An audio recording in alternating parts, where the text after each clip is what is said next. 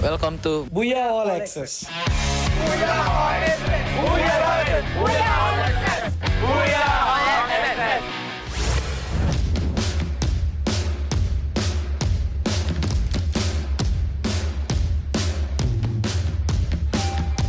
Hi guys, Bapu, Baitoman. Allahu Akbar. Audi is the best, inshallah. We're gonna win. Hello guys, welcome to the photo session. With me, this is RC Fahim. I am RC Rex. Our one player is doing makeup for the photo shoot. This is RC Ashik. He is our leader of RC. Estamos aquí en el Media Day, en la sesión de fotos. Bueno, la estamos pasando súper bien. Hola gente, sigan apoyando a Latin y vamos por esta copa.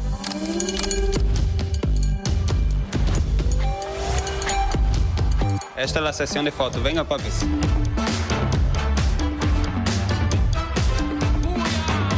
Boa sorte a todos os adversários, a gente tá preparado, a gente tá forte, tá vindo pra conquistar mais um título, se Deus quiser. Boa sorte também pra geral e como precisar. I love Indonesia. I love Indonesia.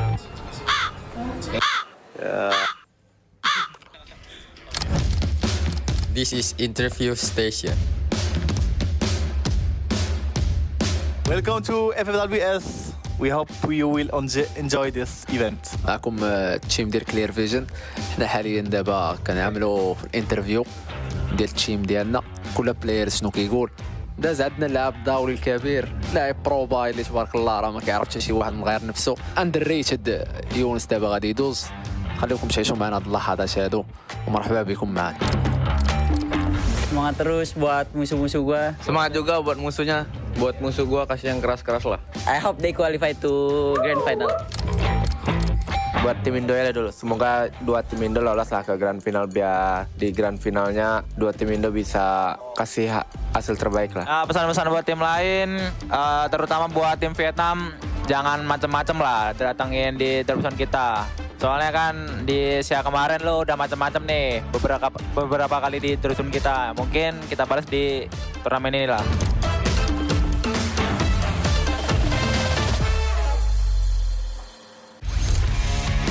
Welcome to Booyah all access.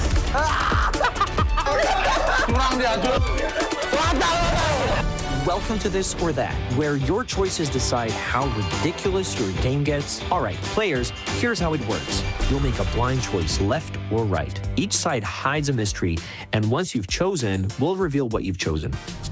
Oke, 1, 2, 3. 2, 3. Jom. 3x1. Ah, pusing tak terbalik.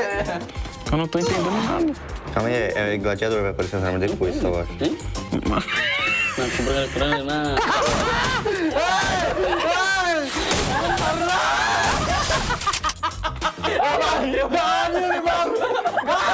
Meu Deus, meu Deus.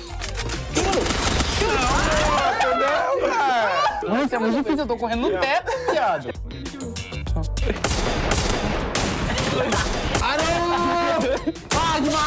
Gimana ini? Kameranya kelihatan aja. Kita sama-sama kebalik aja. Sama-sama kebalik, oke. Vem, Lopes, vem. Nossa, muito difícil, cara. Vira ali, agora vira ao contrário. É, agora é ao contrário, todo mundo. Calma, tá recarregando. Acerta. Gue nggak bisa cara naiknya, Mal. Di bawah, itu depan-depan. Mana? Bener gue satu dong ya. Dia mak. Ayo, tá fácil, tá Mano, é muito difícil. Mas é muito difícil. Desse campo aí. Ele tá roubando dando carga extra, não vale carga extra, não. Curang dia, curang.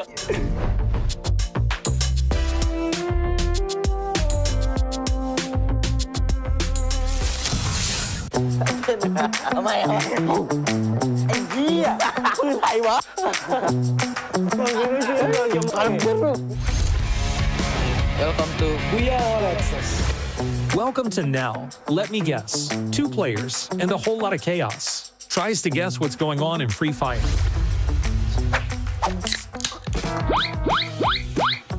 I know. Maxim. Una pose y usted va a intentar. Una pose. ¿No? Crono. ยืนยังไงอ่ะยืนเนี่ยทำอย่างนี้เนี่ยปุ๊บปุ๊บปุ๊บ ไปสเกลสกายเลอร์ ถูกเก่งทำไมไอ้เหี้ยปืนไหนวะ MP40 ไฟสันเวกเตอร์Dosão? Sim, dosão. M590? M590. Dale, ¿cómo? Pero hágale real, pues yo te hice bien, No sé, pues, no sé cómo hacerlo, güey. Ya, pues. Perro, qué bueno, llamando perro, güey. ¡Al perro! ¡Bum! ¡A la tiro, güey! ¡A la tiro, güey! Sí, sí. Pero tiene el otro. Hongo.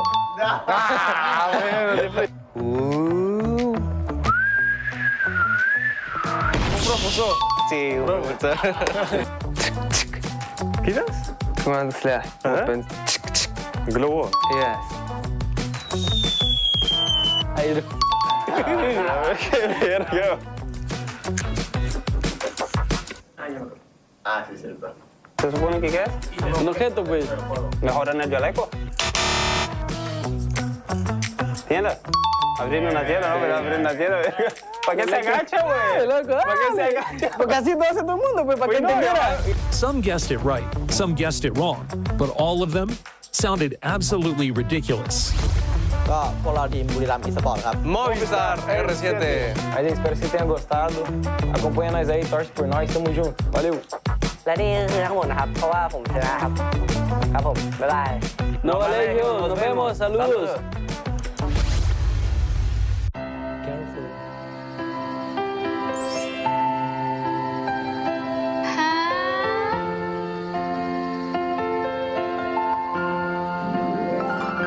Will you marry me? Yes, I will.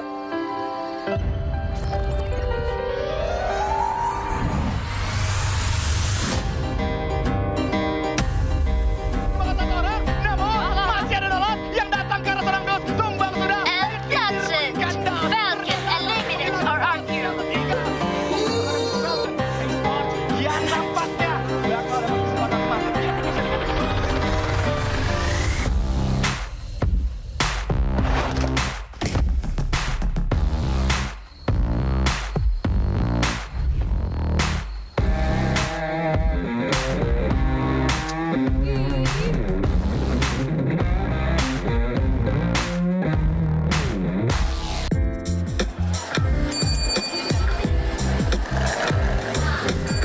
Man, WAG's unstoppable today.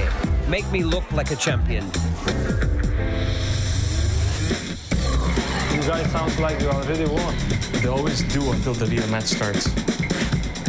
World champs. You already know the history. You hear that? That's what number one sounds like. Everyone talks, but we show up. Every finals, every stage, that's what real giants do. Giants? But Saudi Arabia doesn't need giants. It already has a king. Kings, giants, champions. You all sound like titles you need to Talks loud everywhere. But domination, that's silent.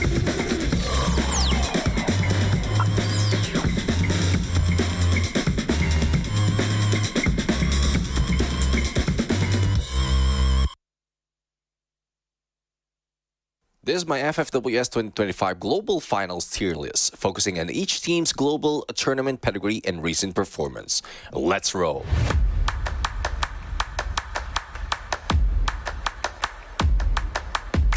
Starting with Fluxo, defending world champions with veteran endgame discipline. They don't panic, they punish. Definitely S tier. Evo's Divines next. World Stage Pedigree, EWC 2025 Champions, and Rasia in full MVP mode. No question, one more S tier. Hotshots Esports from Pakistan land in D tier for now. They earned the slot, but in the global stage, EWC included, they need a portable late game identity fast against the top seeds. Booyah United Esports, two-time world champion, no stranger to the big stage, aggressive on the map and clinical under pressure. A fresh champion finish would cement the aura again, but still, they stand as S tier. WAG go for A tier. Rough Southeast Asia finish this year and nearly missed it, but they got that 2023 Global Top 5 DNA. Veteran core, dangerous one synced. GOW are B tier, Southeast Asia's 7th. Flashes of timing but not enough map-to-map consistency yet. PE Sports also B tier, Southeast Asia's 8th qualifier. Scrappy, yet they steal space when other hesitates. RQ Kazu is an easy S tier. Last year's global runner-up, EWC Silver, and late zone calls are ice cold, and consistency is carry. E1 Sports slots A tier. Brazil top 3 and 4th at the Worlds in 24.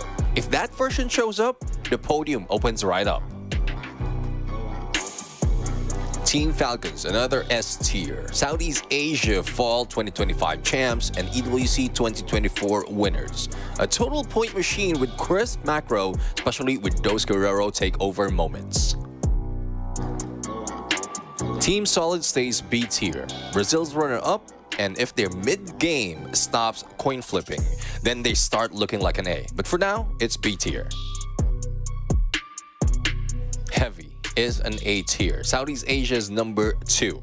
Aggressive, confident, and their kill pressure travels if rotation tightens.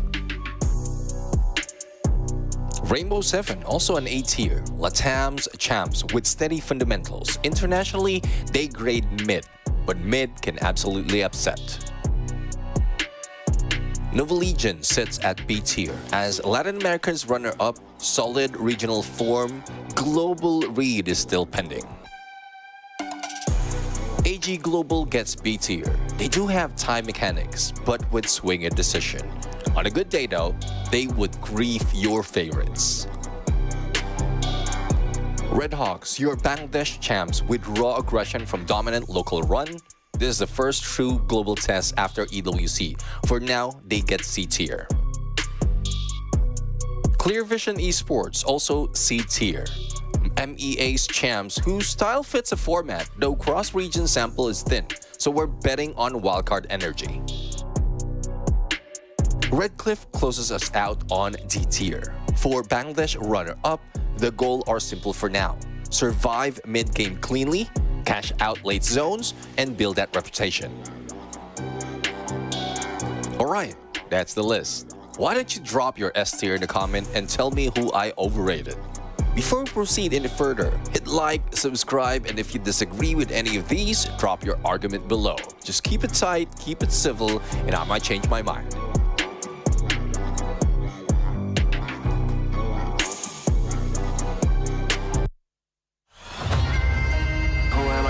Now. Burn bright, I don't burn out. Crush style, look at me now. Huh? I can never go reverse now. But I'ma spin it back, A jump. Right from nada to the crowd, throw in their hands, base jump. I'ma hit the finish line no matter what. They front, first place, you a runner-up, dominant, but the red and the blues going ruthless. 10 out of 10, 11, I don't snooze. I pursue, don't push it, put me in game that I don't lose. I stay cool, depending on my pen and pennants I choose. Ayy, I'ma show you how I work. Got it, loudest. Wu-Tang, I'm a bird of the competition. Told you only way is up, I don't go reverse.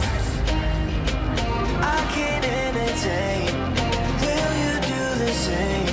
Cause I've been ready my whole life. Only see my back, I ain't turning back on them. Wings on me, I'm higher.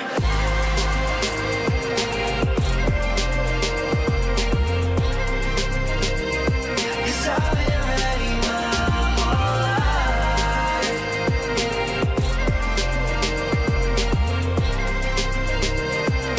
Wings on me, I'm higher. Who am I gon' verse now? Who am I gon' verse now? Show me what it's worth now. I pull up in the can't imagine all these people wanna follow, missing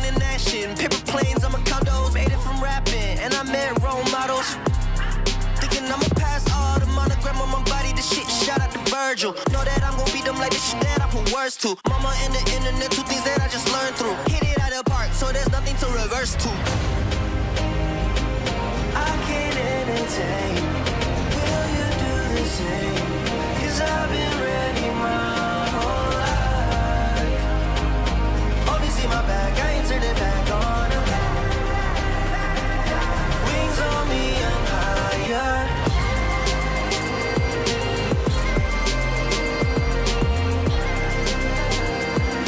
I've been ready my whole life.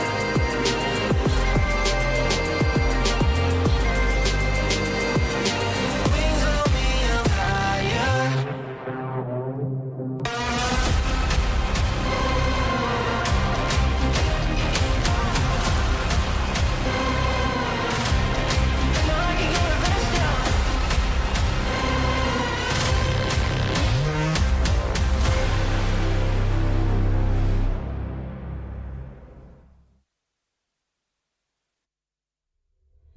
Every region has written its story.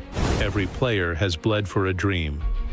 Now the stage isn't just a battleground, it's destiny. The world's elite have gathered once again, and a new champion is about to rise. 5 names echo louder than the rest. EVOS, Buriram, Falcons, RRQ, Fluxo. Different lands, different styles, one goal, glory, the kind that never fades. EVOs play the game like a storm, fast, relentless, impossible to stop once they move. Across the field, Buriram United answers with control and composure. They read the map like a book and close every door before danger arrives. Falcons, quiet until it matters. They plan, they wait, then strike with the accuracy of a heartbeat. RRQ, meanwhile, thrives in chaos. Fearless, ruthless, beautiful to watch when they go all in. And there's Fluxo, Brazil's beating heart. A team built on passion, raised by a region that lives for free fire. Every fight they win feels personal. Every drop they take shakes the arena. History follows them, and they're ready to add one more chapter. Beyond the spotlight, dark horses sharpen their blades. From the Middle East and Africa, teams that never back down, even when outnumbered. From Bangladesh, creativity and chaos rolled into one unpredictable style. Vietnam, talented, disciplined, still chasing that perfect plan to reach the final. And LATAM, the land of raw talent. GamesKing and company now face the moment they've trained their whole lives for. Stats speak. Eliminations, total points, placement, yet they never capture courage, timing, or instinct. The truth is, the finals rewrite every number anyway.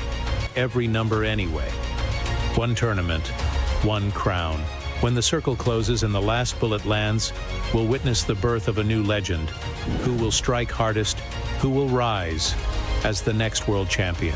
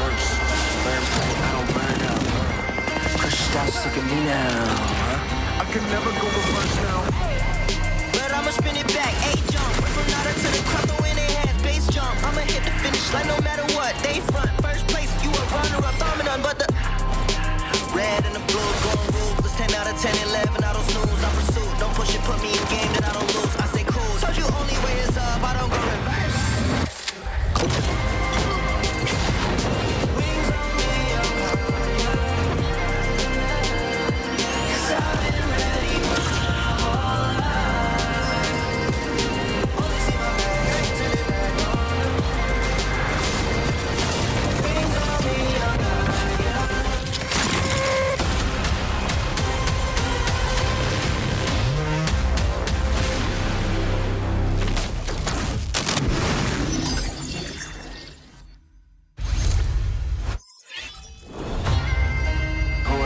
reverse now.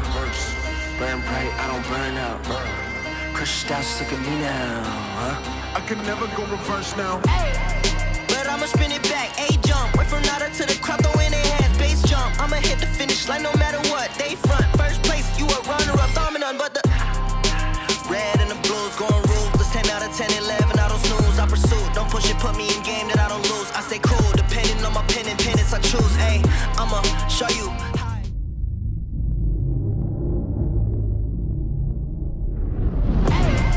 But I'ma spin it back, A-jump. Went from nada to the crowd, throwing their hands, bass jump. I'ma hit the finish line no matter what. They front, first place, you a runner-up, thumb none but the red and the blues, going ruthless. 10 out of 10, 11, I don't snooze. I pursue, don't push it, put me in game that I don't lose. I stay cool, depending on my pen and pennants I choose. Ayy, I'ma show you high. Got it, loudest. Wu-Tang, I'm a bird, love the competition. Hit it out of the park, so there's nothing to reverse. I can't entertain. Will you do the same? 'Cause I've been ready my whole life. Only see my back, I ain't turning back on them. Wings on me, I'm higher.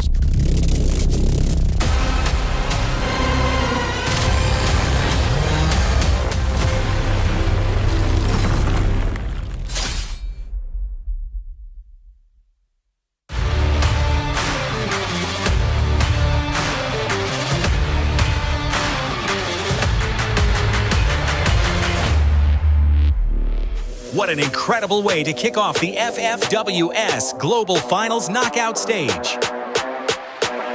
Let's take a minute to recap all that went down on the first day.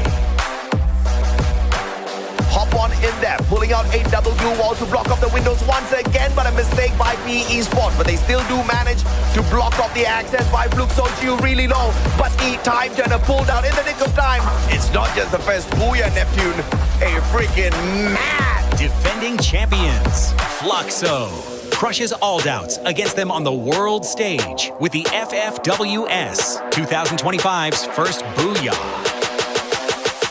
Muito bom começar o Mundial de Free Fire com Booyah. Some spicy duels in Game 2 as Red Hawks trade shots to eliminate one of their doubters, Booyah United Esports. However, the Booyah is claimed yet again by another Brazilian team, Team Solid. A big comeback from the FFWS Seafall champions. Team Falcon ends Game 3 with a Booyah, rising above from their 11th place finish in the second game. Today's action continues with 3 back-to-back Booyahs from Vietnamese teams. GOW taking Game 4 in clutch fashion. Heavy with a clean rotation through the safe zone to win Game 5, and PE Sports secure the last Booyah of the day. Vietnam are strong contender in Free Fire World Series. Here's how things stand after our first day of action. Despite not getting a single Booyah, Thailand's All Gamers Global tops the leaderboard with 79 points. Not a single team was able to get the Booyah twice today. Will anyone break that streak? Get ready for more Booyahs on day 2 of the Free Fire World Series Global Finals knockout stage.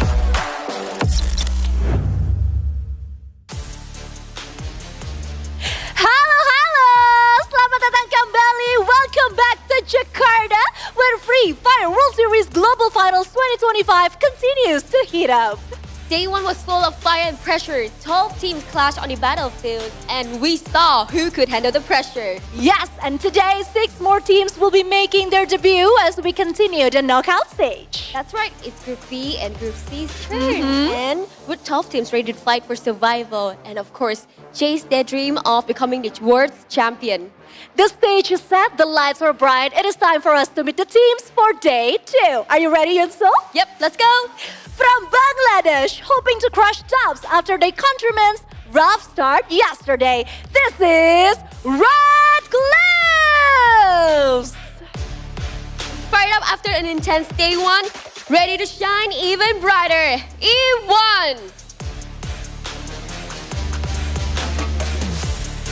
Back on the world stage after missing 2024, representing Pakistan, this is Hot Shot Esports! Carrying the pride of the MEA region, this is Clear Vision Esports! Living up to their name with every clash, Team Heavy! Aggressive, calculated, and built for chaos. It is Novel Legion. Carrying Indonesia's pride, chasing unfinished business. Let's cheer for RRQ Katsu! Yesterday's team of the day, riding high on momentum. All Gamers Global. Vietnam's powerhouse ready to reignite after a shaky start. WAG!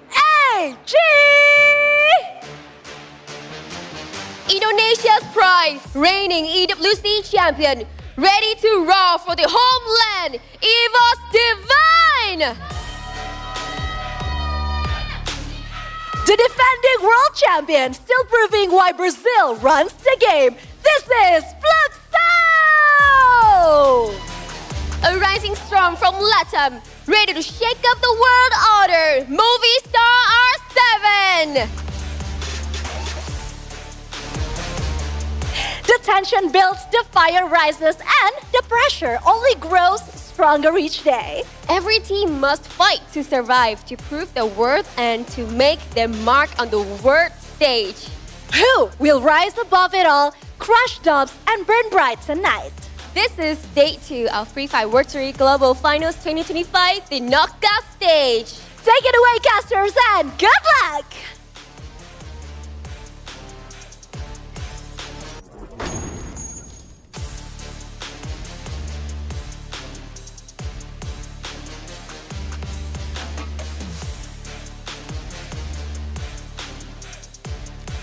Absolutely. Well, ladies and gentlemen, boys and girls, welcome. This is the Free Fire World Series Global Finals 2025, Week 1, Day 2. Today is the battle between Group B and C. My name is AJ. I'm the Mustachio down here with the one and only Danley. We are your casters for the day. And it seems to be a day where we get to have a little bit more excitement, right? Because yesterday we saw Group A in play. Today they are going to be resting, and we saw quite a bit of achievements from the teams in Group A. A total of 4 Booyahs went that way. So I'm expecting Group C to have a little bit more skin in the game today, Danny. Yesterday Fluxo looked really dangerous. E1 Sports looked really dangerous as well. Both squads from Brazil, and they have got what it takes, but they just could not outdo AG Global. And I don't want to call AG Global the underdogs because they've been around for quite a while. We know exactly what they're made of, but what they brought out on the battlefield yesterday was just absolutely phenomenal. Let's take a look at the tournament highlights from Day 1 as we take a quick look at the timeline as well. We will be going through Week 1. Yesterday was the 31st, so today and tomorrow will conclude Week 1. Week 2 will be from the 7th all the way down to 9th, so that'll still be the knockout stage. Each and every single team, as you guys know, has been divided into 3 groups of 6. And each week consists of 3 of those match days, out of which each team will be playing 2 out of the 3. So that means a total of 24 games will be played in order to qualify for the grand finals, and the top 12 teams will make it through. The bottom 6 will exit the competition. And of course, the grand finals happens down in Jakarta on the 15th of November. There's a back-to-back grand finals because we've also got, for the first time ever, Clash Squad in here as well. So next week, just before the Battle Royale knockout stage, we'll have 2 days of Swift rounds for Clash Squad as well. So that is going to be absolutely exciting. Right, AJ. Take a look at the map schedule.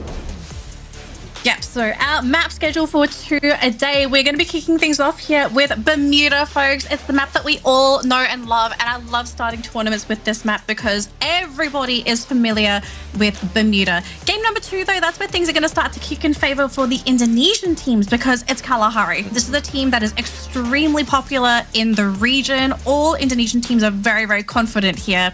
Followed by Solara, then Purgatory, then Nextera, and finally Alpine for match number 6. So we've got 6 very exciting matches here, ladies and gentlemen. So take note of your favorite maps and what games those are going to be played. But we will be starting things off here with our classic map, Bermuda. And it looks like our teams, they are getting ready to go, AJ, right? Even though it's day 2 for some of these teams, it's their first day. For some of the teams, it's their second day, and it's their final day for this week. Here are the teams that are playing today, both of our groups, ready to go. And I know we have our own predictions for today, AJ. Would you like to share who you feel is going to probably have the best day today?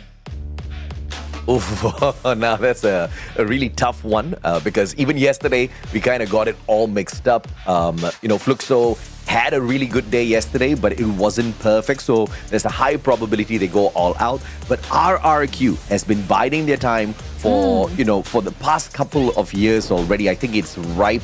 The time is now ripe for them to not just go all out, but also to win the whole thing. But they have to warm up well during the knockout stage. So I'm actually expecting both EBOS and RRQ to really pop off today. Yeah, I think it makes sense to consider the top Indonesian qualifying teams to be major top dogs in today's play day. I kind of feel, though, at the same time, I'm really glad you brought up Fluxo, because Fluxo was one of my teams that I kind of predicted to do well today. There's a lot riding on this team's shoulders, right? Like, they are also holding on to that championship title from last year, so they also understand that they're going to have a major target on their shoulders. So considering how well that they did yesterday, and remember, they also played in Group A. That group itself was, I feel like that's a criminal case that needs to be investigated. That group should not exist. But they did so well up against Group A. So now I'm thinking, okay, what are we going to be seeing today? Could we be seeing an even better version of Fluxo? Yeah. I mean, I am expecting that. Even yesterday, right, we had the top Predator MT7 come out at the very top, kind of showing exactly how much of firepower Brazil brings onto the battlefield. I'm looking forward for them to stepping it up again, but alongside them is also E1 Sports, kind of dropping the ball towards the very end, but not too far away from the number one spot. Although they finished in the 5th place yesterday, they were just 8 points behind AG Global, who were in the first spot. So that's very, very impressive. The only thing is they could not score a single Booyah for themselves yesterday. I'm hoping to see E1 Sports kind of achieve that for themselves today. I mean, who knows, maybe even more than that one Booyah. Heavy did phenomenally well yesterday as well. They did manage to secure a Booyah for themselves, but, not that much more better, because yesterday the lobby was just the kind where it was so equal across the board, except for a few teams down at the bottom who just really couldn't make the cut. And surprisingly, one of those teams that just couldn't make the cut was Buriram. Yeah, that was a bit of a shock. But then again, should we be shocked? Because we've seen earlier this year, Buriram, I think they also have to play the game sometimes where you also can't shine too bright during the early stages of tournaments, because if you shine too bright, everyone's going to try and snuff you out early. So maybe for them, they're using these preliminary matches. Firstly, earn enough points to get through the first round. That is obviously the goal. But once you've earned enough, then try to learn more about the competition. Who is a team that is going to cause you issues moving into the next stage, and how do you deal with them moving forward? I think this is a team that's just too smart to be disregarded in a tournament this prestigious. I hope you are absolutely right, because I'm waiting for Buriram to wake up as well. It wasn't a great day for WAG and Red Hawks, but you know what? There is another Room of Pressure video coming up for you guys, so enjoy. Danny and I will be back in a bit.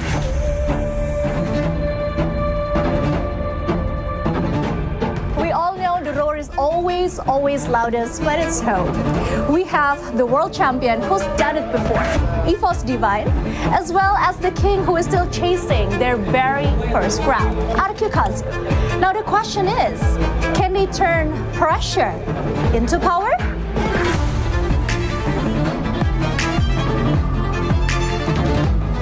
Main di depan pendukung sendiri jadi keuntungan atau justru jadi beban? Kalau takut tekanan, nggak usah pakai jersey merah putih. Kalau semua orang teriak nama lo nggak bisa ngeluh karena lo harus menang. Kalau tim saya mungkin underdog sih. Orang lain kira kan kita cuma jago di liga doang gitu. Ya kalau di grand final ya kita konsisten lah. Ini tanah Indonesia dan pastinya tim-tim Indonesia termasuk gua sama RRQ pasti bakal juara. Jadi tim-tim lain gak usah ini dah. Lu pulang aja lu ke rumah lu. Two teams, one nation. But only one of them will lift Indonesia's pride before the world.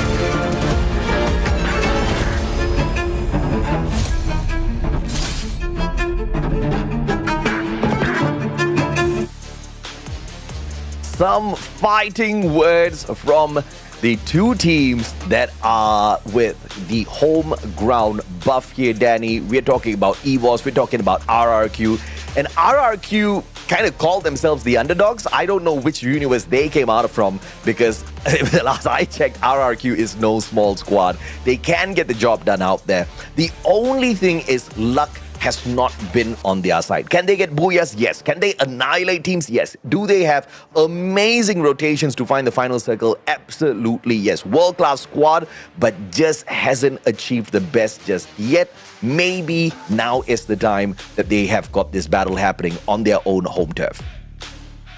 Yeah, I think it just makes sense to bring this up as well. RRQ, it seems at the moment one of the major factors holding this team back is pressure. This team, once you hit that certain pressure threshold, this team unfortunately seems to crack. We've seen this in a few tournaments so far where they're so close to being able to achieve something great, but then all of a sudden that pressure kicks in, and all of a sudden RRQ as a team, they kind of crumble. So I think this is going to be a great testing ground for RRQ fans to see, has RRQ managed to figure out how to temper themselves and to not break? Because this is the world stage. This is going to be as much pressure as you get. You're going down into the depths of the ocean. So you need to fight against that pressure. You got to break it, and instead of letting it break you. So I think there's a lot of eyes on RRQ, especially for the Indonesian fans, because they have been waving the Indonesian flag for years. This is an org, and a lot of the players on the team, everyone knows them. They are idols for a lot of our survivors out there. They look up to these players because they have been around for such a long time. So RRQ, their moment of greatness, it could possibly be this year, but they need to figure out this issue of theirs. Absolutely. And of course, let's not forget, we also have the new loadout system that's activated in the game for you guys as well out there. And the players have to deal with the brand new loadout system. And I say deal like it's a bad thing. It is one of the best updates that we have gotten in a long, long time. Now we've got the new items, the team booster, the enhanced hammer, the tactical market, as well as the super leg pockets. The most, surprisingly interesting ones are obviously the leg pocket. We've got the capability of the players to boost their own stats out there as well. And we see a lot of the rushes kind of going for that instead of extra items in the game. Well, I think with the inclusion of the new items, you have to sort of play with it. And considering that there hasn't been a lot of time since this has been added, I think there's going to be some teams I feel that might struggle just with the new additions. Like, yes, you're on the world stage, but at some point, once you add something new to the game, you have to be ready to adapt to these new changes. And I'm kind of wondering, are there any teams out there that might still be panicking, thinking like, guys, I'm not used to this yet. This I can't use efficiently enough because I just haven't had enough time to practice with the inclusion of the new system. So, I mean, based off of yesterday, do you kind of feel like there were any teams that might have sort of dragged their feet maybe in the dirt? Maybe you feel like they might have struggled based off of the new system? Nah, I don't think anyone's struggling with the new system. In fact, they all have a great advantage now. It has really empowered some of the rushes especially. And by the way, if you guys love big damage, if attack, offense, and aggression sounds like you, your loadout pick is the enhanced hammer. Now, unfortunately, we haven't seen any teams make this the priority pick for themselves just yet. I would like to see maybe a couple of those rushes go out there with the enhanced hammer, but they have been focusing a little bit more on recovery, a little bit more on shielding themselves from harm out there, because you can't take your chances. And I'd rather survive a little longer as opposed to put out more damage, because technically you've got other, qualities in the game that can get that done. Well, again, we don't know the full potential of the hammer. So maybe it just takes one player to figure out, okay, is there a way for me to make the most of this? Why, AJ? No, Why? I'm Why are you laughing because, you say you say you don't know the full potential, and you know the OB51 patch notes, right? When you look at the enhanced hammer, it just says firepower. that's the only description. That's what I mean, So but if you go nobody for- knows the full potential. So you've got to use it to find out what that potential is. Look, It looks like the someone's teams got just to. don't want to find out. I mean, you kind of can't blame them too. If you don't have numbers or statistics to work with, you don't know is it worth taking the hammer over, say, the healing instead? Because I mean, at this end of the day, healing is also really great. If you're alive, you can actually help your team. If you're dead, then I think we kind of understand what you provide to your team. Not much, maybe a little bit of vision. But AJ, are you ready? Game number 1. I think I am. Bermuda. The round is ready to go. Our teams are ready to go, folks. I think it is time to fly in and kick things off on Bermuda.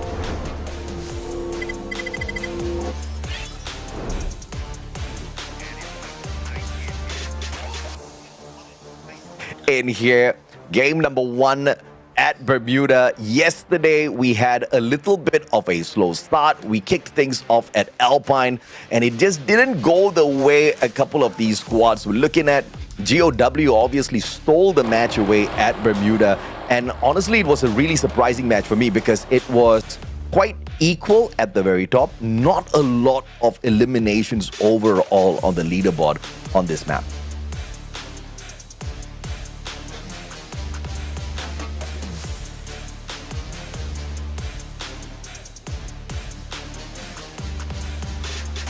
All right, AJ. So, teams are coming in, and at the moment, it looks like we are going to have, aside from WAG and Hotshots, we are going to be having more or less a clear entry point for our teams. As we've got Coach Hill and Rastia going to be moving in together and actually launching themselves to meet up with their teammates, with R7 in the background, going to be moving along as well. Now, Coach Hill going to be moving along with the team. I guess the question here for some of the teams is, what is the game plan? Because we know here right now, Hotshots and WAG want to put some blood on the board. They want to get those elims right off the bat. But who is in the better position? I have to say, WAG, I do like their position a little bit more, with Please One leading the charge and X4 just sitting on the side. Yeah, absolutely. Now, Hotshots from Pakistan have got a great fight up against them now. And WAG didn't really perform all that too well yesterday. Looks like Bangladesh is off to a fantastic start up against Movistar as well, having taken away Della from the equation. Hunting down Games King. Here's Hope, has got the Mac 10 in hand, and he's praised him down. Bangladesh is off to a fantastic start, and Mexico cannot take the heat. Hacks with the P90, on for the save. Goes in for the pickup as Hope gets dropped. Maybe a little bit of recovery is just possible here. WAG, on the other hand, trying to dispatch the players on the side of Hotshots one after the other. Oh, but WAG, even though they won that previous engagement, now all of a sudden we have another team coming in to cause some issues here. NVL, oh my gosh, Flo, MVP and Kuslo already hitting the ground, and all of a sudden I think they might be regretting this movement here, thanks to EVOS, who are the ones to be sticking their nose into this business. And this is just as bad for WAG, because if you know that EVOS is here, this is a team that is going to want to eliminate you from the round. And you can see here AimGod and Ray trying to get into position. They do have to be mindful though, this is still WAG, but Please One being shot from the side thanks to Coach Hill. Rasta coming in to finish off Tikoi and Cyrus. And EVOS already starting strong with 4 eliminations to their name. Yeah, brilliant anticipation here by EVOS. They heard the gunshots and they thought, hey, you know what? Let's drop by and say hello. Let's get our game day off to a fantastic start. 4 eliminations early on before we even reach the 4-minute mark is fantastic for EVOS, as E1 Sports now finds a little bit of a potential victim out there on the battlefield for themselves from MEA, the one and only Clear Vision Esports. But not a full-on engagement just yet from E1 Sports, just kind of biding their time, making sure they don't hop on into this battle without making sure they are in the best of spots. And as RRQ circles around, they find a stray player from the side of Red Cliff. Too easy, and it looks like the revivals will continue for the Bangladeshi squad. I mean, the revivals are continuing for all of our participating teams because we still haven't had an elimination yet. We're still running 12 teams in this match. So you can already see teams really trying to play around collecting vision and, if possible, trying to grab those early eliminations. Speaking of, we have Mufasa on the side of Heavy just doing a bit of a scouting duty for the team, and they managed to find somebody playing along the outskirts. And at the moment, it does look like it's going to be a 3 versus 3 until the full team for Heavy is able to regroup. And the situation is looking a little awkward. So instead, Heavy will be leaving, but AG Global instead might be the ones to run into Kuslo here. He's going to be taking those shots, and this should be the end. Thanks to Cypher. Finishes them off so easily. Unfortunate that they lose Cluso as AG Global spots them, and the hunt is on. Vending machine just in front of Nova Legion, so a revival is going to be fairly quick and easy. As I say, that Sabas brings Cluso right back in. Cypher AC-80 in hand. Looking to fish Sabas out, misses the connection. That headshot could have been deadly. He goes in for the vending machine instead as EVOS now bumps into the players of Movistar R7. Elimination after elimination, but Coach Shield at a vending machine just brings his brothers right back into the play. Those eliminations from Movistar actually pushed them up into first place already for our first game, sitting on 6 eliminations. So currently our leaderboard leaders, AJ, and it looks like the team, they don't want things to end yet. They're even looking for Coach Hill. And even though EVOS are able to get those revives back in, this is going to set them so far back in this matchup because their players are going to have to go back, try and find new items, and basically regroup and figure out, okay, how do we play at an item deficit? Because we've seen in the past for EVOS, this team thrives if they're allowed to just go absolutely crazy from the start. But with a start like this, you know, I struggle to see EVOS being able to achieve much in this round. Yeah, just at the very start, 7 eliminations already here for Movistar R7. As AG Global now rotates around, a big potential to bump into the players of Nova Legion. And AimGod, a sliver of health, but thankfully nobody around this compound. There is a vending machine here, so he should be able to bring his buddies back if in any case things do go south for the guy. But thankfully, the rest of the players are safe for the time being. Now, hopefully they stay safe for a little bit longer, because if they have teams chasing them and cutting them down, this is not going to be an easy job at all. And unfortunately for AimGod, I think he's going to be cut down again because Movistar R7, they really want to get rid of this team. They have no idea who they're charging into, but it's EVOS. It's a major team. But looks like AimGod able to get a knock there onto Games King. So buying time for the rest of EVOS to come through. Is this maybe going to be a moment of regret here? AimGod does get cut down, but it's still 3 versus 4. Very, very doable for the team if they have the items. Yeah, let's see if or not they can pull this off, as AimGod taken out of the equation is going to be a big problem for them. Rastia sorts that out by trading out Games King. Della, what a shot from afar. The tag is there, but no follow-up just yet. Movistar not looking to waste time at all. Moving together as a squad. They have to be careful, though. They're not really stacked as far as those glue walls are concerned. So getting caught out in the open here could be absolutely deadly, especially if there is a third party around them. We'll catch up with that in a little bit as Heavy spots out AG Global from the roof. Allen just awaiting, biding his time. The sharp shot from him has the M79. This could just be deadly. Oh, make sure they have to land it. They have to land that shot because it's AG Global, and Kabi is going to be the one to be cut down instead thanks to Chinoy. Beautiful shots coming through from AG Global, and now with one player down. Oh, but Chinoy gets denied by Allen, putting them down a player, and all of a sudden Mufasa trying to charge in, almost getting an elimination himself, but Cypher rushes into the building. Chinoy going to be still on the ground there, and all of a sudden now for Heavy, this is the best time to hunt down AG Global players, and they're going to try and do so. Allen, he's back up. He's going to try and meet up with his teammates, finish off that elimination first. Cypher goes down thanks to Mufasa, and Heavy keep themselves in the game. Yeah, it's a great play coming through from Heavy here. And it's very impressive because yesterday when Heavy played this Bermuda map, They just didn't manage to get as much as they wanted. Placement points were decent, but eliminations-wise, it was just 3, and your number 1 sports squad just got annihilated, removed from the lobby on 11th. Unfortunate for AG Global.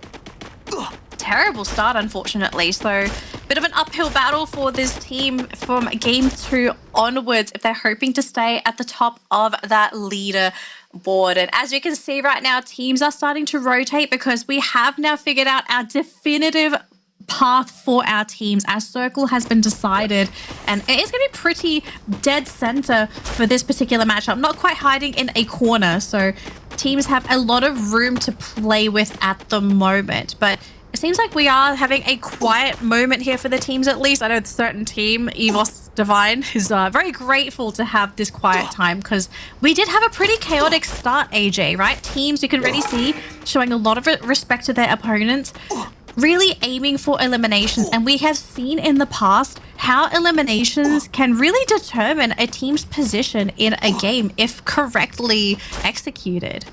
Yeah, no doubt at all. I think that is something they definitely have to look out for. But what's a little more impressive as well is Movistar R7, they did very well on Bermuda yesterday, a total of 21 points. And it looks like they're on their way to do that again. If anything, they might just break their record from yesterday. What a shot. Turn from afar, VSK to Bitten. Just managed to trade out Younes before he gets dropped. The pickup is instantaneous inside the time turner.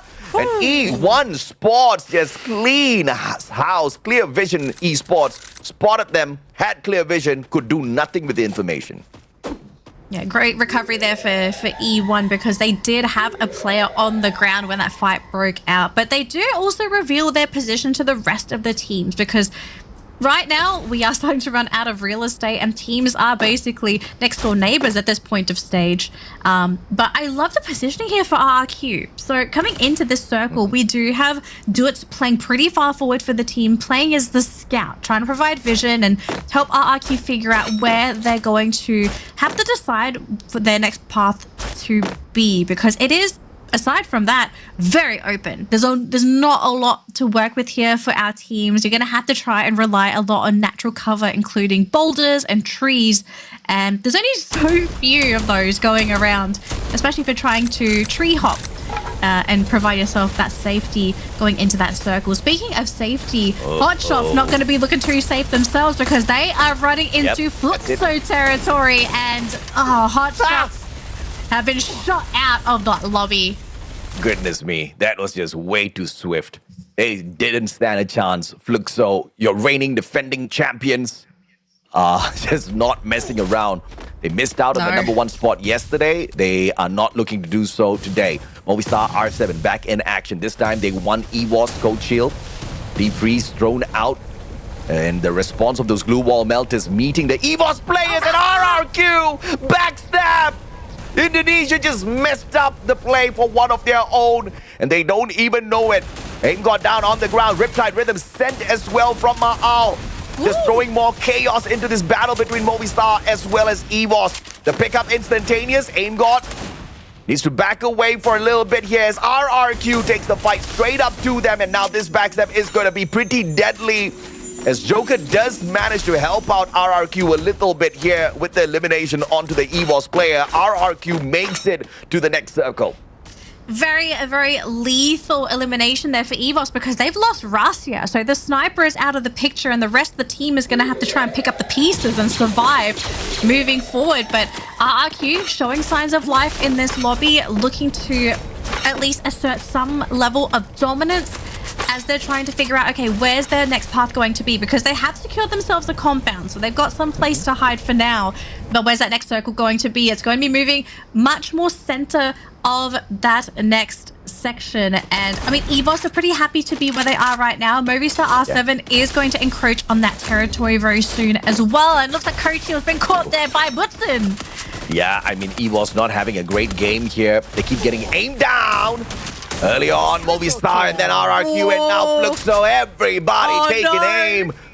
The champions of the EWC Free Fire 2025 about to get annihilated here as they stand right in the middle. Everyone surrounding them It is just unfortunate in terms of position for EVOS. How do they make their way out of this? They do have a vending machine that they could abuse, bring back their buddies, but in a circle so tight, spraying them down from the skies isn't going to be too tough at all. Heavy, on the other hand, losing player after player on that high ground, which was supposed to be advantages for them, turns out to be an absolute curse. Mufasa is still there, though. Oh boy, RC is going to be out of the running. So we still have 7 teams in the running here, AJ. And right now, it looks like Fluxo has made their move. They're going to try and fight into E1. And so far, the team is looking very strong. GU is right in their face. And right now, E1, they're running out of distance. But MT7 has been caught thanks to Vitten. Beautiful snipes coming out from the team. If they can keep chopping them down like this, this is how E1 can get rid of our reigning champions. But Fluxo still trying to find that opening, and it's very, very dangerous now. They're running low on resources, but looks like Vitten's been caught. Lions the next one to fall thanks to RRQ. RRQ are actually helping out Fluxo. Yeah, RRQ doesn't know that. They just want to sneak away these points, and of course, those pumps off the grenade launcher, one after the other, being tossed at that battle, hoping to get lucky. RRQ does manage to sneak one knock away. Ma'al's gonna miss the signal here. The 2 E1 Sports players will get away with their lives, but RRQ will be in trouble because E1 Sports could just stab them in the back as they make this rotation in.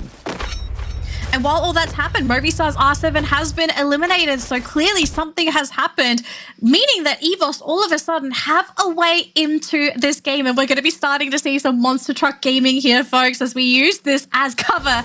This hill is barren. There is barely anything to work with. And you can see already the rivalry between the two teams. MVL looking to take out EVOS on that low ground, and RRQ wanting to keep Fluxo at bay on that high ground. EVOS still struggling to try and make their way up onto the high ground. So they have the glue walls. We see NPL rushing in. Kusto going to be hitting the ground first, though. Sebas still looking rather healthy, but EVOS not looking healthy themselves. Both of their players very, very low.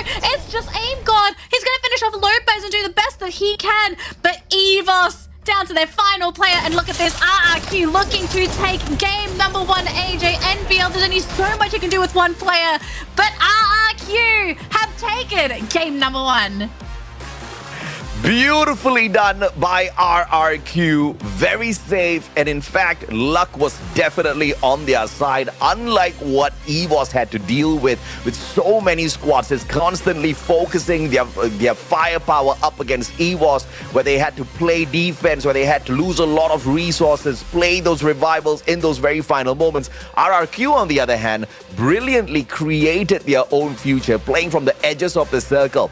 Had also the M79 in hand, the grenade launcher, which tried its best to sneak away a couple of extra eliminations off of some third-party situations. But of course, it was an opportunity well played for them. Movistar R7 did well as well, but unfortunately couldn't get deep enough into the final bout of the action. So I think we're already starting to develop some storylines here for our first game, AJ. EVOS, they could be in trouble if Movistar's R7 continue to chase them moving into game number 2 onwards, because that was a trend that we saw for this particular game. Fluxo might have some beef to pick on with RRQ just because of that final circle. They were almost at risk of being eliminated. E1, that bout with E1, I think that is also going to give us a bit of a glimpse into RRQ's playstyle, because they could have fully committed into eliminating E1, but the fact that they double backed, that is giving me hope for this team, that they have maybe curbed that impulsiveness that sometimes sort of kicks this team in the shins. So I'm feeling good vibes. Okay, but it's only game number 1. I've got to see more from RRQ to feel really confident in them for the rest of the games today. Yeah, I understand where you're coming from, but I think RRQ is definitely geared up. They are well warmed up because of that home ground advantage, right? They know exactly what they're dealing with. They've got a little bit of fan power ahead of them as well. I didn't hear anyone scream out for RRQ earlier, but you know, for EVOS, someone went crazy in the crowd earlier on, right? They're like, yeah, EVOS! that's the kind of extra buff that you need. For all you know, you've got some of your friends out there who are right in front, maybe part of your crew as well, cheering you on. Things like this make the biggest of difference. And at the end of the day, RRQ has been waiting for a long time to prove themselves. And nothing went wrong for them in this matchup. Once again, some of the other teams faced a little bit of difficulty. Of course, that's exactly how each and every single lobby is going to be. But with all of that luck being on the side of RRQ, they made very good use of it. In fact, I would say in some of those circumstances, they manufactured the luck because of that brilliant rotation that they had, just sticking to the very edges of the circle all the time. Yeah, I think... Have we seen RRQ sort of deploy this playstyle quite recently? Because I know in the past, RRQ would play the opposite, where they would basically try to find the center of the circle and they would camp out in whatever compound that they could find there. Is this, do you feel like something that might have been a new emerging playstyle for this team? Because I feel like we saw a lot of this at EWC for RRQ, like this team trying to figure out what their new identity and play style was moving forward, because we know in the past, like their old strat just stopped working and they really tried to make it work. But now that we're seeing this seems new. I don't know about you. Yeah, this is just classic RRQ, right? Just play the late game. Don't go crazy just yet. Wait for that best opportunity before you strike. And of course, they've got the Skylar Nero Chrono Oscar on the combo. And it's anticipated and discussed earlier on as well. The team booster as well as the tactical market being the choice for a lot of these players. They don't want to go crazy with the hammer just yet because the health and the utilities kind of take the priority as of this point. Yeah, I'm hoping we see at least one hammer on one of these team stats today, because I would be very disappointed if nobody attempts to make the hammer work. Personally, I do think the hammer has the potential to be a really incredible loadout. They just someone's got to prove that it's worth using. I'm waiting for that Guardian Angel of mine to suddenly appear. But Guardian Angel. I mean, weak game overall in terms of eliminations, as opposed to what usually RRQ can pull off, because we do tend to see more eliminations out of Dutz.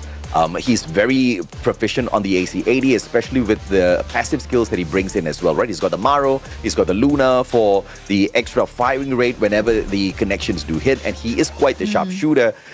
Brings in a weird combo with the passives as well, with the pet to be the grenadier of the squad. If he had participated as much in those eliminations, I think we would have seen much more out of RRQ. But I think we'll take this. It's a good start overall. They do end up in that #1 spot. And of course, Ma'al walking away with the MVP. Total of 4 eliminations with the typical sniper build, right? Except he's dropped out the Raphael. He's replaced it with the Suzy just for those extra coins. I think this early on, it's a really great, it's a great idea to kind of change things up a little bit for the team. Okay, good start for RRQ here, right? It's Bermuda, it's game #1. Game #2 is Kalahari. Does RRQ have the potential to be able to bring this momentum into game #2 and potentially be the first team to get 2 Booyahs? Because we know right now no team has secured 2 Booyahs in a day, let alone a back-to-back Booyah. Just based off of what we have seen from RRQ today, do you think they're going to be able to pull it off for this next matchup? High probability. I think RRQ is just one of those squads who's really proficient when it comes to those rotations. When it comes to moving from compound to compound, no team does it better than RRQ. At one point of time, it was definitely Buriram on the Southeast Asian platform, but RRQ was always supreme at getting those rotations done, right? Now when you throw in some of, LATAM in, you throw in some of these Western squads who are able to take the fight up to the east, then the story changes just a little bit. I have to highlight as well, the LATAM squads are doing exceptionally well in the competition. Yeah, the LATAM teams, I have to say, I think they could be the X factor that kind of throws off some of our potential favorites in the competition, because we have to remember this is an inter-regional event. We have teams from regions that don't normally play together playing in the same tournament. In particular, LATAM, Brazil playing with our Asian teams. Like, yes, we do these in international events, but for most of the year, these teams don't really get to play with each other. And I kind of feel like LATAM and Brazil, Fluxo, they're last year's champions, but I really feel like they could be, like the region in particular could basically steal another title away from Asia, as long as they can try to catch some of these Asian teams off guard, because there is still this level of respect by all teams from every region that they give to the Thai teams, even though these teams are not currently holding world championship titles from last year. So I feel like this could be something that really just throws off all of our Asian teams. Absolutely. And I think it's a brilliant debut for Nova Legion. Walking into game number 1, they take the second spot, almost struck the Booyah. If they had the numbers on their side, it would have been phenomenal, right? And we have to acknowledge as well, Nova Legion almost got wiped out in the very first circle itself. Within the first 2 minutes, they were taking a heavy firepower, and thankfully that recovery was not just good, but absolutely sublime, and they went on to pick up massive numbers of eliminations. Remember Cluso, AG Global, he got trapped, and I thought that was going to be the end for them, and we wouldn't get to see LATAM kind of show off much in this Bermuda map, but it was the exact opposite. They walk in and they get the most number of eliminations in the lobby, 13 in total, which was very impressive. All right, so game 1 is done and dusted, ladies and gentlemen. We are done with Bermuda, and we are getting ready to go into Kalahari for our next map matchup. And we already mentioned, AJ and I already talked about this earlier in the broadcast. The Indonesian teams, this is where they are going to thrive. But I think everyone knows this. Everyone knows that all of the Indonesian teams love to play Kalahari. So with this information in mind, how would you play around the Indonesian teams? Because I think they set the gold standard for Kalahari playstyle. Yeah. So they definitely were very proficient on Kalahari until Thailand just said, you know what, sit down, boys. We're going to take over this map. And you see a lot of proficiency coming in from Thailand. But we also do have to respect Movistar R7 out of Mexico, right? They proved themselves yesterday. They have taken a lot of opportunities on this Kalahari. You got to respect the rotations out of Movistar R7. You know, great consistency in the squad overall. And one of the more impressive plays were on Kalahari. So this is definitely something that we got to look out here for. As far as Indonesia and Kalahari is concerned, I just think EVOS needs to use this to step it back up, because this is where Russia truly shines.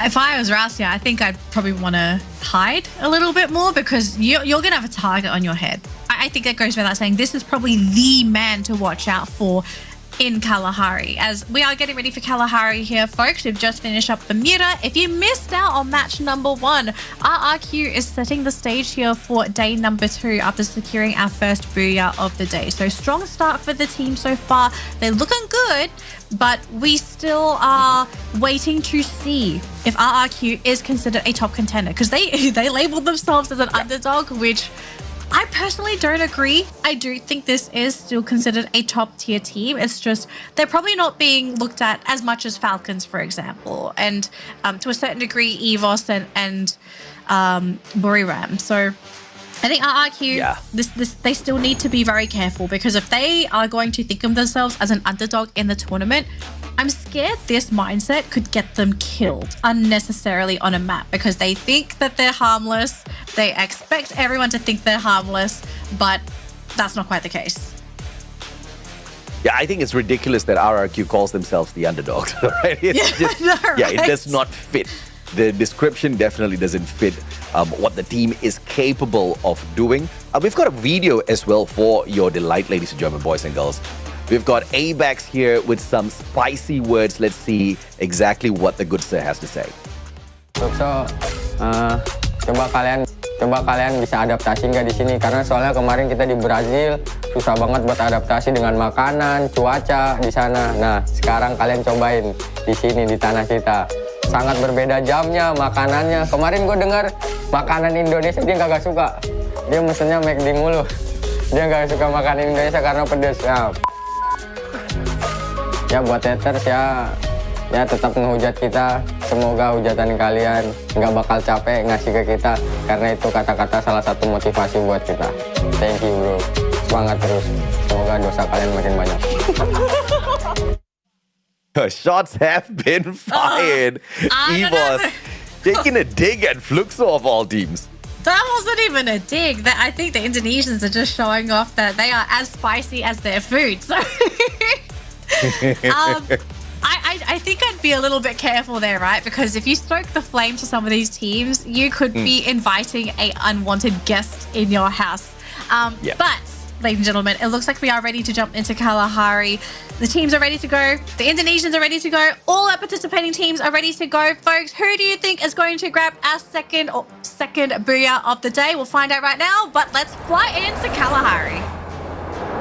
Let's see exactly who gets to dominate the desert sands out here at Kalahari as we kick off game number 2 on day number 2 of our knockout stage. A total of 6 days here at the knockouts, and each team gets to play 4 out of those 6 days.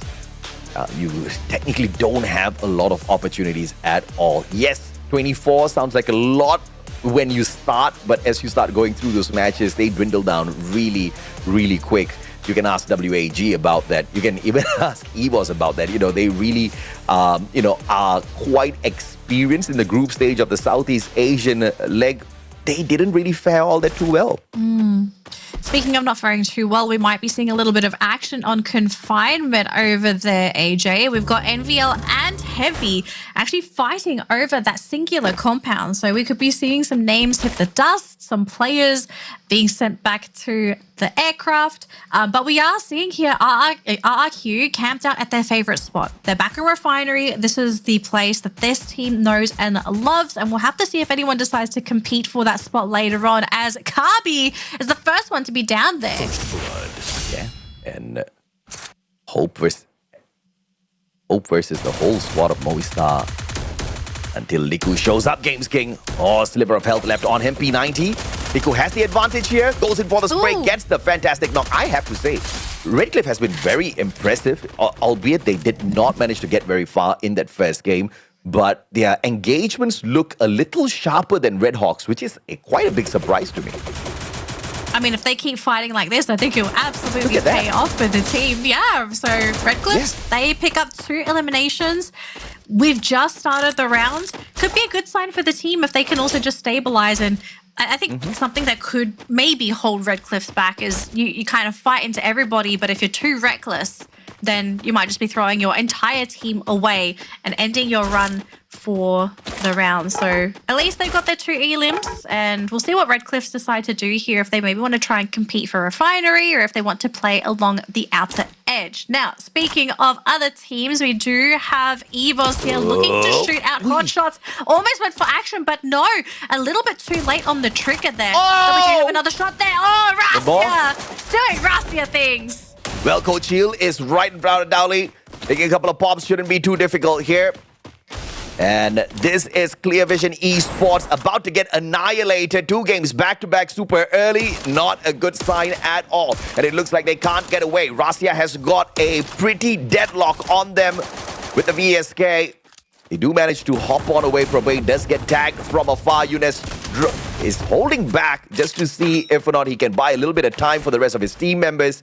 And he sacrifices himself for the greater good. Question is, what can the rest of the Clear Vision Esports players do with the extra time their buddy has given them? Absolutely nothing. Yeah, Fluxos decided to end their run, so Clear Vision, they thought they were free, but sometimes you just launch yourself in the wrong direction and you basically feed yourselves into the mouths of another potential predator in that lobby. So first team gone, 11 teams remaining, but already a great start here for EVOS. And actually, there are still some other teams that are doing rather well in the lobby, but I think EVOS, I think a lot of teams are expecting EVOS to do well, and the numbers, they're kind of proving them all right. EVOS are currently the kings of Kalahari for this round. And Clear Vision again with the early exit. Unfortunate for them. They only picked up 1 point on Bermuda. And barely anything in this matchup, so we'll have to wait and see what they can do with the rest of those 4 opportunities. Hacks with the stop. But Liku with the revive before he gets shut down. So quick fingers right there for the Redcliffe players.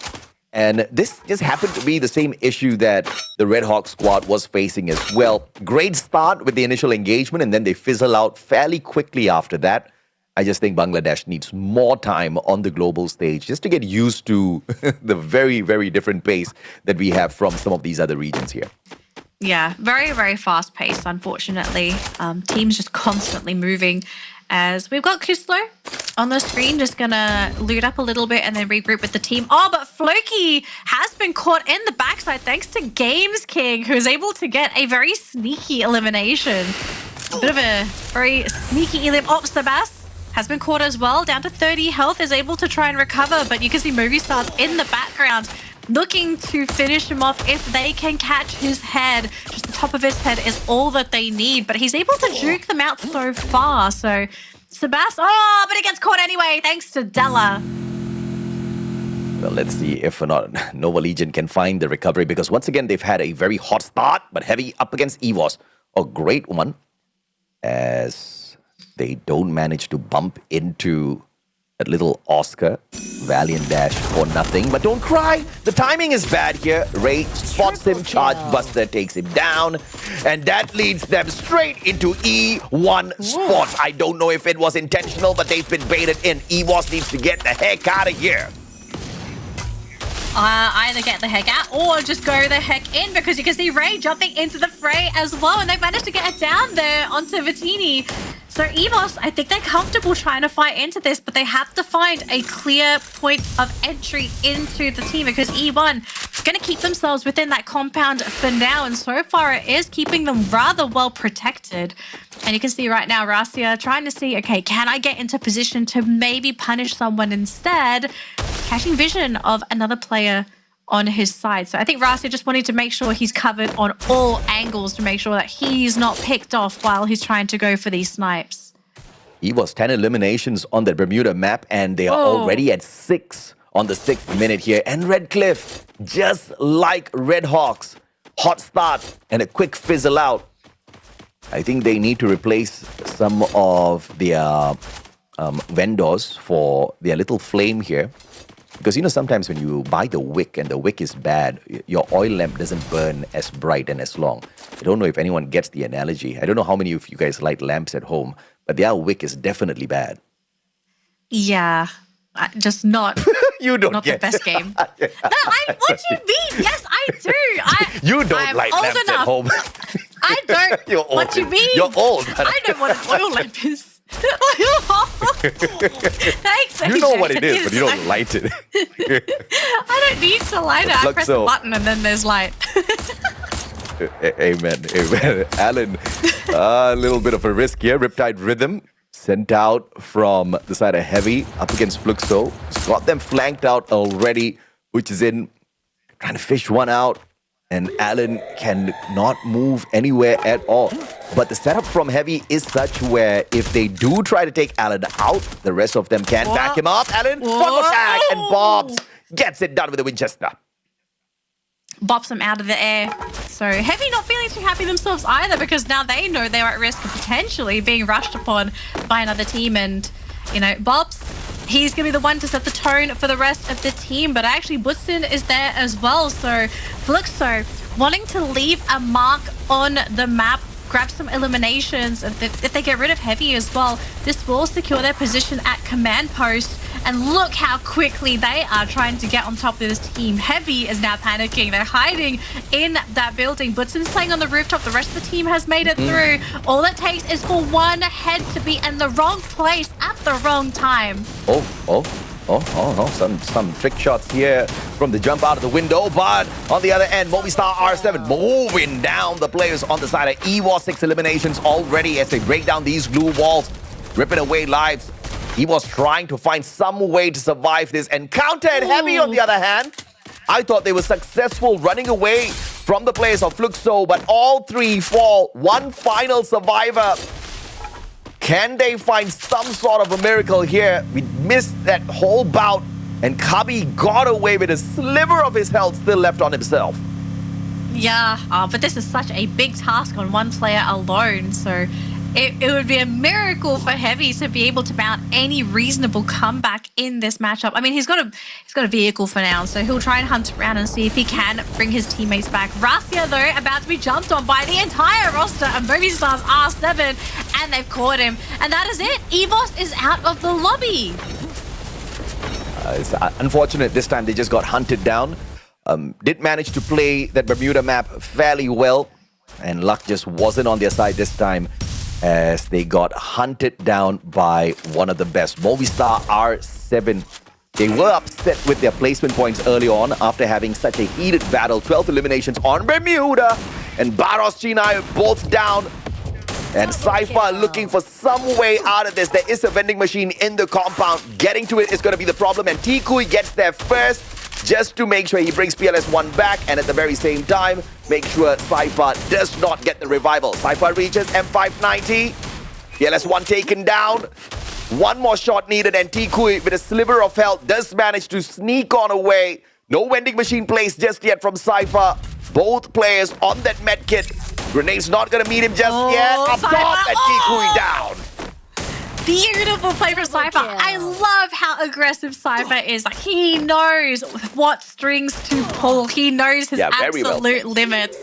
Oh, absolutely crazy. We've got Do here with Cyrus, where he does manage to finish him off there. So that's going to be another point going into the pocket of AG Global. And actually, glad that we've got AG Global on the screen here, because this team, unfortunately, for round number 1, completely bombed out. So if they want to keep their mark on that leaderboard, they're going to have to try and have a reasonably good round number 2. Yeah. Because if they bomb out here, this is going to do some pretty serious damage to their overall ranking points. And WAG, even today, they don't seem to be finding a lot of luck out there on the battlefield.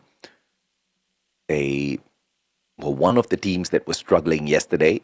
And the story seems to continue in here, unless, of course, Xborg can pull off some sort of a miracle. Vending machines just ahead of him with the whole squad of AG Global circling around. Somebody needs to use the binoculars or somehow spot out Xborg, because just that free point just sitting there, and it looks like AG Global will say bye-bye to WAG, and the team will get to survive at least another couple of circles. Yeah, Chino not being too thorough with his final scout.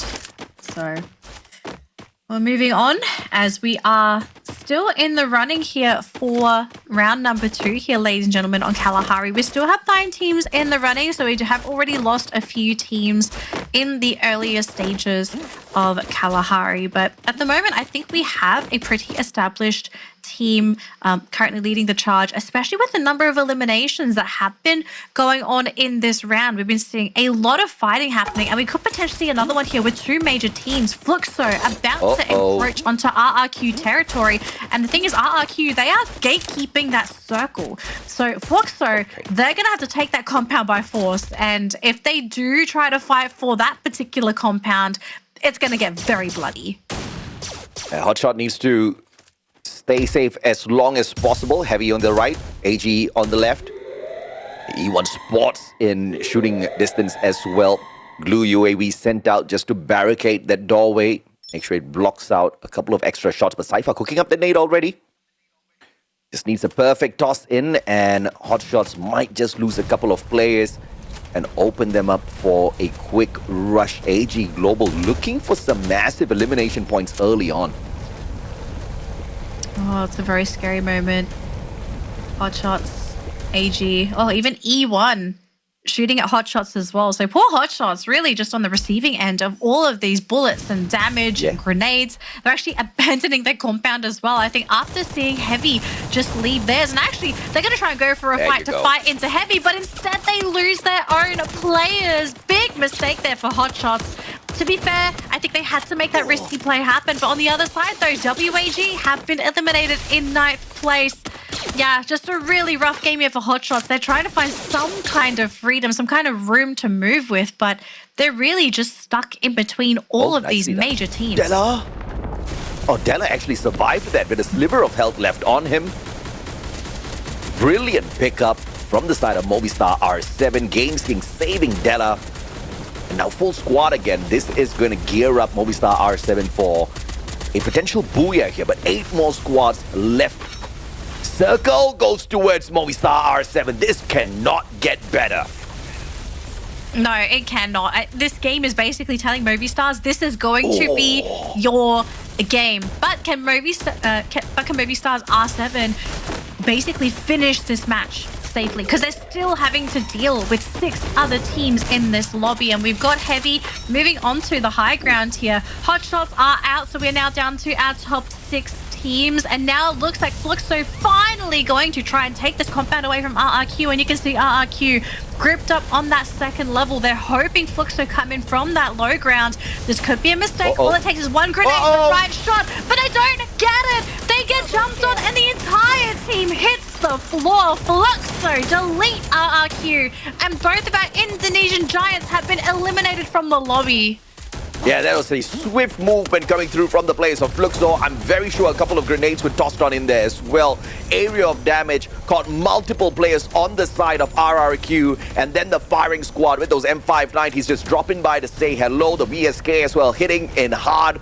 Unfortunate for RRQ. They just don't get to contest for the Booyah this time round.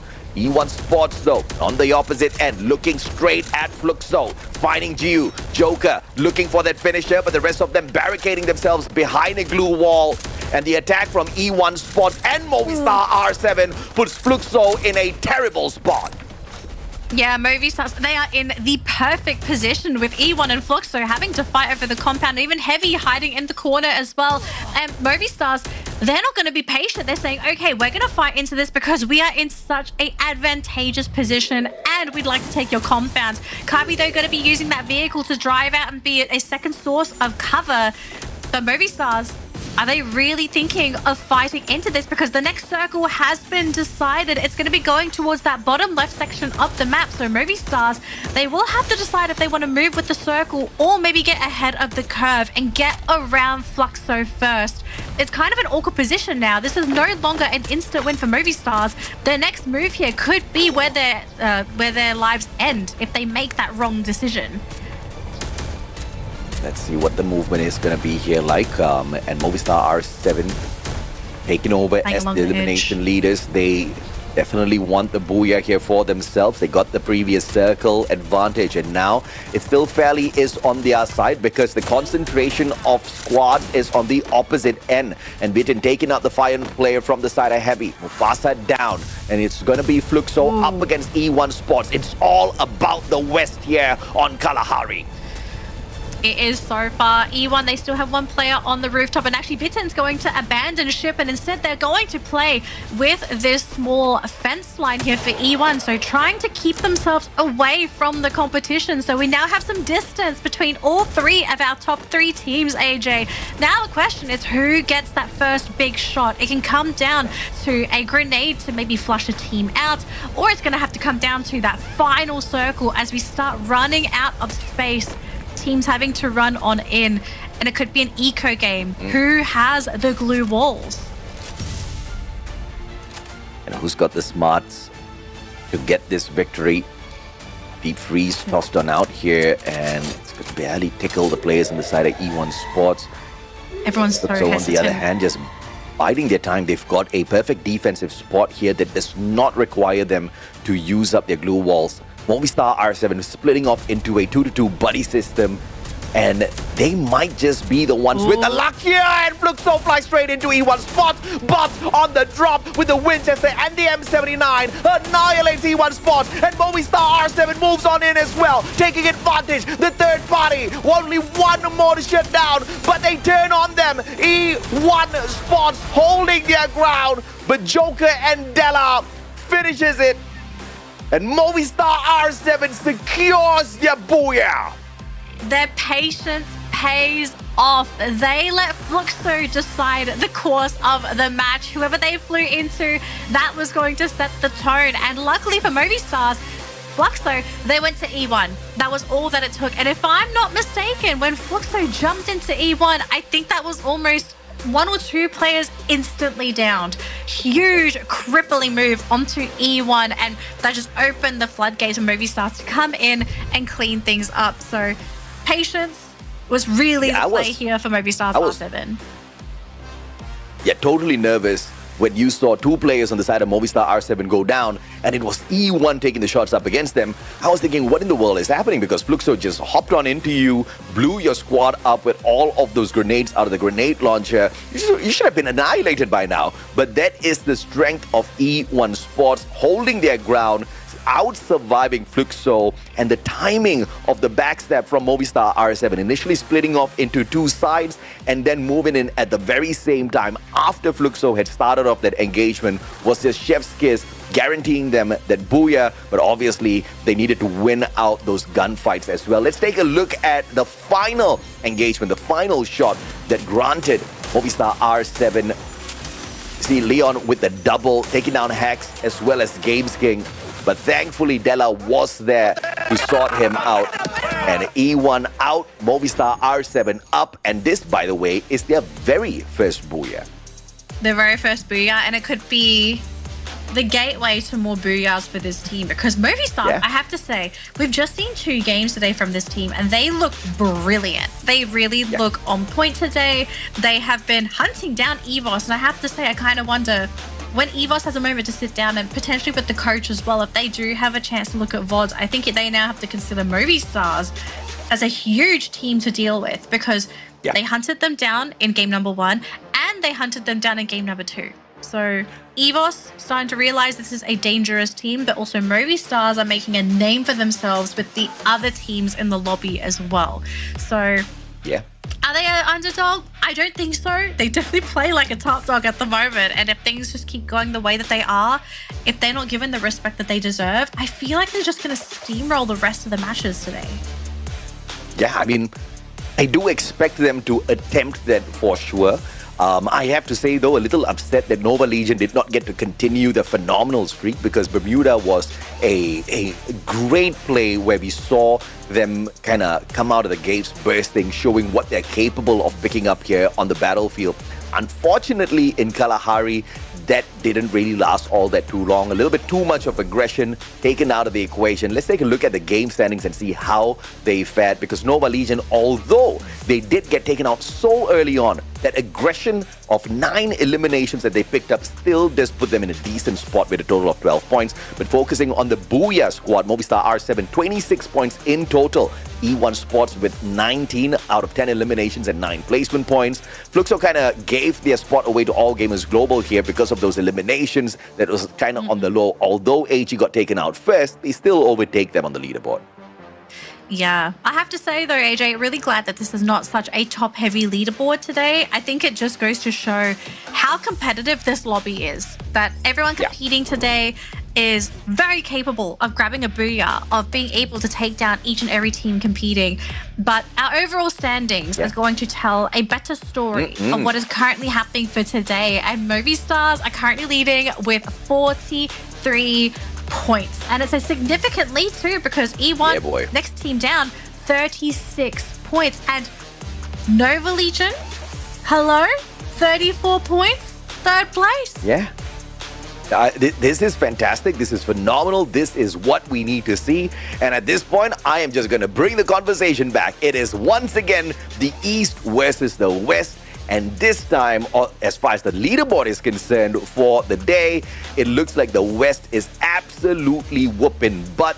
We need to see the East wake up a little bit. Yes, RRQ got that Booyah in that first game, but we just didn't see that string up a lot. The curse of the Booyah has come out once again. And of course, speaking of once again, we see the combo here, the Team Booster and Tactical Market, still the popular ones as far as the active skill combination here for Movistar R7. They've got the Tatsuya Skylar, Chrono Coda going their way. Lots of information. You get to protect yourself on those landing as well with the time turners. And in a sticky situation, obviously Della with Ativa gets to pick up the rest of his team members once they get dropped down. And it was the perfect fit for them, because I think this is a very balanced loadout of active passive skills here for the squad. Yeah, I think we also need to point out 2 team boosters, 2 tactical markets. This seems, just based off of these 2 games, this seems to be the loadout that everybody is currently comfortable with, by just having a good mix of utility as well as being able to support your team. So again, I would love to see a hammer. I really, really want to see one, but someone's going to have the confidence to be able to bring it out.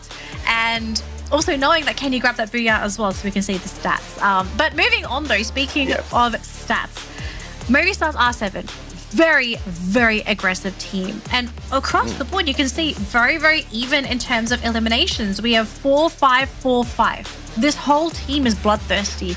And I love seeing stats like this because it shows that if anything happens to players on Movistars, they're not relying on a single sniper to pick up all of their eliminations. It means across the board, the team is able to equally contribute to all of their eliminations. Yeah.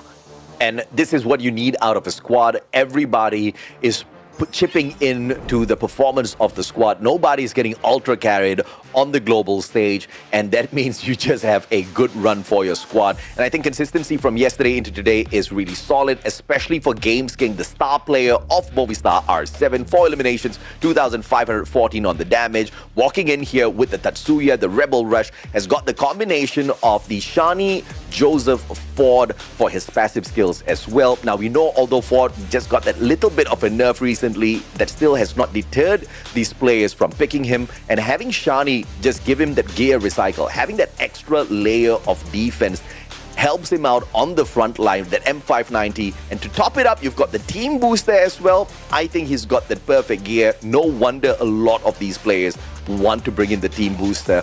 I don't think you're going to see that hammer, Danny. No. I mean, just based off of the games that we've seen, yeah, I think it's very, very unlikely that we see the hammer. But I will be very positive. I do want to see at least one. So if we see one throughout the entirety of the World Series, I think I'm going to be glad. Satisfied. Okay, yeah. All right.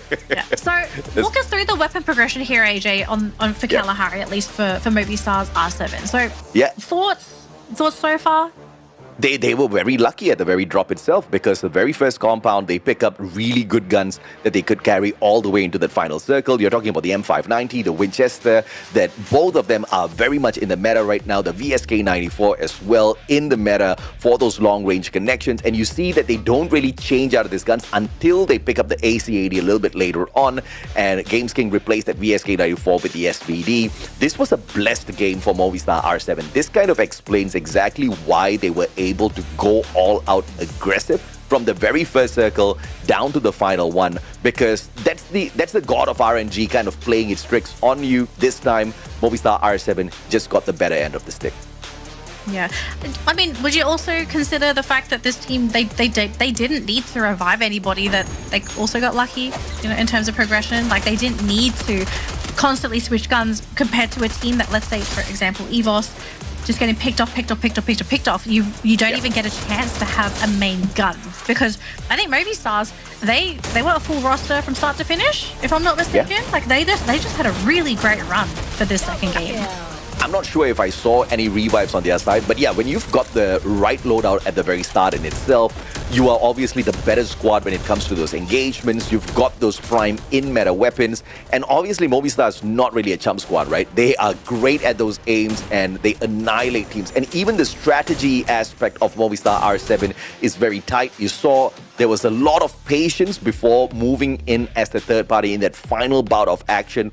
And that in itself proves why they don't drop so many players, why they're not constantly reviving out there. And I hope I'm not cursing them as I say this, but, you know, that was a really tight game overall from Movistar R7. And the performance from yesterday continues into today. And that is a fantastic sign for this squad. This is what we need to see out of them a little bit more. They're definitely making Mexico very, very proud. So next, I think we have to start talking about the next map, AJ. Solara. So this is a map that a lot of teams have struggled with. Movistar's R7, do we have statistics on their Solara performance? Yeah, I mean, Movistar R7, they didn't fare well at all yesterday. Just one placement point, but as usual, very aggressive eliminations. They got 8 eliminations before they got eliminated early. So this is the good and the bad about Movistar R7. They are very capable, but they don't think twice about going out there and finding those engagements, which I think is a very positive aspect of a squad on the global finals, because you can afford to make some mistakes as long as you're sharpening your skills of engagement up against the other regions. So, but as far as the stats game go on and the leaderboard, they didn't fare well because of that very peppy, hyper-aggressive side of themselves. But are they good? They're damn good. Yeah. They're pretty dang good, especially after the 2 games that we have seen for this team. So fans for Movistars R7 going to be rejoicing as they did pick up the Booyah for game number 2. And yes, they did not grab the Booyah for game number 1, but they looked pretty dang good for that first matchup. So coming into game number 3, this could be another potential map for this team to grab their second Booyah for today. Otherwise, this is going to be a team that you kind of want to dodge if you're a little bit of a slower team to ramp up. And I think in that case, cough, cough, RRQ, much slower team in terms of ramp. They do tend to come online towards that mid to end game. And if you're a team like that, yeah, you kind of want to avoid Movistars R7 like the plague. So coming into Solara, do you think we're going to be in for a very rocky map, as in teams just decide to go hunting? Because I think even until now, teams are still not 100% confident on their performance for Solara. It's very hit or miss because I think they haven't quite figured out their most comfortable play style yet. And also the slide rails, I think, still are a bit of an X factor. Some teams still quite haven't mastered that yet. Do you think we could be in for another really, really quick game where teams just decide they're going to go hunting left, right, and center and play towards that central area of the circle again? Quick game, no. Hunting, high probability, because you've got those slide rails on Solara. It makes it very convenient to reposition from one compound into another. Those rotations are going to be fairly easy as long as you've got it planned out in advance.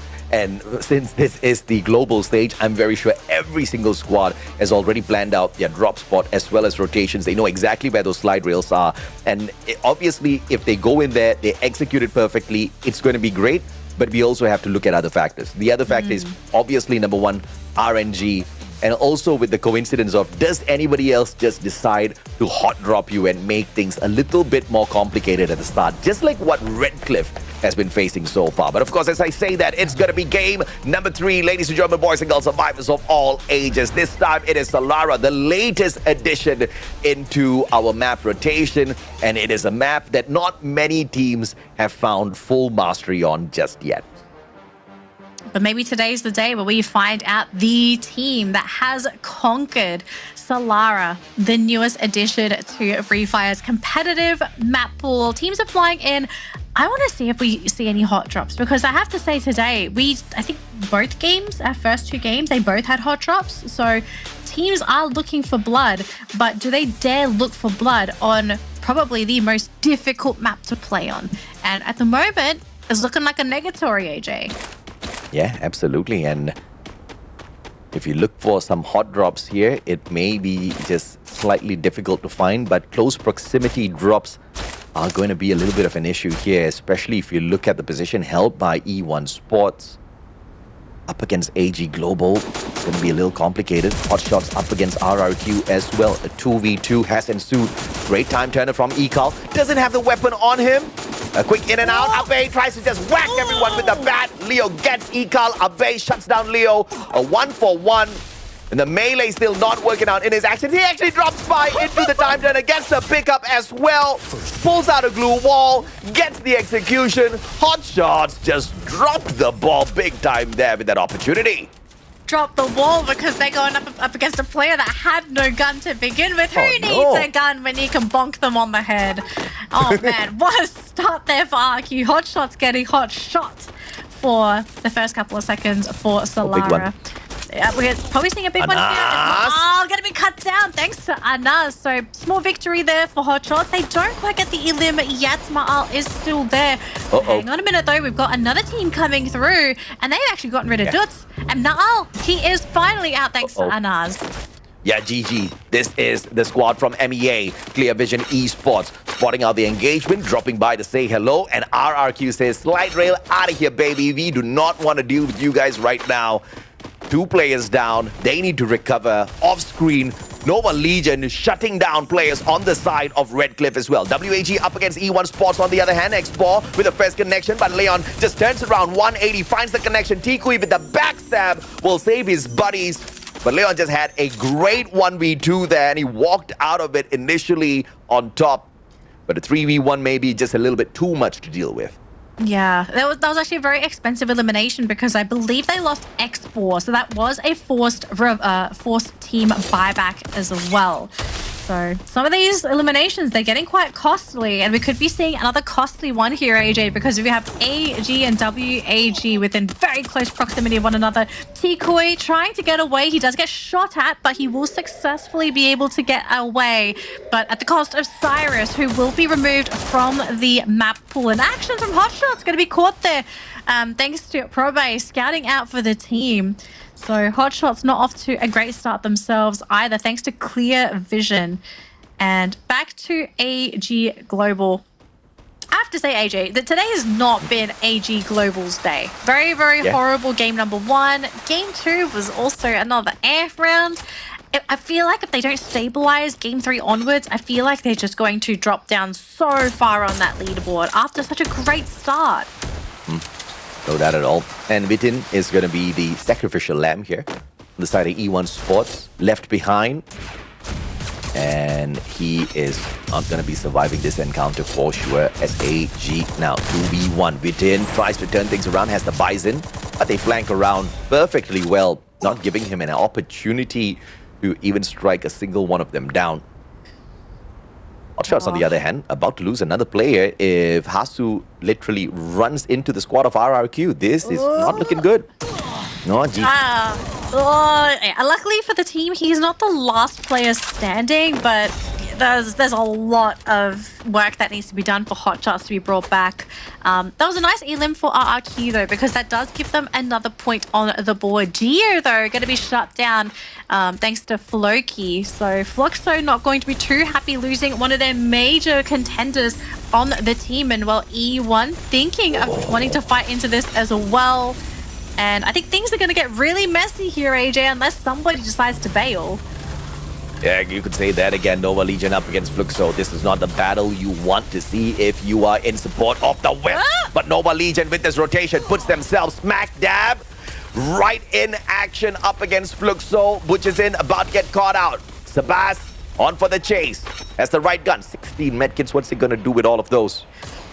Open a hospital at that point. Fluxo playing on that second floor. So Nova Legion going to be staying on ground level. I think the best play for Nova Legion, stay on ground level.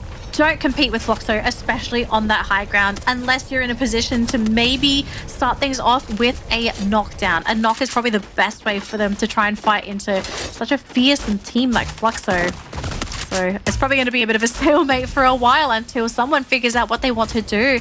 In the meantime, though, we do have EVOS nearby on that low ground. So if a full-on fight does break out, they could be inviting an uninvited guest in the form of EVOS. And actually, Gio going to be caught thanks to Floki. And that's a pretty big one as well because, again, that's a wasted buyback for Fluxo.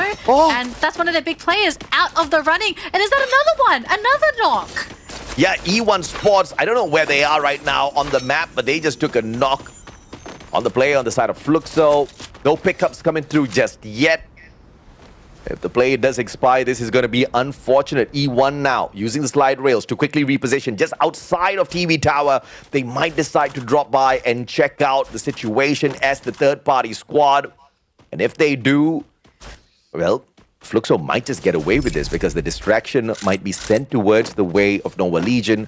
But either way, E1 Sports not looking like they want any piece of that action just yet. They keep an eye on RRQ instead. Abe going to be shot down thanks to Vitin. So RRQ not going to have a smooth running for this game at all. And I wonder what the play is here for RRQ, because this is definitely one of their slower rounds. They've been very inactive up until this point. It's basically just if anyone decides to shoot into them. But we'll have to find out later on. Yeah. Well, they lost Ma'al though. They lost Ma'al to clear vision. That's a very big knockout for the team. Yeah, a quick recovery for sure is needed for the side of RRQ. We're about to lose another one. Yeah, I think we're missing out quite a bit of action here, and RRQ is happy that we're missing that action because they do not want to seem like they're getting pummeled right now. Abe out, Dutz, the pickup is perfect, 3 players still intact, and Heavy does not get to reach them, but on the landing they do stick it with the glue wall.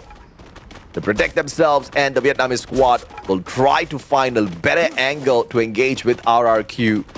Oof, a lot of pressure on the Indonesian Giants. Yeah, that was very scary. If Heavy was able to get another down there, I think that would have been basically crippling RRQ for the rest of the game. But Heavy just unable to get that one bullet, that crucial bullet, to get that final knock. So RRQ still in the running, but Heavy are possibly going to run into clear vision here. Very, very close. They're going to try and launch themselves a little bit closer towards that compound. I mean, if that happens, if they have a clear line of sight, clear vision could just shoot them as they fly in, and they do have the time turner at least. Okay, so the team is fine. They're fine. Yeah, for beautiful. now. First the Dinoculus and then sticking the time turner on the landing. Clear vision had no chance to find the connections onto Team Heavy. Great rotation from the Vietnamese squad. Quick update here. Most revivals, Sabas with the 2 on his side. And that's good. Not too many revivals for the squad as well. But RRQ still in need to bring Ma'al back into the fray here. Fortunately, they haven't found a vending machine, but they do find Movistar R7. Bad timing for RRQ. Ooh, and that's going to be Dutzgorn as well. So RRQ back to two-man strong roster. This is going to be a really tough game for the team, unfortunately, but if they can try and figure out a way to recoup the team and get back into that circle, there is still a very possible dream for RRQ to get another Booyah today, but with movie stars around, it's going to be a really tough one. So in the meantime, as teams decide to sort of reposition themselves and get ready to find their placements in that circle, we can already see a small village of teams already occupying their own little compounds. Heavy going to be hiding under a small compound themselves under that, under the board. We have Clear Vision nearby, E1 and EVOS as well within that same vicinity. AG Global, I kind of feel bad for them because they are on the outskirts. If they try to make any move into that circle, once the next circle has been decided, they're going to have to fight through multiple teams to even have a chance of finding themselves a really nice spot to hide in. And the positive thing here is for Bangladesh, Redcliffe still hanging on. Haven't bumped into any big challenges just yet, which means their rotations have been very smooth. At the same time, no eliminations on the side of Redcliffe. This is something that they have to be wary about.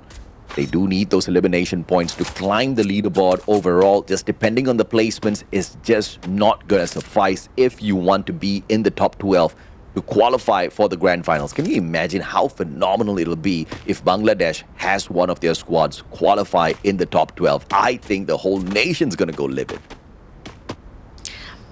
Look, I agree. I think the entire nation would be right behind them to give them that support. They just have to figure out a way to be able to consistently get the points needed to make it into top 12 to begin with, which we can already see based on game number 3, this team is trying to adapt their playstyle to find something that works. They went hyper-aggressive, kind of worked, but they also got eliminated quite frequently in that early games. They are trying to play a little bit slow. Speaking of slow, WAG have been playing incredibly slow this round, and they're about to lose T-Kui, and he does get picked off, so all of a sudden, one of the major front runners for WAG is out of the game, and even Please One also got sniped in the back. Cyrus, the next one to follow, and I think we're about to lose WAG. Oh, man. What a painful way to go out. Yeah, but what a beautiful play there for Nova Legion. That VSK jump shot was just lethal. Pop in the Steffi first just to make sure those nades can't touch them. Strategically approaching, flanking from both sides. And unfortunate for WAG, they just didn't have eyes on their back. Down by a man. He got overwhelmed in that situation. And now Fluxo up against EVOS. Ray and Cochil on that lower ground, cooking up that nade with Jester in hand for Cochil. Fluxo on the other hand has to be careful here. Ray, headshot, Jiu down on the ground, looking for that pickup, butches in, crosses in, takes the left-hand side flank. At the very same time, at the weapons arsenal, Movistar R7 taking on RRQ. Joker, very sliver of health left on him, tops himself right back up.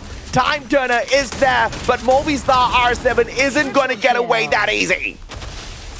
Oh no, they don't get away at all. RRQ eliminate one of the assassins from the lobby. So Movistar's they're out, but so is EVOS Divine as well. So we're now down to our top 8 teams, AJ, and some of the teams that are already gone. They are potential leaders for the lobby, and looks like we are going to be seeing another fight here as Nova Legion fly into Fluxo. Now, keep in mind, Fluxo, the team is quite spread, so if anything does happen to one of the players in Fluxo, they will not be able to reinforce each other.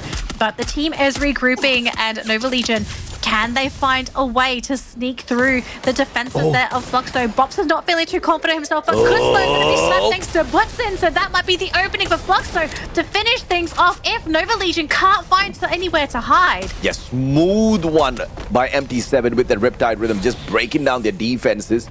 But Nova Legion making sure they quickly sneak away. Not going to be put under pressure just yet, but they do share a compound still. A little bit outside from the next zone. They do have some time before the circle catches up with them. This is not going to be a fun encounter outside the zone. This is going to hurt. And AG Global's making that rotation.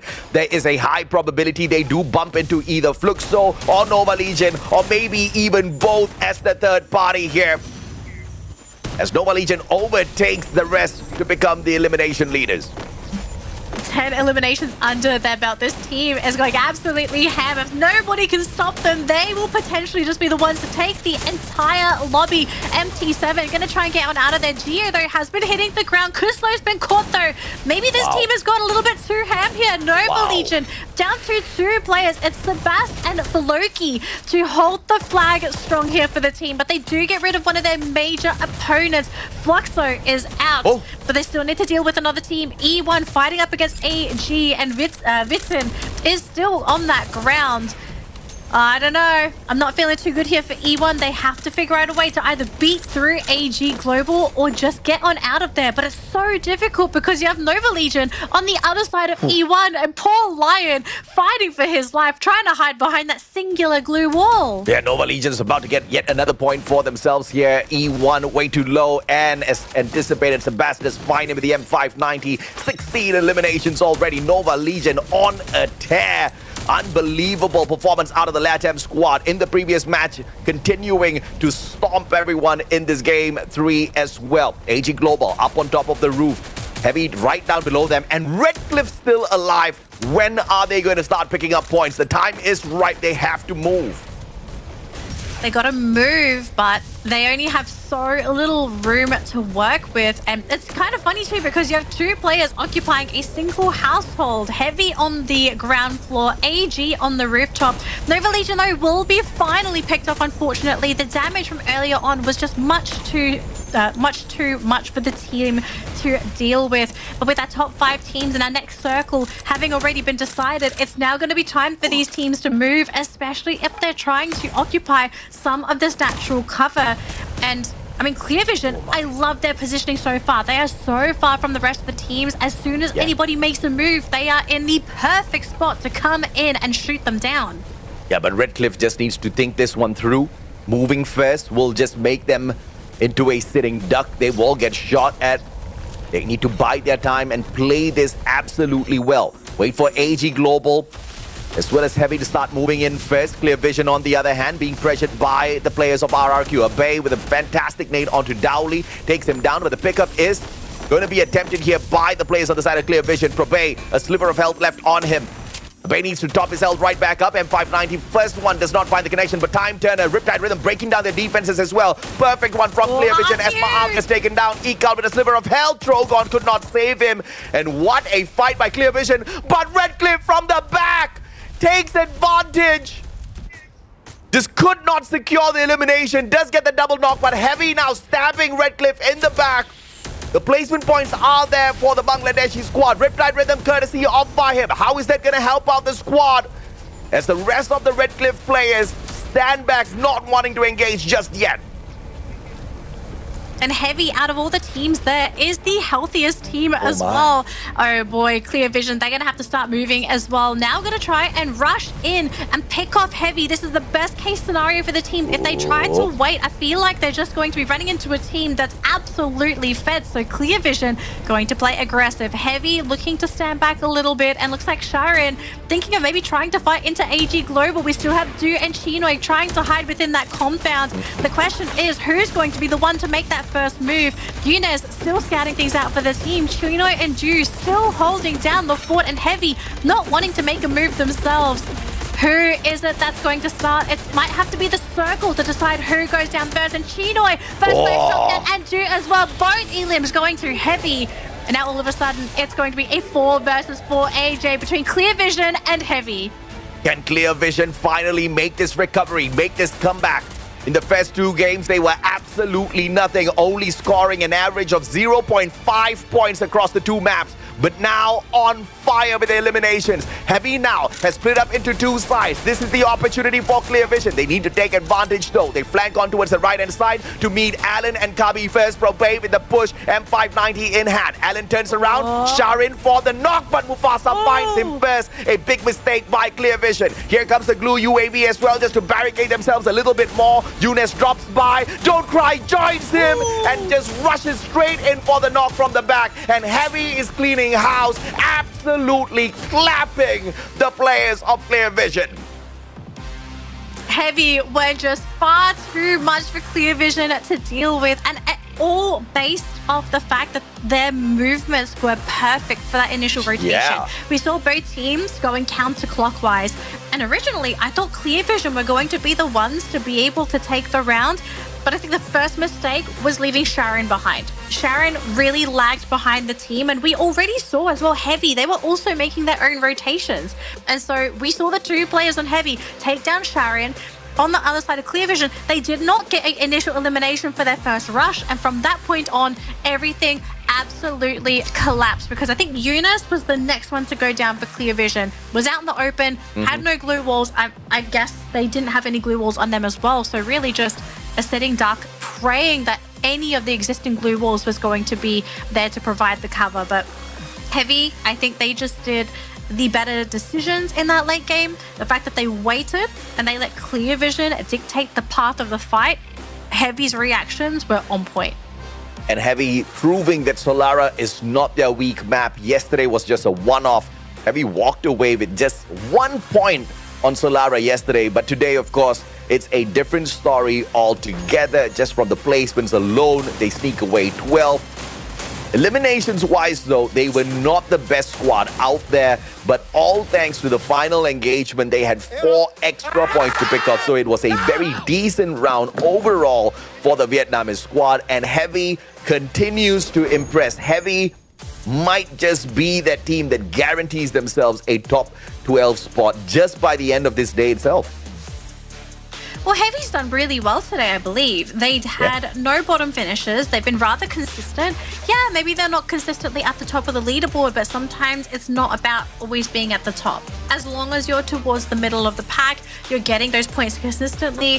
When you do eventually get those big points in a couple of those rounds, that's just going to be enough to keep you within the top echelon of the leaderboard. So Heavy, I love that they are playing very quietly. Like, they are still a top contender within the competition, but they're not shining too much of a spotlight on themselves. Like, yes, this was the time for them to take that Booyah, and they did it in the best way possible. So Heavy, got to watch out for this team. You got to respect them. You don't ignore them. This is a team that can come out of the woodworks and surprise you if you underestimate them. Absolutely, and I think they were following the plan fairly well, right? Don't get into trouble very early on in the game. Just make sure you're well looted up so that when you do need to get into some heavy engagements, you've got the resources to carry you through some dragged out battles. And that's exactly what this Solara final battle was. It was just a lot of rotations involved in there. Without those glue walls barricading their backs, they wouldn't have even been able to engage with the players of Red Cliff initially out in the open. And it's just those small elements that make the biggest of difference. Unfortunately for Heavy, though, they don't get as many eliminations as a squad called Nova Legion, representing LATAM. 16 eliminations, just 5 placement points, but gets them the total of 21. Clear Vision right behind them with the exact same number of 21 points, all thanks to, once again, the elimination. Clear Vision from MEA, Nova Legion from LATAM absolutely conquered this Solara map this time round. Heavy did manage to get the Booyah, but of course, truly outshined by the other 2 regions. RRQ Kazu, kind of keeping up with the rest of the teams in terms of points for the time being. So we've got a lot of hope for them. But I have to say, I am most impressed by the survivability of Redcliffe. What could have made this a little better for them was a few eliminations, which they almost got. But the follow-up was just not as clean as I expected to be. Yeah, I mean, to be fair, situationally, it was just a really tough place to be in because there was so much distance between all the teams as well. Like, you're kind of hoping to get that miracle headshot to grab some of those elims.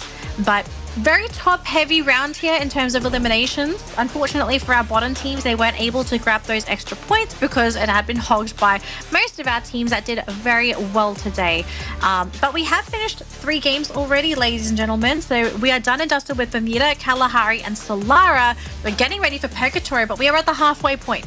All the teams, they have already gone up that mountain. It's all downhill from here, but that this downhill is a very dangerous one because if you are not happy with your current placement on the leaderboard, you can't afford to mess around with these next 3 games because if you have, we've said this in the past, if you have a terrible play day, sometimes that play day is going to come and bite you in the butt because sometimes if you just didn't get enough points on one day, you're out. Your fate in the competition is decided by your opponent's performance. Yeah. No doubt at all. And of course, just like that, we are halfway through this match day already. Unbelievably quick the matches today have been. And I have to say, teams down at the bottom, WAG, Hotshot Esports, they really have to start looking within and asking some big questions now. Even Redcliffe seems to be doing better than them just with those placement points and their plays. Obviously, surviving a little bit longer is great for Redcliffe, but as you can see, just 3 eliminations from 3 games. They've got an average of 1 elimination per map, which obviously is not going to cut it. Let's take a look at the active skill combinations here as well. We've got the Koda Nero, Oscar Chrono combo coming out through from the side of Heavy, and this has really given them a great balance once again. They're really focusing on the aggressive part as well as the defense and information. You've got that Oscar, you've got that Chrono, so even if you go rushing on out, you're not going to get snuffed out that easy. Yeah, no, I feel like not just that, I also have to bring out the loadouts. Same loadout that we've seen all day today, unfortunately. Still waiting to see a little bit of variety. But I feel like that, as you mentioned, right, the balance has been determined by not just Heavy, but I think every team that has played today. Like they've found their footing, they've found something that has really worked for them, and we're starting to see the fruits of all of these teams' labors, getting ready for the tournament, having practiced with their characters, their loadouts, the choice of abilities for every single round as well. Especially on the world stage, you can't just play one build. You have to customize it for the teams in your lobby and also the playstyle that you want to bring into the games as well. Yeah. Our MVP for the round, though, ladies and gentlemen, it's Alan. 3 eliminations, 3,219 damage, and 4 assists. Has Alan been our highest damage MVP today? I feel like he may be. He may be, but 3,000 definitely impressive for Heavy. The numbers in terms of the eliminations could be a little bit higher, but I'm going to accept this because this is coming out of Vietnam, and I'm very sure they're very nervous overall. There's a lot of expectations because it's the region with the most number of players in this global finals, and they need to prove themselves. And WAG is just not getting the job done. Heavy has managed to pick up that responsibility and represent the region in a massive way. So you got to respect what Alan and squad is doing out there at the moment. Let's take a look at the highlights once again, Danny, and see exactly what ran in that matchup. Yeah, well, unfortunately, it wasn't really Heavy that was the star of the show in that last round, right? It was Nova Legion. We saw lots of Nova Legion. We also saw a lot of Movistar, R7 as well when they were still around. Fluxo was also a pretty big heavy hitter too. But this is the final moment, right? Like this was where you saw Heavy, very patient. I love seeing the team, like they could have run in and tried to join into this fight here, but they decided we're going to play it safe, we're going to play it slow, we get rid of the other target, and we let Clear Vision run into us. We react, and the reaction was perfect. So I think Heavy, I think this was just a great way for them to secure that Booyah and really establish their position in our groupings for today, because I think a lot of people are still kind of giving this team a bit of a side eye. Yeah, I mean, that's exactly what we need in terms of the hustle out of these squads. And they're obviously doing their best. It's the global stage, and it's not going to be easy for sure. There are some teams who usually do well, who are finding a fair bit of struggle out there to maintain that consistency. And even if you look at Fluxo, getting to their top performance sort of ways with massive number of eliminations just isn't as easy as it used to be in the past. But of course, we've got our RRQ coming up for us with an interview in a little bit. But of course, we'll bring them to you guys but when we do come back, ladies and gentlemen, boys and girls, it's going to be after a break. And of course, more of this action will continue. Danny and I will catch up with you in a bit. All right, thank you, Caster. Survivors, we are now halfway through the matches, and right now, before we continue on, I am here with Dudes from RRQ Kazu to have a bit of a conversation. So how's it going, Dudes? Apa kabar? Hari ini gimana rasanya? Rasanya ya belum tahu sih, kayak masih kurang aja sih. Masih kurang. But feeling okay overall? Yeah, okay. Quite okay. Okay, so right now, RRQ Kazu is sitting on number 3 on overall standings with 43 points. How do you feel about your team form so far? Kalau ngelihat sekarang RRQ Kazu ada di peringkat ketiga dengan total 43 poin. Gimana nih kamu ngelihat form dari Kazu sendiri sejauh ini? Ya lumayan bagus lah. Cuma kita di sisa match masih bisa lebih bagus lah dari ini. Okay, so he thinks that they're doing pretty good right now. He's not yet satisfied with the results that they have after the third game, but they will surely be doing more and better on the next 3 games that is left today. Speaking of the left games, can we talk about RRQ is also known in Seafall to perform very well in early games, but then slow down later on. How will the team prevent this from happening again in Global Finals? Kalau kita bicara mengenai RRQ Kazu sendiri kan seringkali kalian tuh gaspol dan kenceng banget di awal-awal pertandingan, di awal-awal turnamen, tapi kemudian slowing down atau temponya menurun di kemudian hari. Apa yang sudah mungkin kalian upayakan untuk bisa mencegah terjadinya hal ini lagi di Global Finals? Ya lebih konsisten aja sih, jadi kayak belajar jaga tempo aja. They're going to be more consistent. They're trying to keep up with the tempo and of course try to communicate better with the rest of the teammates. Last question, do you think you can get more Booyahs today seeing that Vietnam successfully secured 3 Booyahs yesterday on the first day of the knockout stage? Apakah kamu merasa RRQ Kazu bisa mengamankan Booyah lagi mengingat kemarin Vietnam total ada 3 Booyah yang sudah diamankan sebagai perwakilan dari Asia Tenggara? Ya kalau Booyah sih ngalir aja sih. Kayaknya masih bisa sih. Soalnya dari tadi cuma kesalahan-kesalahan kecil doang. He thinks that he can still get it. He thinks that RRQ can still secure more Booyah, seeing that the mistakes that they have were like small mistakes, and surely they can work on it on the last 3 games that we have today. All right, thank you so much, dudes. Good luck with the rest of the game. But now, let's go back to the highlight and see the actions for a bit.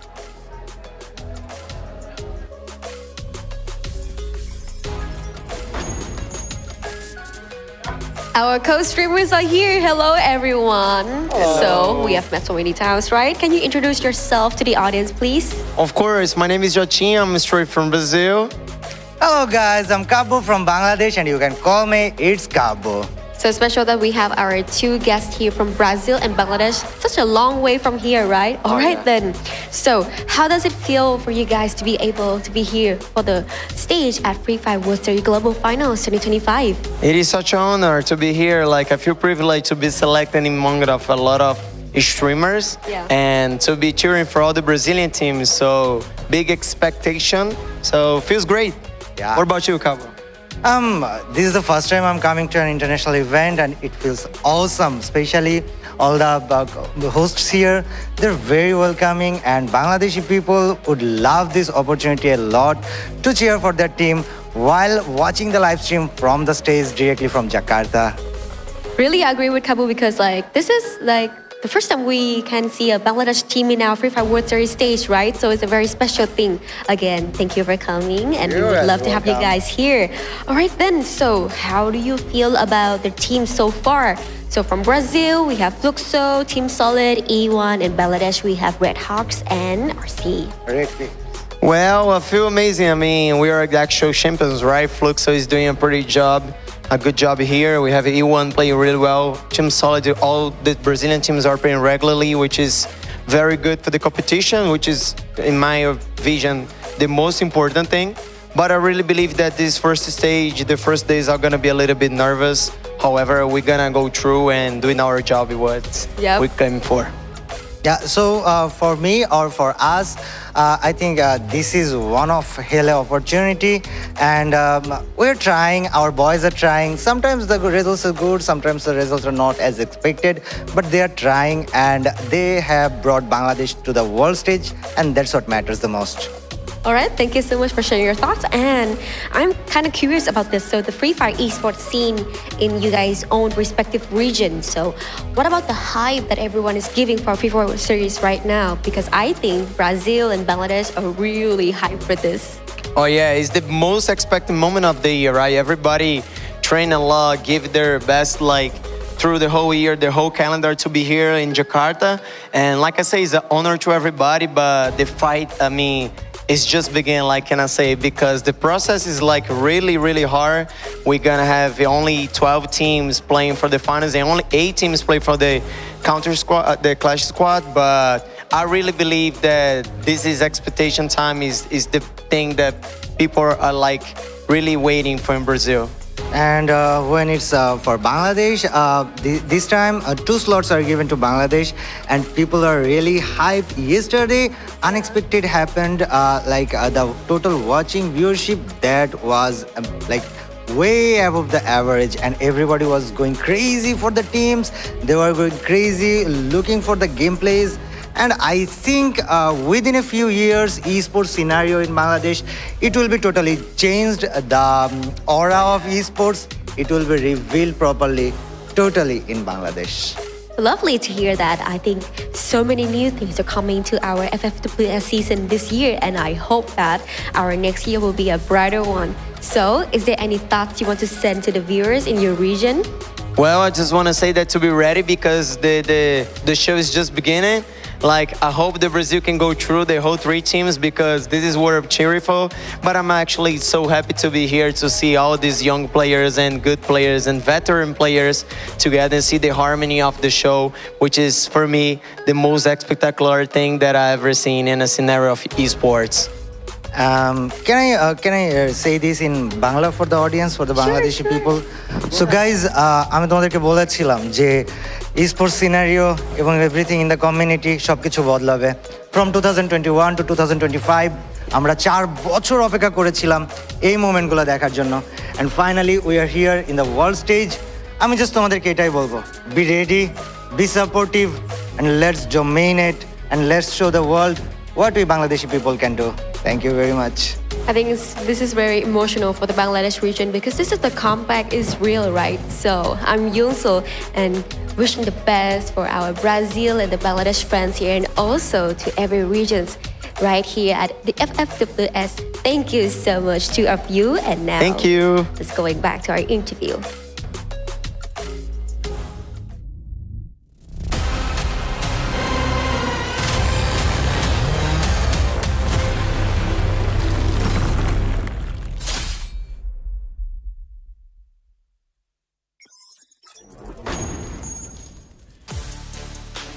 It's all down here, all downhill from here, folks, because our teams have already hit the halfway point. We've finished our first 3 games. We've got 3 more to go. 3 more opportunities to rack up those points. And we've said this right before the interviews. If teams are struggling now, you can't afford to struggle for these next 3 games. You need to get those points in. Otherwise, you might have what I would like to consider a regretful weekend. This is the world stage. You can't afford to regret your matches here, especially this early on in the competition. So my name is Annalie. I've got Mustachio AJ here as well by your casters for today.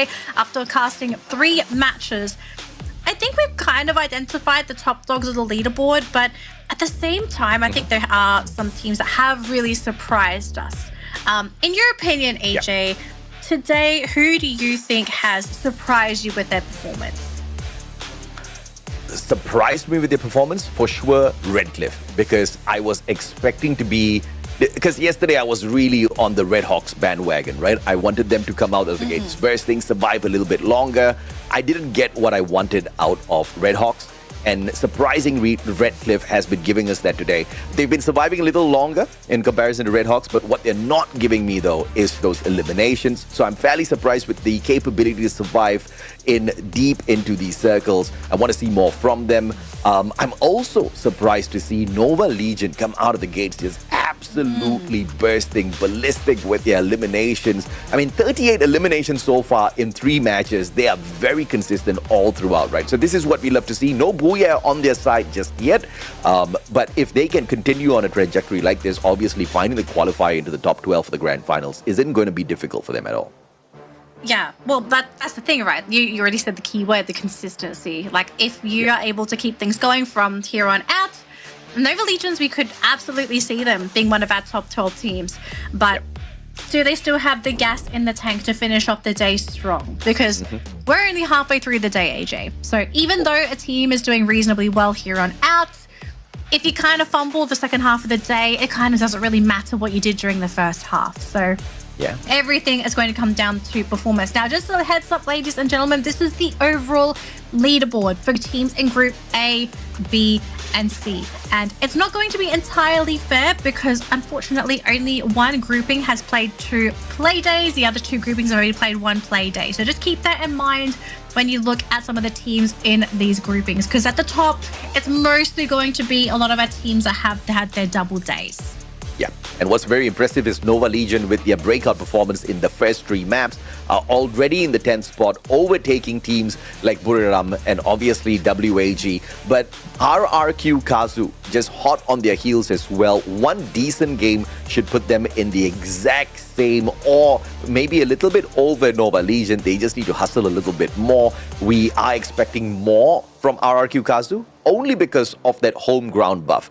But also, speaking of the home ground buff, EVOS Divine, I did expect to see more aggression. I did expect to see Russia to just be popping heads out there with those long snipes, but I'm not seeing that out of EVOS today. Okay, to be fair, I do blame Movistar's R7 for this because we saw them gun down EVOS, I think 2 games in a row. It was on both Bermuda and Kalahari. EVOS were basically their victims at that point in time. So maybe EVOS could have done better today. I kind of want to see what happens with Purgatory. If it has been an intentional decision from Movistars to gun down EVOS, or if it was maybe just a coincidence thing. Maybe both these teams just have similar pathing and they accidentally run into each other. Because yeah, I agree. I thought EVOS would do better today than RRQ. Just based off of historical facts of EVOS. I think this year, I feel like EVOS did perform better than RRQ in the competitive season. And also just the inherent issue for RRQ where we've seen it in the past. I'm going to mention it again in case anyone did not hear our spiel at the beginning of the tournament. RRQ has issues dealing with pressure. Now, I don't think they're feeling pressure today. They're looking pretty good. So I'm not really too concerned with them yet. But deeper in the competition, I think that's when we're going to have to sort of laser in and focus on this team and figure out, have they nailed this major issue that has held them back in the past in major tournaments? And so far, only 2 teams have managed to secure 2 Booyahs in the competition, and that is from Vietnam. So Heavy is just having a wonderful run in the competition so far. And as far as RRQ is concerned, they've got some strong words for us, I hope, because we've got a quote out of the squad. Let's take a look at that. Mr. Dutz says, "We've come second so many times on the international stage, but never taken the win. This time, we're going for it. I want to win it here at home." You know what, Dutz? We want you guys to win it here on your home ground as well. But you've got your brothers EVOS, the champions of WC 2025, also wanting to do something like that. So it's definitely going to be a tough fight on their home ground up against their brothers. And if that wasn't difficult enough, the West seems to be absolutely kicking. I can't say it on broadcast. Yeah, well, maybe I'd be able to say it for you in a more family-friendly way. The West has been kicking Indonesia down. I think that's probably the best way to put it, especially for today. They've been kicking the region down because RRQ has not been allowed to really thrive. EVOS has not been allowed to thrive as well. I kind of feel like today in particular, it's really been our Western teams. The Western teams have really stepped up, and unfortunately for the teams in the East, they haven't really found the best way to deal with our Western teams as of yet. Like, they're kind of struggling to pinpoint what the issue is and also how to deal with it. The only team from the West that's at this point of time doing fairly poorly is Clear Vision Esports, right? But even as I say that about Clear Vision Esports, they just did have a decent game. In the first two matches, we didn't see them show up at all. In fact, it was quite a horrible run in the initial two games. But we just saw them take 21 points off of Solara. So that's a huge difference, right, as to what Bermuda and Kalahari brought them and Solara. I think there was just the first game jitters, at the start of the game, their debut, they were a little nervous. So I expect to see more out of Clear Vision Esports as well. Now that they've found their rhythm finally, they found their confidence, we want to see what they can continue to do. Next map is going to be Purgatory, and obviously huge map, giving teams a little bit of extra space to loot and maneuver around. And this is where Nova Legion becomes very, very dangerous.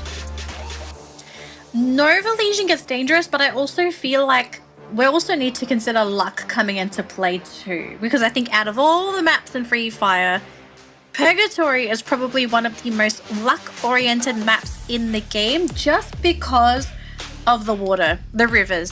If we end up getting those water circles, we have seen this in the past before, sometimes you're playing Russian, you gotta guess the right side. And you never know what the answer is, what the correct answer is, until that circle has been decided. And we've seen teams where they're basically positioned to win the entire game, and all of a sudden they're on the wrong side of the river. So, as great as you can play, I think sometimes you just have to consider Lady Luck as that invisible wall that might probably block you or help you to get closer to your dreams. Yeah, absolutely. And, Lady Luck sometimes does bless you with a little extra opportunities out there. We did see the weapons picked up by a couple of squads out there, especially RRQ on the initial drop. They had a blessed run. Movistar R7, fairly similar situation on Kalahari a little bit later on as well. But one of the things that really does create the luck for these players is their selection of those active skills. And what we just saw on the left-hand side of your screen, ladies and gentlemen, boys and girls, the most used characters in the competition so far, Oscar literally takes the crown, right? That Valiant Dash, the capability to not just break down those glue walls, but also have a surprise factor showing up all of a sudden. Now that you get to beef up your glue walls with a glue UAV, you've got all sorts of thingamajiggies out there to buff yourself up. But this one character can really turn the pacing of the game. And to make things worse, he also bumps you out of the way if he does manage to come in contact with you. So in engagements in tight spaces, some of these rushes who have those flexible fingers with those 180 turns on the M590 have been really able to abuse the Oscar to no end, and we are loving it. Yeah, I think it's also a great example as to why we also see it banned in Clash Squad because I think Oscar is a little bit too absurd. I don't know about you, AJ, but I kind of feel like would it make sense under certain tournament circumstances to have bans? Maybe all the teams participating throw their bans in and they just decide, okay, we're not having these characters, let's freshen up the game a little bit, let's give us some options, because Oscar's ridiculous. I think just like back in the day where Tatsuya was that mandatory choice, and also when teams could have multiples, where we had 4 Tatsuyas, if they were given the option, I think teams would love to do the 4 Oscars, but that's the old meta. I kind of feel like Oscar is a bit too strong. Or if you want to keep Oscar, you got to add some stuff that's as strong as Oscar, please. Yeah, the problem is the game is so balanced now that, if you remove Oscar, you still have a lot of viable options out there, right? You still got Skylar to annihilate all of those glue walls. Yes, the glue UAV does counter that a fair bit, but it still is a huge factor in terms of timing. You've got the Chrono for the defense, and even if you remove the Oscar, the Tatsuya is definitely going to come back very, very popular. The Rebel Rush just kind of zipping around on the battlefield, confusing your opponents. But of course, you need to have great mechanical skills to play around with characters like Oscar and Tatsuya. And thankfully, we get to see that on a level like this. Almost every single squad out there has had full mastery of what this game has to offer. But some teams are still struggling when it comes to the engagements, like the players on this side, Redcliffe. Beautiful shot. Hope does get the down onto Dowley. But unfortunate for him, 2 players take the shots at him at the very same time. And Clear Vision Esports will be able to secure the first elimination off of the player on Redcliffe. Yeah, I mean, to be fair, Redcliffe, they got the immediate down. I kind of thought if that was a 1v1, that should have been a Redcliffe elimination. Just sometimes you don't know how many players are in the vicinity, so a little unfortunate, but at least the team now has some vision and an idea as to where Clear Vision is. And maybe they just, maybe from now on they decide, okay, we're not going to go there anymore. We know a team is there, but I mean, the team is still quite nearby, so we'll see what the decision is going to be for them. But speaking of another team, we do have Heavy over here, just hanging out.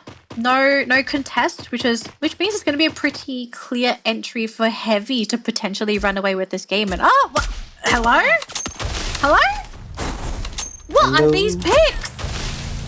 Well, it is Redcliffe currently clapping Fluxo. That's exactly what all the doubters needed. Smile a little bit. Even Fluxo's running away from Redcliffe at this point of time. Glue UAV just buffing up the glue walls dropped here by AG Global as they hunt down the players on the side of Movistar. Games King has this car in hand, going up against 2 players. Grenade though by Cypher. Needs to play the timing right, cooked it up perfect. Oh, and just misses that opportunity. Games King will be able to burst out of their hacks. Flanking round from the right-hand side. It's a 2v3 at this point of time before the rest of the players on the side of AG come flanking on in as well. Electrotherapy pumping Cypher up. It's got the capability to engage here because of the backup on the side of Barros. And gets his glue wall smashed down by the Riptide Rhythm. Cypher, MP5 in hand. And a fantastic circle around as Barros drops hacks, but the flank from Games King. Mag 7 to the head. And Hotshots off screen has been removed from the map. Yeah, I believe they dropped to RRQ on the other side of the map whilst this skirmish has been happening. I have to say AG, though, at least they were able to make that recovery happen, as unfortunate that Cypher and Chinoy kind of failed that initial rush. No. As, oh no, Redcliffe, they're going to lose Fahim here. No. Fluxo's mad. But they're not happy about that cheeky elimination before they say, get out of here. Get out. Okay, Redcliffe almost annihilated Fluxo, right? So that's how we're going to keep the story going. It was just the one elim. It's just the one elim. No. We Fluxo don't ran away from Redcliffe. You all saw that. But of course, they turned around and they said, wait a minute. This is not how the story is supposed to go. And now Redcliffe hanging on by their little pinky finger at the very edge of this cliff, about to get eliminated from this lobby. One more survivor, probably hunting for some coin machines to bring his brothers back. But Dew, he ran across the battlefield, had no idea, as well as no backup, but Chinoy had more than enough coins to bring him back. Yeah. Really unfortunate, actually, that AG Global weren't able to bring down Movistar's R7, because at the moment, I feel like the lobby is at the mercy of this team. Anyone that Movistars runs into, they generally are able to just sort of steamroll them and take them out of the lobby. So if AG removed them from the competition, I kind of feel like that sort of opens up the game for anybody to really be able to come in and take that Booyah. Now, E1 looking, losing that 1v1 Lion. He thought about it. I mean, Vitten is there to pick him back up. They do eventually get the elimination, but that was a little painful to watch. I just want to see more from Redcliffe, man. Is that too much to ask? It might be. It's all right. It's all right. There was one point of time where Vietnam was not getting a single elimination out there on the battlefield. So we're going to just stick it to that. And now look at Vietnam. 4 squads on the global finals, looking for a spot in the grand finals itself. This is exactly what sort of a inspiration Bangladesh needs to continuously dominate in the future competitions. But of course, for the time being, they can continue to dominate their own local league first as they sharpen up their skills. E1 Sports, though, the sharp shots from afar. Movistar R7 losing a player, but not losing their pacing on the leaderboard for this matchup. 5 eliminations already on their side. Yeah, it was a bit of a trade between the two teams, hence the one the one player lost for both sides. Now, Fluxo looking to fight into heavy in a very dangerous territory as well. So I have to say, the confidence in this team to run into a heavy infested compound. If they're able to break through this, they can potentially not only take a really good spot for themselves, but grab 4 points as well. Jiu trying to find that opening. He has the ice grenade, just going to keep them sort of zoned in with the compound, but heavy. They have abandoned ship. They have thrown down so many glue walls, so it is going to be a little bit of a maze that Fluxo has to fight through. Kabi is back inside the compound. Blitzen, though, wanting to infiltrate into the back line. He manages to catch out Mufasa. Doesn't quite do damage to finish him off, though. And now Fluxo, they're in knee-deep into heavy, and it's 1-1 so far. Blitzen for Kabi, but Kabi does get picked up. They are going to try and go for the pick onto Blitzen, but Jiu goes down. Fluxo maybe getting a little bit too aggressive with this fight into heavy. I mean, they are still keeping up with them, though. Toe-to-toe. Bob's MT7 backing away. Allen has got the grenade launcher. Just needs a good pop here. Tosses it out. Kabi needs to get picked up, but Bob turns things around with the MP5. The grenade launcher just wasn't used to perfection, and a heavy pace, the big price for it, almost took down the reigning champions Fluxo, but the battle will continue on the opposite end of the battlefield. WAG and EVOS now continues the fight. Deep freeze tossed out perfectly, tagging up the EVOS players. Yeah, and whilst all that happened as well, Movie Stars were actually eliminated from the round. So one of our major kill leaders is gone from the competition, AJ. So all of a sudden, some of these teams, I think, are going to be feeling a sigh of relief knowing that one of these monster teams is no longer going to be a threat coming into these next couple of circles. Now, speaking of the fight on the screen at the moment, WAG is trying to find a way into EVOS, but it looks like AG going to be fighting into... What? Oh my gosh, what in the world was that connection? Yeah, Floki just single-handedly flanking around. Super brave. Gets tagged up, though, and pays a big price for it. Cypher with the M590 will be able to find a little bit of revenge. And now Lopez, AWM from afar. Cypher has the VSK. It's all about the timing here. Drops a perfect glue wall. Lopez with an opportunity, but the grenade on the side of Cypher. Goes in for the toss. Doesn't find that perfect connection just yet, but it's a 2v1. And Lopez goes down. Cypher wins that out. And finally, somebody does put a little stop to Nova Legion's run. And another team that was put to a stop was EVOS. I do believe that was because of the initial skirmish with WAG as well, AJ. So we are now down to our top 6 teams for the round, and this is early as well. We're only at our second circle, so teams are playing hyper aggressive this round. The odds of this round may be ending before the last couple of circles. I still think we are going to be going the distance, but I think teams are now starting to recognize that they need to chase these eliminations now. They need those elimination points because we are now down to our last 3 games. And the last 3 teams remaining, I mean, these are our top teams on the leaderboard so far. These are teams that are knowing that they have a really good chance of being able to place high on that overall leaderboard, chasing the top 12. Absolutely. And once again, that highlight earlier on between the players, Cypher, AG, Global, shutting down Lopez, the shotgun player versus a sniper, and the M590 still wins out that bout. I mean, perfectly played by the guy. And AG now moving on forward with 6 eliminations. Now, Fluxo, on the other hand, 7 eliminations in hand. High probability to come across RRQ, but they're going to take that flank into the next circle, moving in towards that left, and that should keep them in a safe distance away from RRQ. Yeah, RRQ though will be, I think they can just see the vehicle there for Fluxo. So they're more or less ready to fight if that fight does eventually come to them. But the compound is unfortunately not that great for RRQ. They will have to navigate up a little towards the northern section if they want to go within that circle, but they're in a really good spot to potentially gatekeep Fluxo if they can find a good spot for themselves.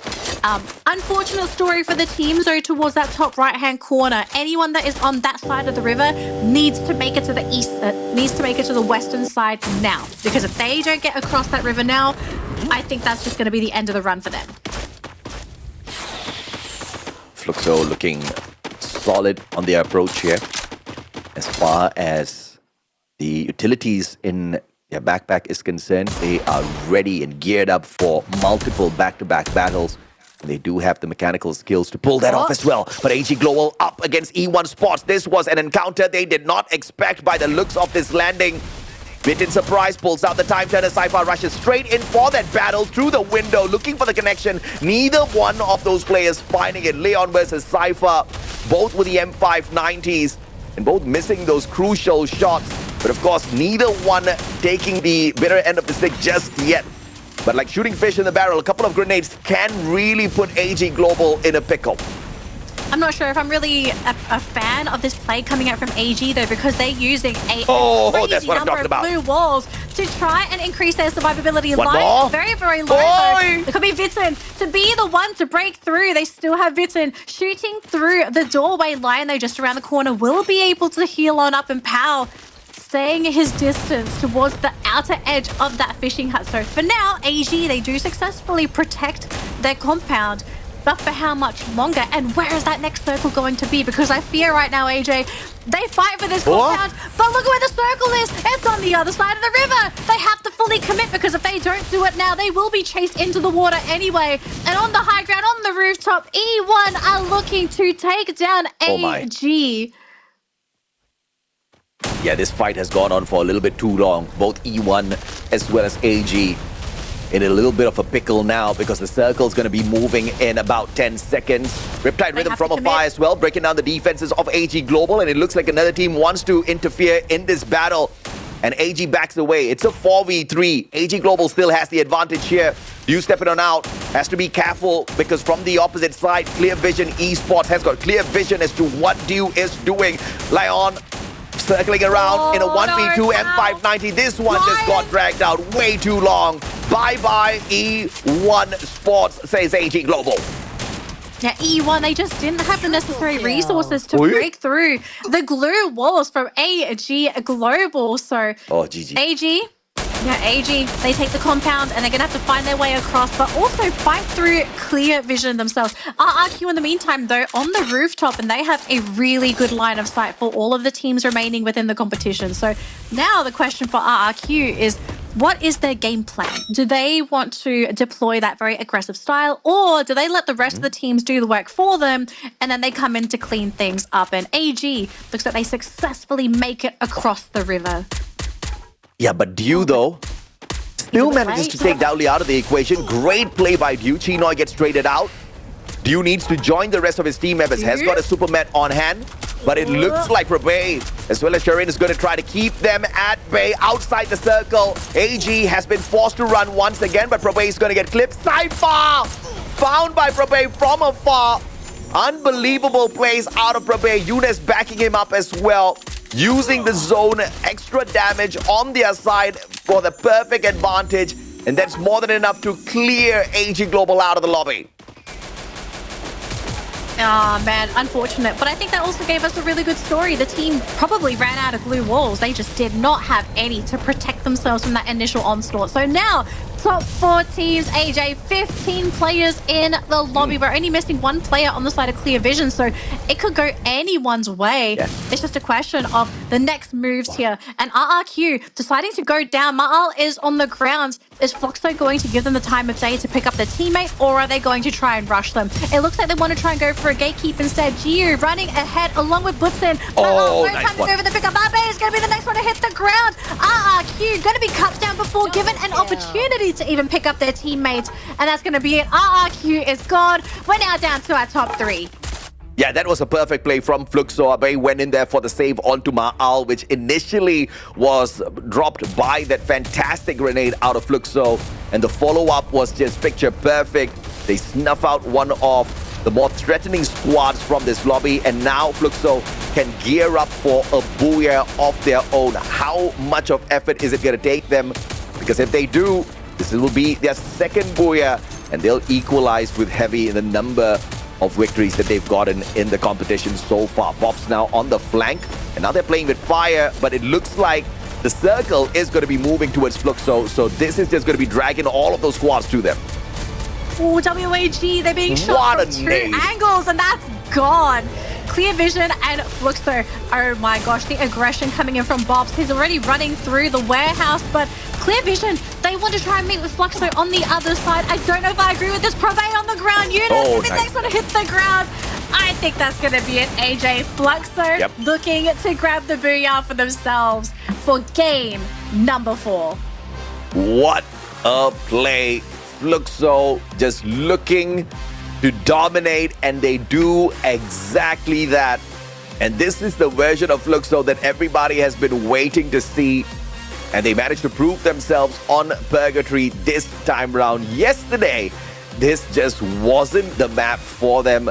They literally walked away with no points. So some may have made the assumption that, all right, this is the map where we get to catch Fluxo off guard, make sure we flush them out, they don't get any points here. This is where we can steal away maybe a little bit of the lead over Fluxo. But today seems to be a totally different story. Not only do they recover, but they walk away with an impressive Booyah. An impressive Booyah, and I think the most important thing here is some reassurance to some of the Fluxo fans out there, because Fluxo today compared to yesterday, they definitely did much better in yesterday's matches. Today they struggled, but they're still showing that they can take their games, and I'm really glad for this team, because I was a bit worried that they might have gotten a little bit overwhelmed, maybe they got tired, maybe the food, kind of kicked in, considering the comments from the Indonesian team. I don't know how true that is, but Fluxo just proving to people that they are world champions for a reason, and they're not going to sit idly by as people compete for their title of world champion. And I love Fluxo's playstyle. I really love how they try to take their fate into their own hands by rushing in, going for those fights, and basically setting the tempo up for their team rather than playing reactive. I think that's something that's really set Fluxo apart from some of the other teams, their aggressiveness to force people to fight into them rather than vice versa and waiting for other people to decide how the fights basically turn out. Yeah, strategizing on the battlefield. I think Fluxo is just one of those main squads who are able to do it absolutely perfectly all the time. This time round, I think everything was going their way, right? They had the best of loots, they had the best of positions, they didn't make any wrong moves whatsoever, not too aggressive, but they were not afraid to walk into a battle even if they were not needed in that situation at all. And one good example of that was the engagement with WAG. They knew the circle was going to come to them, they could have just played that defensively, but no, it was all about the initiative. They took those nades, they chucked it at WAG, followed it up with some VSK shots, and it all went their way, and they took the fight to Clear Vision as well. And this is the version of Fluxo which is actually quite scary because they are unstoppable in this mode. And once again, just when you thought that Purgatory could be their weak map, they just turned up with a Booyah the very next day to show that, no bro, it was just a fluke yesterday. We are one of the best. We are the world champs for a good reason. Yeah, world champion buff. I think that's what really happened in that situation. World champions buff, you think it's over, but they proved that they are the top dogs for 2024 for a reason. And this is a huge jump in points for Fluxo as well. I do believe this is the highest points accumulated to date in a single round. I don't think we've seen any teams hit 30 yet. So Fluxo is going to be holding the record for today. But again, I think this is a perfect representation of how Fluxo just plays. They love eliminations. They love fights. And if they can force one at every corner, they will. Yeah, I mean, they've done exactly that. And of course, if you look at All Gamers Global, this was a great game for them. 6 points, a little low, but they do buff themselves up with those eliminations. Down at the bottom, though, Hot Shots Esports continues to struggle in the competition. No eliminations, no placement points. Red Clip, at the very least, got that single elimination earlier on. But even their run got cut down very, very quickly. Heavy, EVOS, and Movistar getting taken out early alongside Nova Legion. Definitely a surprise. As of all of those maps, I definitely did not expect to see it on Purgatory. We kind of sliced it down to just 6 squads so quickly on that map. I think by the time we reached that 6-7 minute mark, we already had half of the teams out of the lobby. Yeah. We had so many teams get eliminated so early in our previous round. I don't expect that to happen on Next Terra, but you know, sometimes the teams, they could prove us wrong. Our overall standings for today, though, this is starting to tell a story of where our top cut is and roughly where our teams that are kind of struggling are. I kind of feel like it's chopped in the middle, AJ. It's like we either have our top 6 or we have our bottom 6, right? E1 currently holding the red tape for everyone else, saying, hey, if you're top 6, you're in a really great position. So I think something that's going to shock people is probably the placement for EVOS Divine. I think a lot of players, a lot of viewers expected EVOS to do a lot better today, but the team has really just struggled. What's happened to EVOS? Like, did they just have a moment where they're just a little bit shell-shocked? I know earlier today we spoke about this, that Movistar's R7 also kind of set the team back, but that game, it wasn't because of Movistars. It was because of WAG. Absolutely. We'll take the breakdown on those teams in a little bit.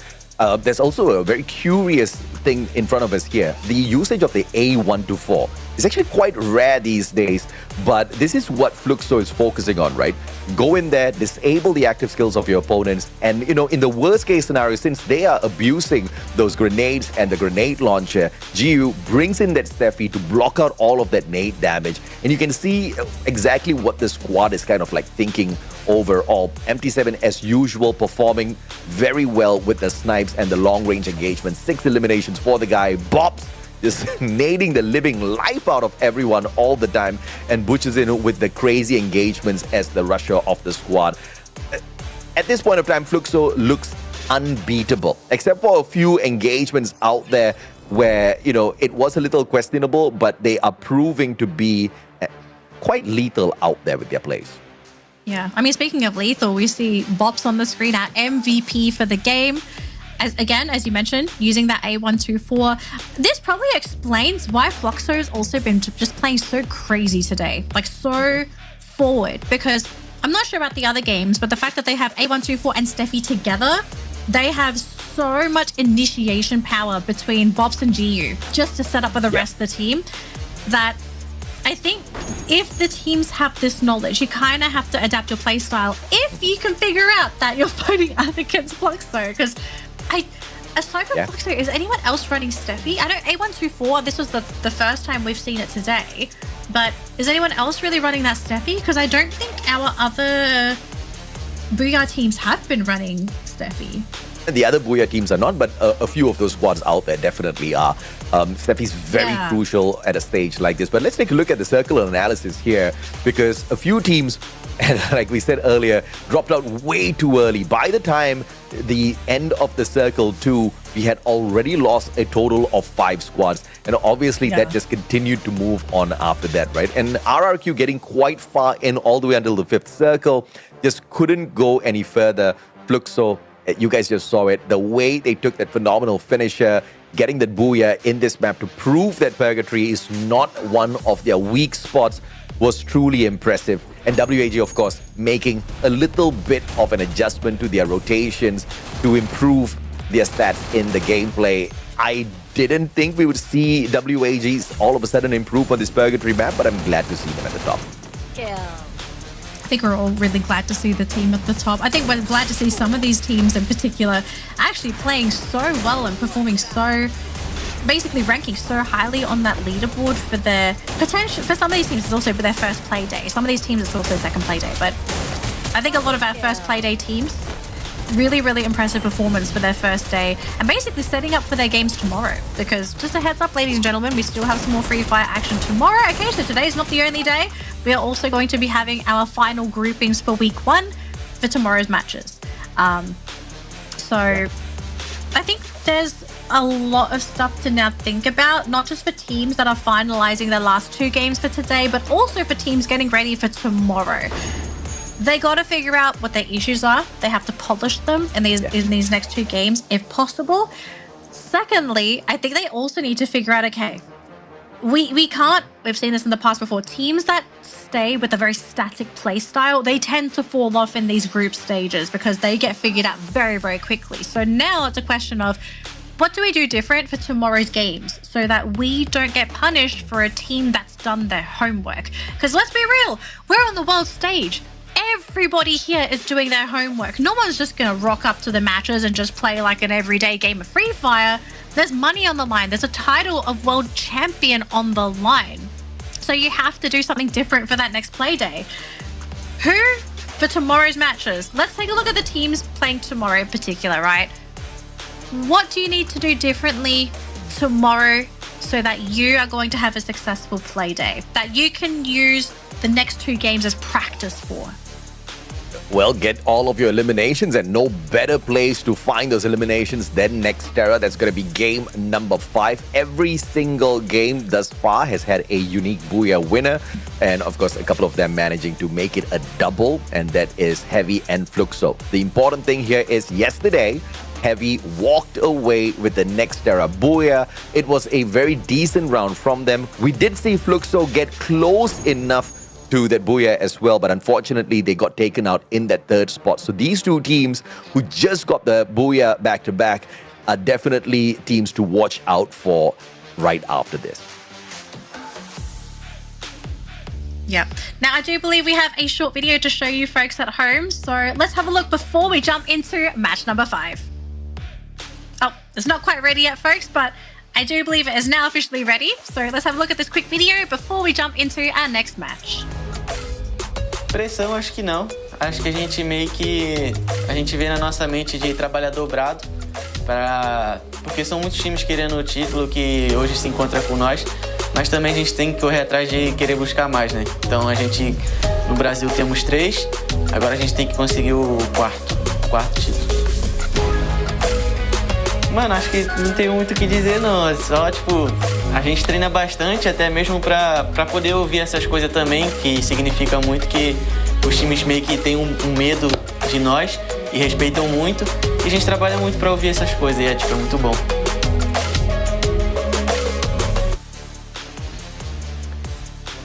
And obviously, yeah, Fluxo wants to make sure they go out there to prove themselves. This is something we do expect them to do, and they have already done it, right? Fresh off of a Booyah, they want to go back-to-back here at Nextera. Again, it's not a map where they're weak at. In fact, they showed their proficiency here. They could pick up decent number of eliminations, get deep into the map yesterday, and it was not an easy lobby yesterday. Today looks a little bit more lighter on Team Fluxo, so I don't doubt they will be able to do that again. I wonder if it's just the fact that they've removed 2 problem teams of Fluxo, Falcons and Booyah. They were an issue for some teams yesterday, but now that they're not present today, do you kind of feel like removing these 2 teams, maybe these 2 playstyles from these 2 regions sort of clash, where Fluxo struggle, but once they're gone, they kind of have free reign over the lobby? Yeah, and you know, we also understand that Team Fluxo, they are looking to keep the trophy in Brazil as well. You know, a lot of qualified teams are looking to really shut them down and run away with the competition, run away with the trophy, maybe even bring the trophy to the east. But as far as they are concerned, they know everybody has got their eyes on them, so they have really tightened up their gameplay. It's really impressive to see MT7 and squad kind of kicking things up to the next level here in 2025. But of course, let's take a look and see exactly what breaks down on Nextera as we gear up for game number 5 here on day 2 of our knockout stage. Yep, our second last map of the day. This is one of our last 2 rounds to grab points. If there's a team that is aiming for a certain number of points and you haven't hit it yet, you've got to work hard for these next 2 maps. So we'll have to see what happens here. I want to see if anyone decides to kick it up a notch and decide to just play hyper aggressive from the get-go. Are we going to see hot drops? Could we maybe see a 3-way hot drop? Do we see a team maybe sort of think about trying to go for a bit of a very aggressive vulture play? We don't know. At the moment, though, it looks like the map is pretty clear. So lots of respect from all of our teams across the board. Nobody wanting to risk their position for now. Let's see exactly who risks their early elimination with a little bit of a premature bout. I'm very happy to see that not many of them have gotten into a little bit of a tussle, but Hot Shots are taking shots at RRQ already. And obviously that's not really good for business. And as I talk about that, Ekal drops actions down on the ground. Headshot is perfect. Sajid has the MP40. Ekal has the double barrel though. But here comes Ma'al for the backup. Beautiful. And the sniper just picked up a shotgun and put down his opponent, Anas. Just couldn't get the deep done for the rest of his team members. I don't know if or not he managed to pull off a revival there. He was at the vending machine for an extra second. A Bay Charge Buster turns in and out. Drops one more player, but obviously sure the revival was a successful one because Hot Shots are still in the lobby. They're still in the lobby. I don't know how many revives they were able to get, unfortunately. So we'll check up on them a little bit later, though, as we switch on over to Movie Stars, as they get a pickup. Hot Shots are gone! Hot Shots are gone. Oh, what a devastating start for Hot Shots in this round. Yeah, and it looks like Red Cliff is about to follow up as well in terms of being eliminated from the lobby because of all squads. They've dropped in right beside E1 Sports. And by the way, patch update. We've got a new weapon in the house, the Winchester. High risk, high reward marksman rifle fires in 2-round bursts for high precision damage and great for those mid to long engagements on those battlefields. Also upgradable so that when you reload your gun, instead of just reloading 2 bullets at one go, you can reload up to 6 at a go, just enabling you to have those engagements in a dragged out manner, even if you miss the first couple ones. Rex, not too easy of a fight up against Vitin, who had the Trogon in hand. AC-80 as well, straight to the head.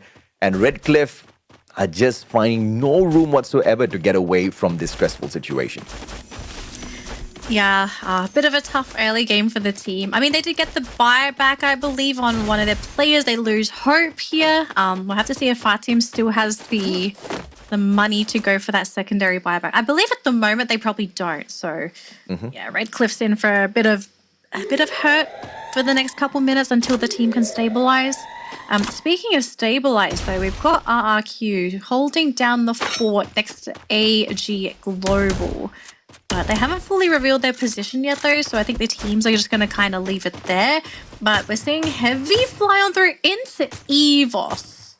And I don't think that's where you want to be, Alan. If you can leave, that would be great. But Vitin's going to make that a really impossible task, especially after just being able to spot him out. So now this is just a really awkward spot for all these teams. Very open, very easy possibility of being sniped. EVOS finding the players of E1, at least one of them. And Heavy's in the vicinity as well, so this is going to be the distraction for EVOS, and E1 Sports will be able to back away from the situation. Leon showing his back to the EVOS player as he tries to get away with faster M590. The LMG in hand as well that he uses to take the rest of the life off of Aim God. But an instantaneous revival coming through from the sniper of the squad, Rasia Cold Shield, with the knock on to Don't Cry. The rest of the EVOS members are still here. And I have to say member because it's all about the Cold Shield play now. This is the distraction. And E1 Sports are not waiting. They are on the approach. Heavy might just have a little bit of company shortly.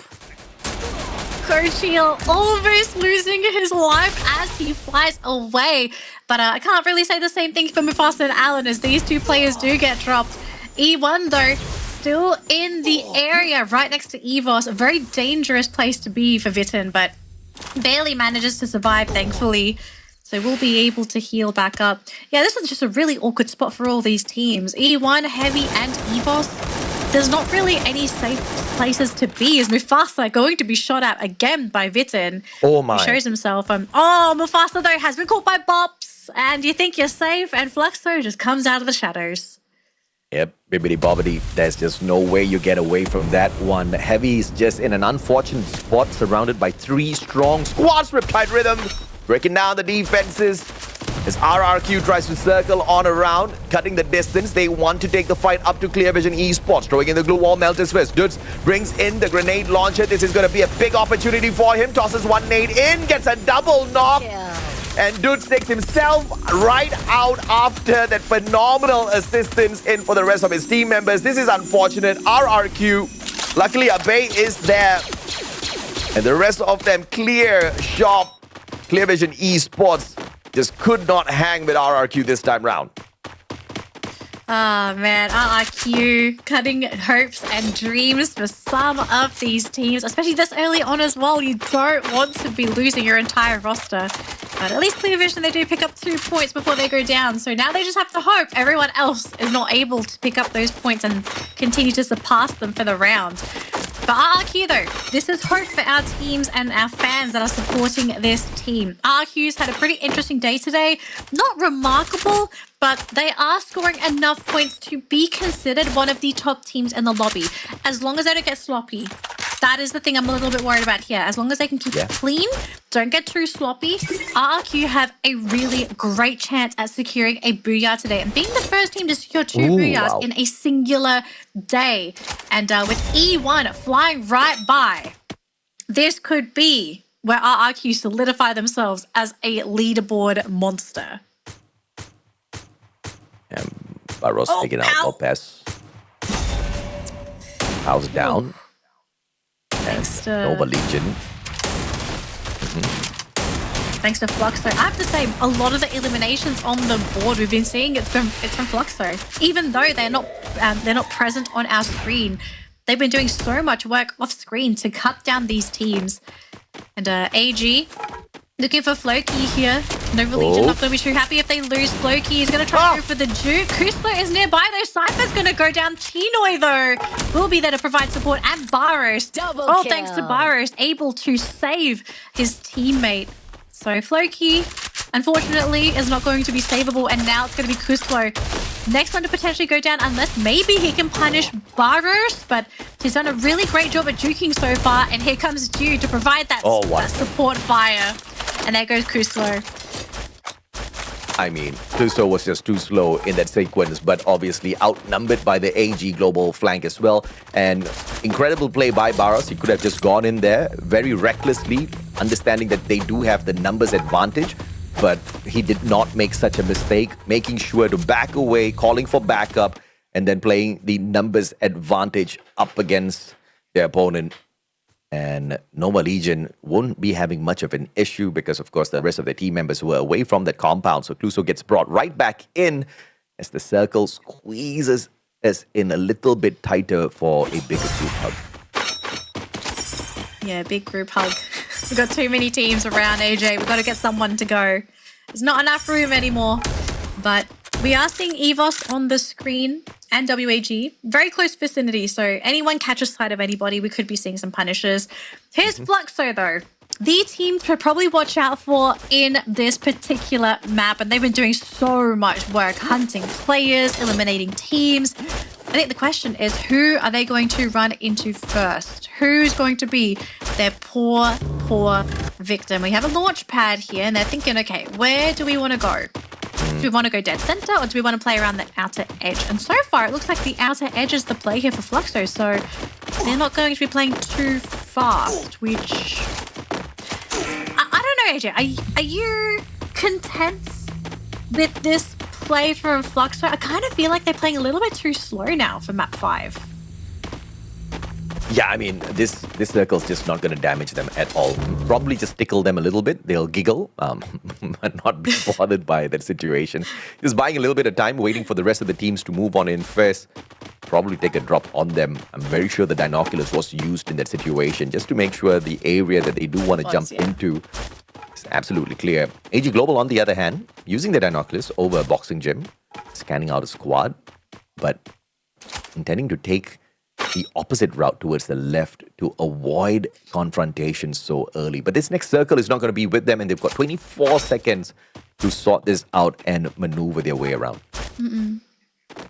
Yeah, I feel like AG, they are trying to dodge fights because of how basically everything has really happened for this team today. We haven't seen AG win any of their skirmishes, I believe, which is why they have been knocked out in all of their matches for today. So I guess the play here for AG, play it safe, try to survive for as long as possible, and then try to go for that winning blow. They just got to survive whilst the competition thins itself out a little bit more. And speaking of thinning out heavy, they're looking for their next victim. I was thinking if it's going to be WAG, maybe it's a possibility. They fly on in though. Oh, it's on the high ground.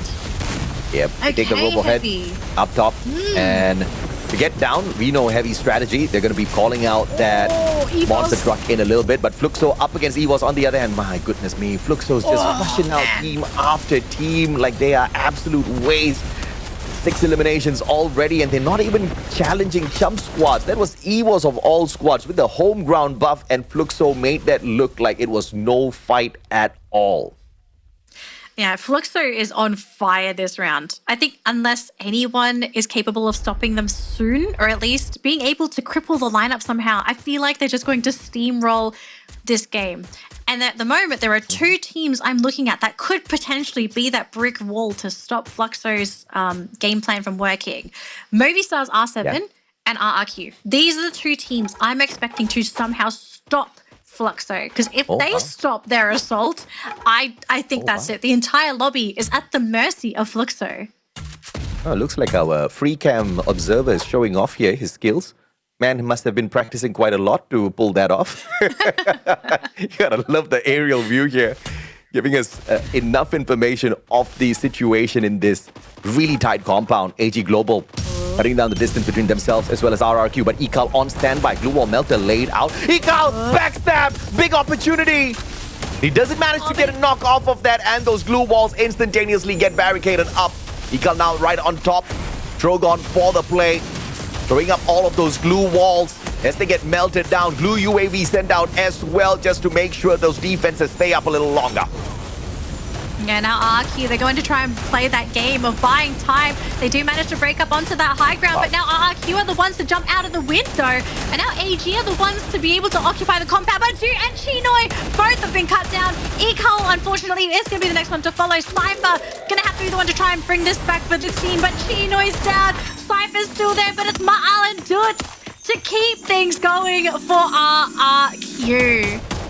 A smooth play there, just exiting the house at the very right moment and pulling a backstep off perfectly well. But the heat does not simmer down just yet. This time Fluxo getting into yet another entanglement. This time it is the players of WAG in their way. Tossing in those nades first towards that higher floor. Looking for the tag. Nobody gets dropped just yet. But Fluxo once more. Off-screen, Hacks gets taken down. It is Heavy going up against the Movistar superstars. X-Bor has the grenade launcher. He needs to play this timing well. Pushes him down on the ground though. The knock is there, but we don't even know who took that. Oh no, X-Bor. Yeah, X-Bor is gone though. So WAG, I mean, they do manage to get the pickup, but he is very, very low. And Woodson is there. They take out Please on the ground. They're same with you as well. Maybe WAG can successfully defend this. MT7 still on that low ground. Oh boy, this is not the fight that Fluxo wanted. And it ends up being WAG potentially cutting down and stopping this assault coming in from Fluxo. But we have another team looking to go for the fight here. It's Heavy, but Heavy also have a casualty. It's Mufasa who's gone. That was a phenomenal play by Tikui and Cyrus just to cut down the aggression of Fluxo, now leaving MT7 all alone. A Booyah here for Fluxo is absolutely impossible. Heavy on the other hand, they don't have enough numbers as they now perhaps position themselves for a battle up against E1. Riptide Rhythm sent out. Ellen in a lot of danger, but he sends a nade straight in. Leon gets dropped. That opens up a little bit of time for him to rotate into a little bit of a safer spot. X-Ball right in front of them. They look behind as MT7 tries to squeeze into the circle. And speaking of that circle, the circle is going to be gracing RRQ, who is safely within within the lines. Everyone else, though, however, is fighting under these compounds, knowing that if they stick their head out, they're basically at the mercy of everyone left.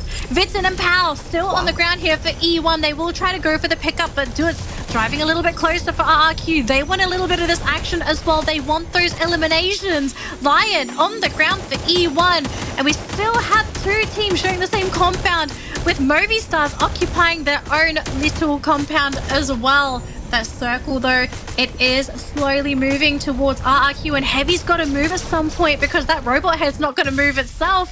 Oh, wow. Oh boy, don't cry. Yeah. Gonna go for a big wraparound, and potentially it's going to be able to go into the safety of that circle, but we still have everybody fighting in the same building. Yep, the West is gonna just probably mess each other up in this situation. Heavy needs to find the circle. Movistar R7 says, hasta la vista, you guys deal with this on your own. Leaving Nova Legion as well as E1 Sports in a fight up against each other. RRQ having Ma'al on the opposite side of the battlefield, barricade himself up within 2 glue walls to use that super met. Duds down on the ground. Ekal taken out. RRQ now only have to depend on Ma'al, who has not been spotted. What happened? RRQ, the entire team got cut down. Incredible. I mean, Ma'al, he's going to have to hold the fort, but it looks at Movistar R7 thinking about grabbing their next Booyah, but they have lost access, so it's going to be a really tough call for the team. Don't cry, though. Still standing strong here for Nicely Heavy. done. Allen's on the ground. They will be able to get that pick up. But now they have to figure out a way to go up onto the high ground. Maybe a lucky snipe is what they need. Get a drop and then start to make your move. But I think at the moment, Movistar's R7, they're not paying attention to the sides. So don't cry. He's able to make the wrap.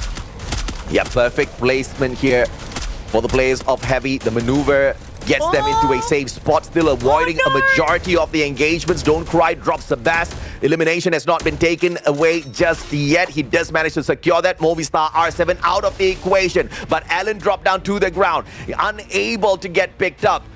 And Nova Legion, 2 players, Super Meds coming out. Don't cry, taking the fight straight up to them. And Ma'al, the player that stayed hidden as he tried to rotate away straight into Heavy earlier on, still undetected. This could be a surprise end. But first, in this equation, Don't Cry needs to knock down at least 1 player. Ma'al biding his time still. It looks like Kuzlo and Lopez, they're going to have to slowly wiggle themselves forward, whereas Ma'al and Don't Cry, they have one job. They just need to down one of these players. If they tag team this, then it's going to force a 1v1 final circle. And instead, Don't Cry, love this play. Backing up, getting into a better position to potentially have better lines of sight to maybe go for this snipe. They're going to summon the monster truck. You know you're desperate when you need to hide behind that monster truck. Smart play by Ma'al, dropping the trip mine here. Nobody walks into it just yet though. Lopez does manage to sort him out. The trip mine could still be a factor. Don't Cry finally jumps into the fight behind the glue wall and denied by Lopez Excel. What a play by Nova Legion as they secure the Booyah for themselves. The first one for the squad. First one for the squad, and it was a very patient one as well. They could have gotten overconfident and said, okay, there are 2 players left there's 1 player left from 2 teams. We could try to tag team 1 player down, but the fact that they took it slow, they knew they had glue walls, they had ways to increase their survivability. They decided, let's just see what happens. And the fact that they slowly crept forward, they let Don't Cry reposition. I think the repositioning for Don't Cry was the reason why Ma'al was actually the first one to be chosen to be taken down, because Ma'al, he is in an awkward spot where it's very difficult for Don't Cry to have line of sight to punish Nova Legion there. So unfortunate for Ma'al. You know, I think he would have loved it if either he or Don't Cry got the initial knock during that first little fight. But you know, sometimes things don't work out the way that you want it to. So Nova Legion, got to be happy with themselves. This team has been very consistent today, and I'm really happy that their performance has actually paid off for them with the Booyah today. Yeah, I think they have been very impressive with the way they've been playing out there. Placement points wise, they could definitely do a little bit better. But when it comes to the eliminations, Nova Legion has been looking absolutely threatening out there on the battlefield. And you got to love it. I think this is a very well-deserved Booyah. Of course, Heavy and RRQ did come very close to the situation, but Allen, with a couple of mistakes, kept getting knocked down, couldn't give Don't Cry the backup that he needed. And I think RRQ was thinking of something more than just Ma'al repositioning himself. I think there was supposed to be a follow-up on the jump pad, but they kind of got caught out in that tense situation as well, as the other 2 players got shut down. Ma'al was the only survivor, and he kind of survived long enough, right? I think he got an extra point for the squad, which is good enough in that situation. I mean, as the lone sniper, a miracle is what he needed. Unfortunately, it wasn't available. Yeah, I think there were a lot of things that RRQ wanted to go right. It was just I mean, you're down to the final circle. There's only so much room to work with. And let's be real, jump pads are not reliable that late into the game because you're a sitting duck when you're flying. So, yeah, I think RRQ just really made the best of the situation that they could have. But at the end of the day, Nova Legion, they identified all of their openings, their win condition, and it worked for them. But even though RRQ did not get the Booyah, they topped the points with 15 eliminations, bumping them up to 23 points total. I mean, this is a great play from RRQ. They almost got the Booyah here. Just to kind of go back to, their winning form once again. They started off the day with a Booyah. We are expecting it again from them, and they got close enough at Purgatory. And I thought Next Era was going to be that game for the squad. Unfortunate, but the elimination shows exactly how ferocious the squad was all throughout that matchup. Nova Legion, although they do get the Booyah, not enough eliminations to overtake RRQ. Heavy, very impressive. Double-digit eliminations together with the 9 placement points for a total of 19. But down at the bottom, we kind of start seeing a pattern now. Hotshots, Redcliffe, still struggling alongside EVOS Divine. Yeah, I am surprised you even have to mention EVOS Divine down there. I think that has to be probably the most shocking performance for today. Again, home ground buff, the EWC champions. It's just been a really terrible day for EVOS, unfortunately. And it's not, I'm not even going to blame Movistar's R7 for this anymore. I think the team is really just down in the dumps today, unfortunately. So if they can figure out a way to fix this for the next upcoming match, I hope they can figure it out soon, because if they're going to be bottom 6 in their group, they're in 9th position right now. I feel like this team is maybe even at risk of not even making it to top 12.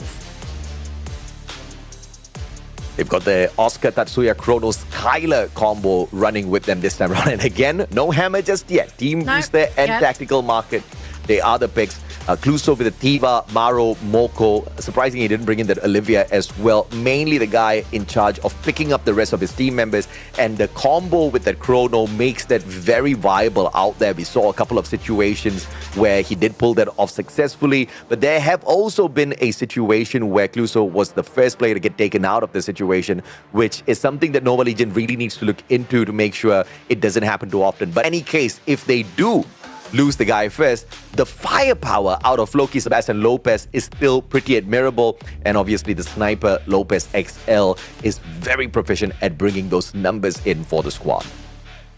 Yeah. Now, Nova Legion's stats might not be too impressive, but at the end of the day for Nova Legion, they just wanted the placements.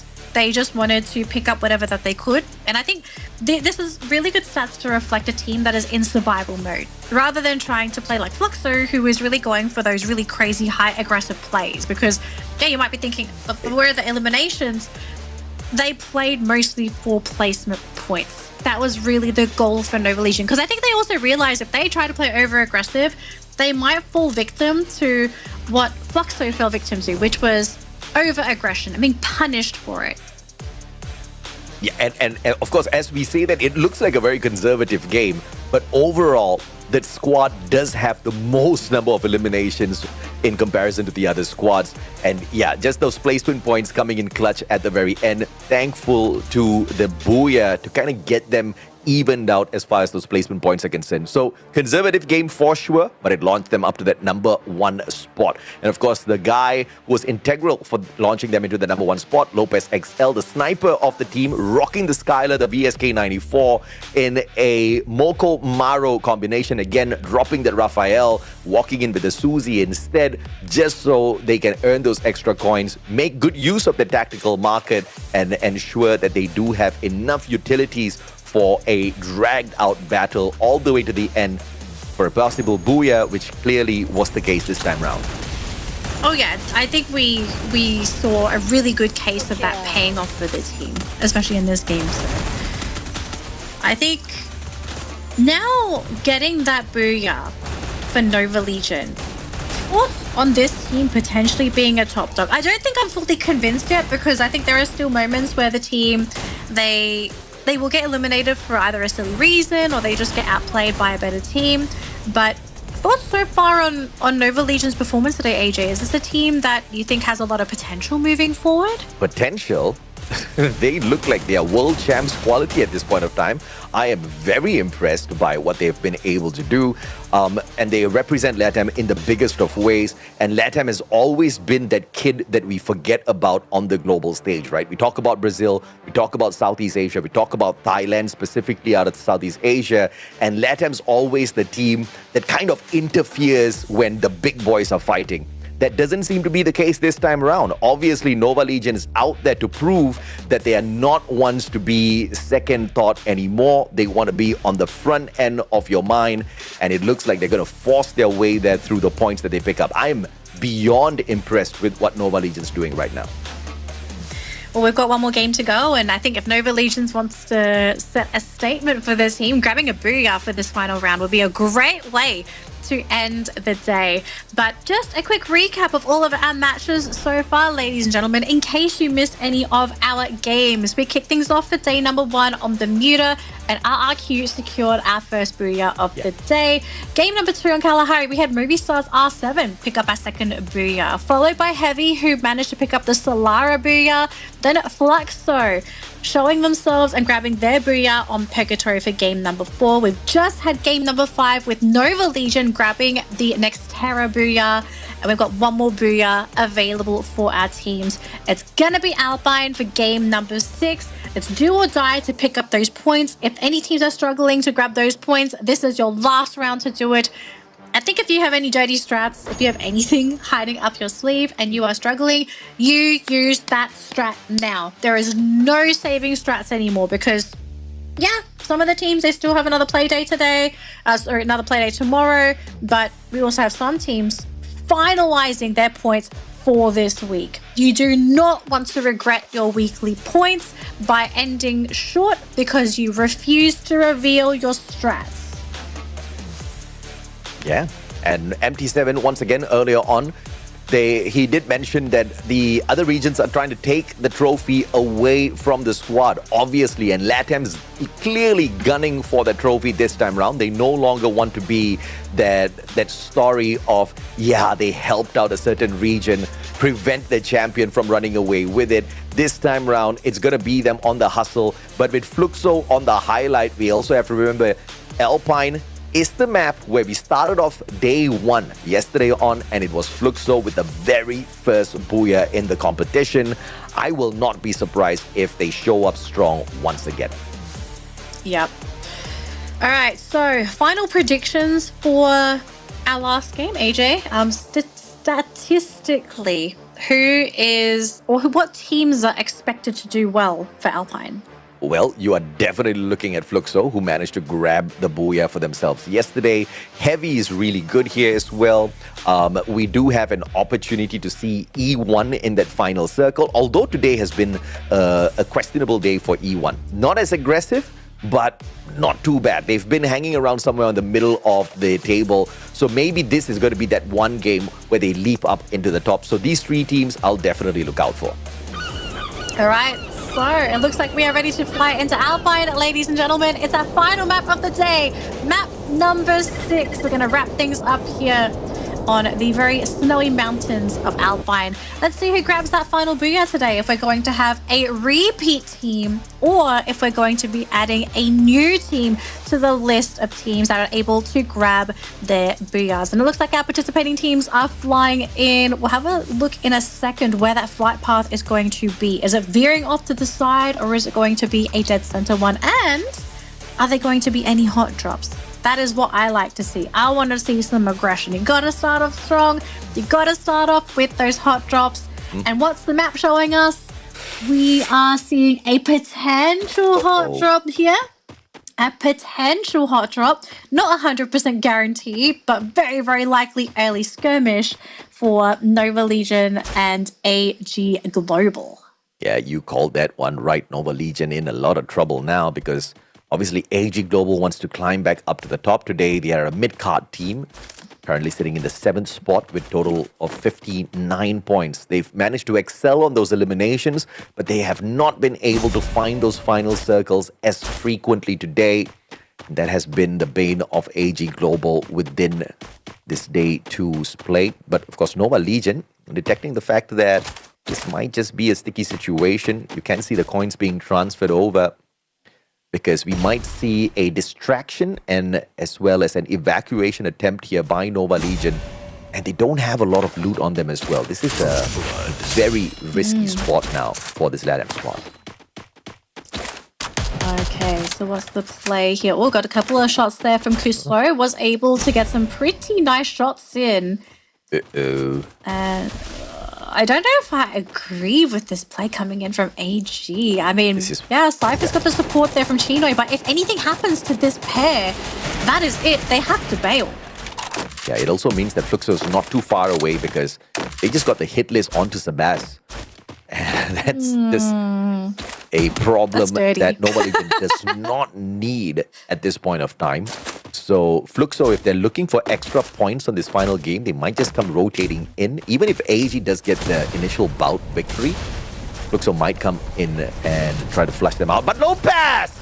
The headshot is going to give them a great big advantage here. I thought he was about to get picked up, but Lopez just said, nope, that is just not going to happen. Now Floki leading the charge.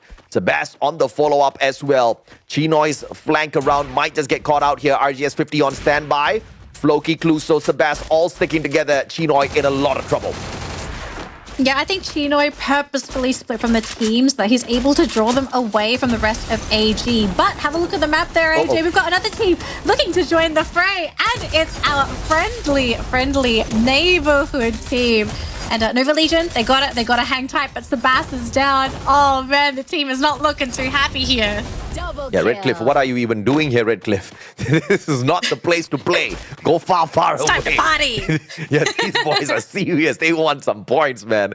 And Redcliffe just kind of stumbled into that engagement unknowingly. But yeah, they know now that they should not be going anywhere near there. He was up against Hot Shots.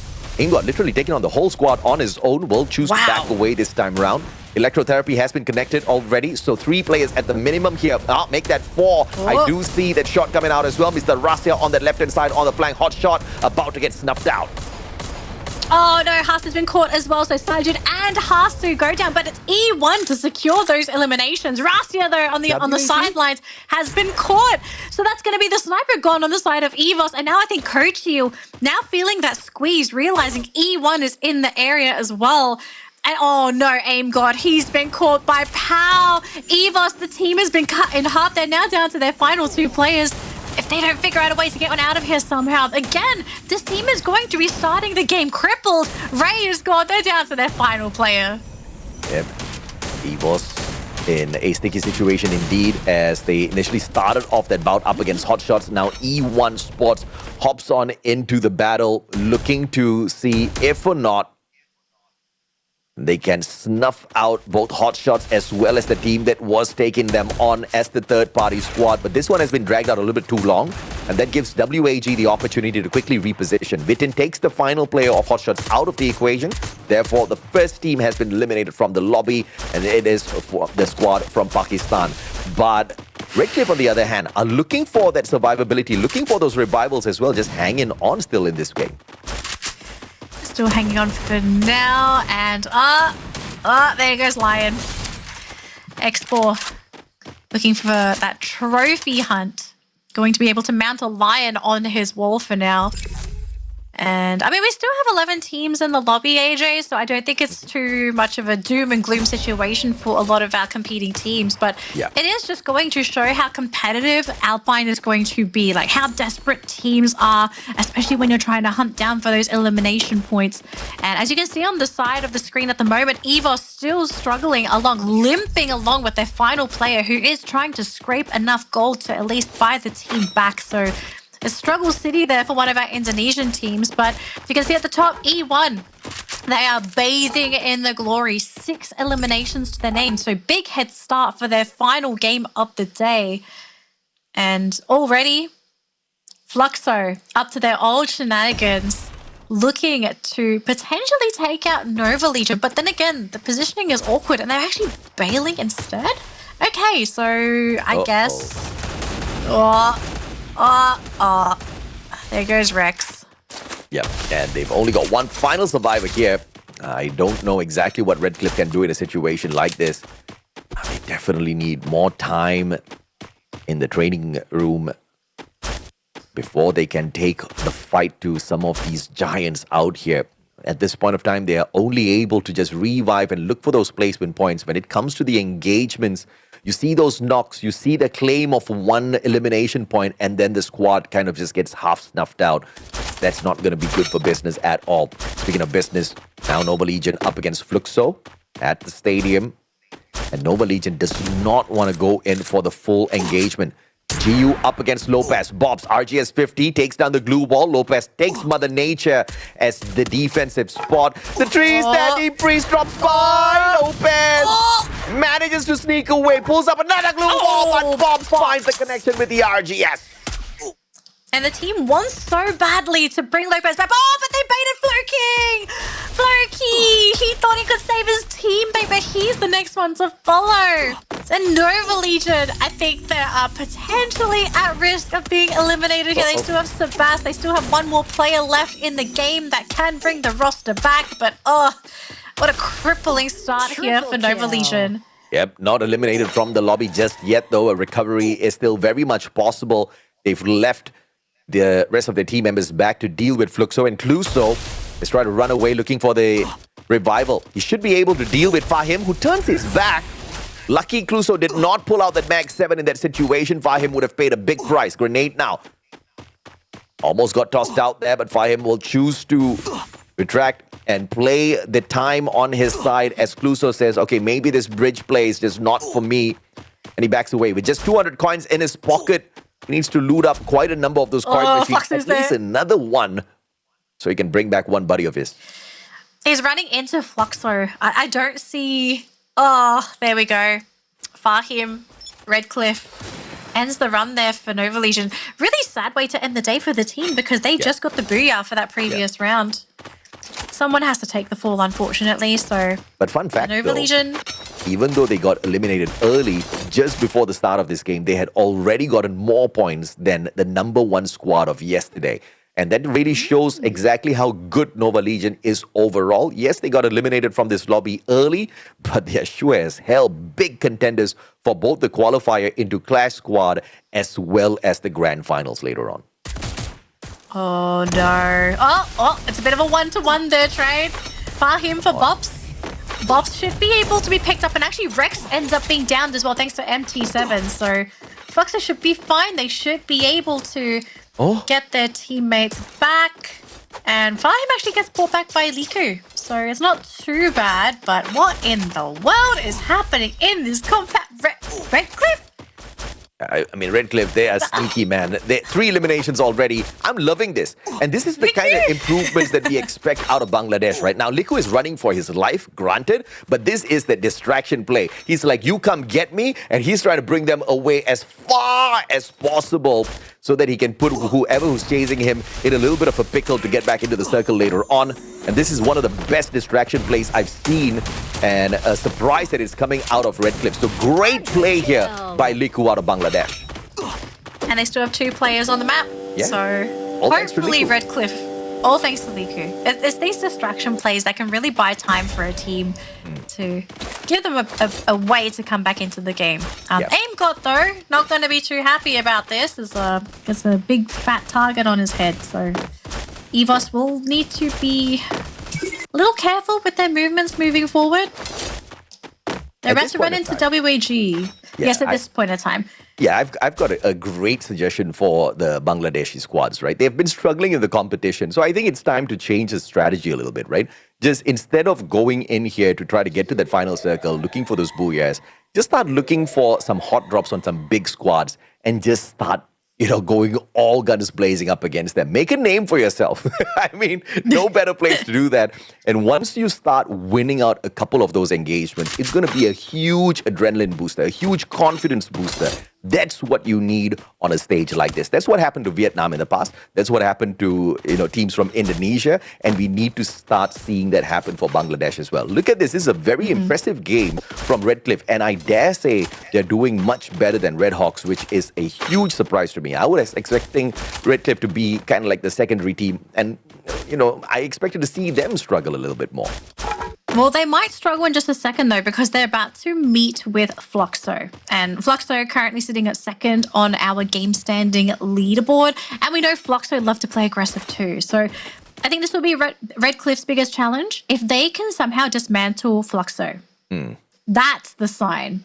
That's a sign that this team is ready to go gold. A team that is very new to the scene, but has the potential to be able to compete with our top dogs. Yep. And at the moment, we're just trying to see where everyone is at the moment. So WAG is in that circle. AG is playing Gatekeeper at the moment. E1 flying into Heavy. And these two teams are potentially going to be fighting for this compound. There is no way that these two teams don't fight for this. Because, I don't think you want to be neighbors with a team like this. Nah, you definitely don't. But Fahim, knocked down by MT7. Redcliffe just isn't getting any luck on their side at all. And granted, you guys have to remember that just because I made those statements, it does not mean that Redcliffe is doing much better than Redhawks. They're just performing better in terms of their rotations on the battlefield. Engagements-wise, eliminations-wise, Redhawks is still the better squad when you compare the Bangladeshi teams up against each other. And then, of course, is going to give Redhawks the advantage. But AG Global up against the players of Clear Vision here.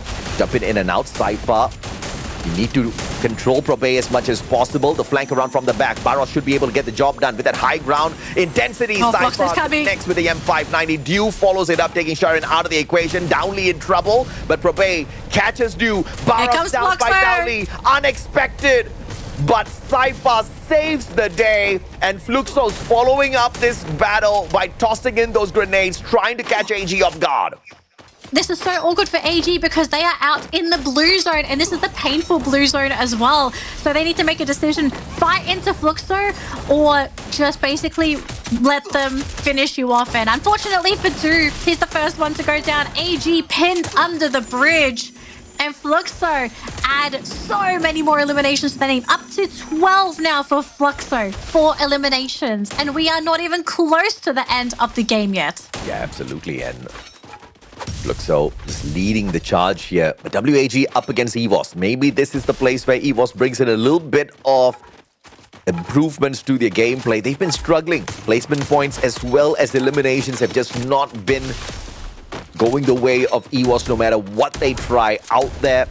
And WAG might just be able to use EVOS as a stepping stone here. Granted, EVOS is doing slightly better than WAG right now on today's performance. All right, ladies and gentlemen, we're down to our top 7 teams. And oh man, Heavy! They are eliminating Redcliffe, and that's going to be it for the team. Now up to our top 6 for the round. Super unfortunate. But there's only so much space to work with. And also EVOS and WAG, they're going to be neighbors. With WAG playing on the outside of the compound, and EVOS, they're on the inside for now, but at some point they're going to have to fight into this, and this is not going to be pretty at all. It might have to come down to some of those CQC weapons. Oh, the damage! Oh, there goes EVOS! They're all gone. That was a fraction of a second, AJ. And that's exactly how the cookie crumbles here. But now, how will the East fare up against the West? In fact, 2 of the Western squads have got Heavy trapped in a tight little spot here. Heavy's looking for the Booyah. Heavy's looking for the climb up the leaderboard. But it's going to be a tough fight here. And to make things worse, even Movistar R7 on towards the right-hand side, but they have got their sight set onto WAG. X-Born knocked down to the ground, but the recovery is here. Riptide Rhythm out of nowhere! Breaking down the defenses, WAG in a lot of trouble! And both the Western squads, Fluxo and Movistar R7, gang up on them, removing them from the lobby. And look at who is left. It's Heavy, Fluxo, E1, and Movistar's R7 as our remaining teams. Fluxo, they jump onto the low ground. They want to fight into Heavy, but E1 is there as well. Fluxo need to be very patient. Heavy, though, wanting to play outside of the compound. Movistar's R7, though, shooting down Fluxo because they weren't able to breach into that compound. I think Fluxo, they have been flushed out and are completely exposed. MT7 on the ground. Butzens, then they're gone! There goes Fluxo, E1, Movistar's R7, and Heavy. Our last 3 teams to compete for our final Booyah of the day. Yeah, big brain play from Heavy there. Yes, Fluxo had the roof, but they allowed Fluxo to make that move first.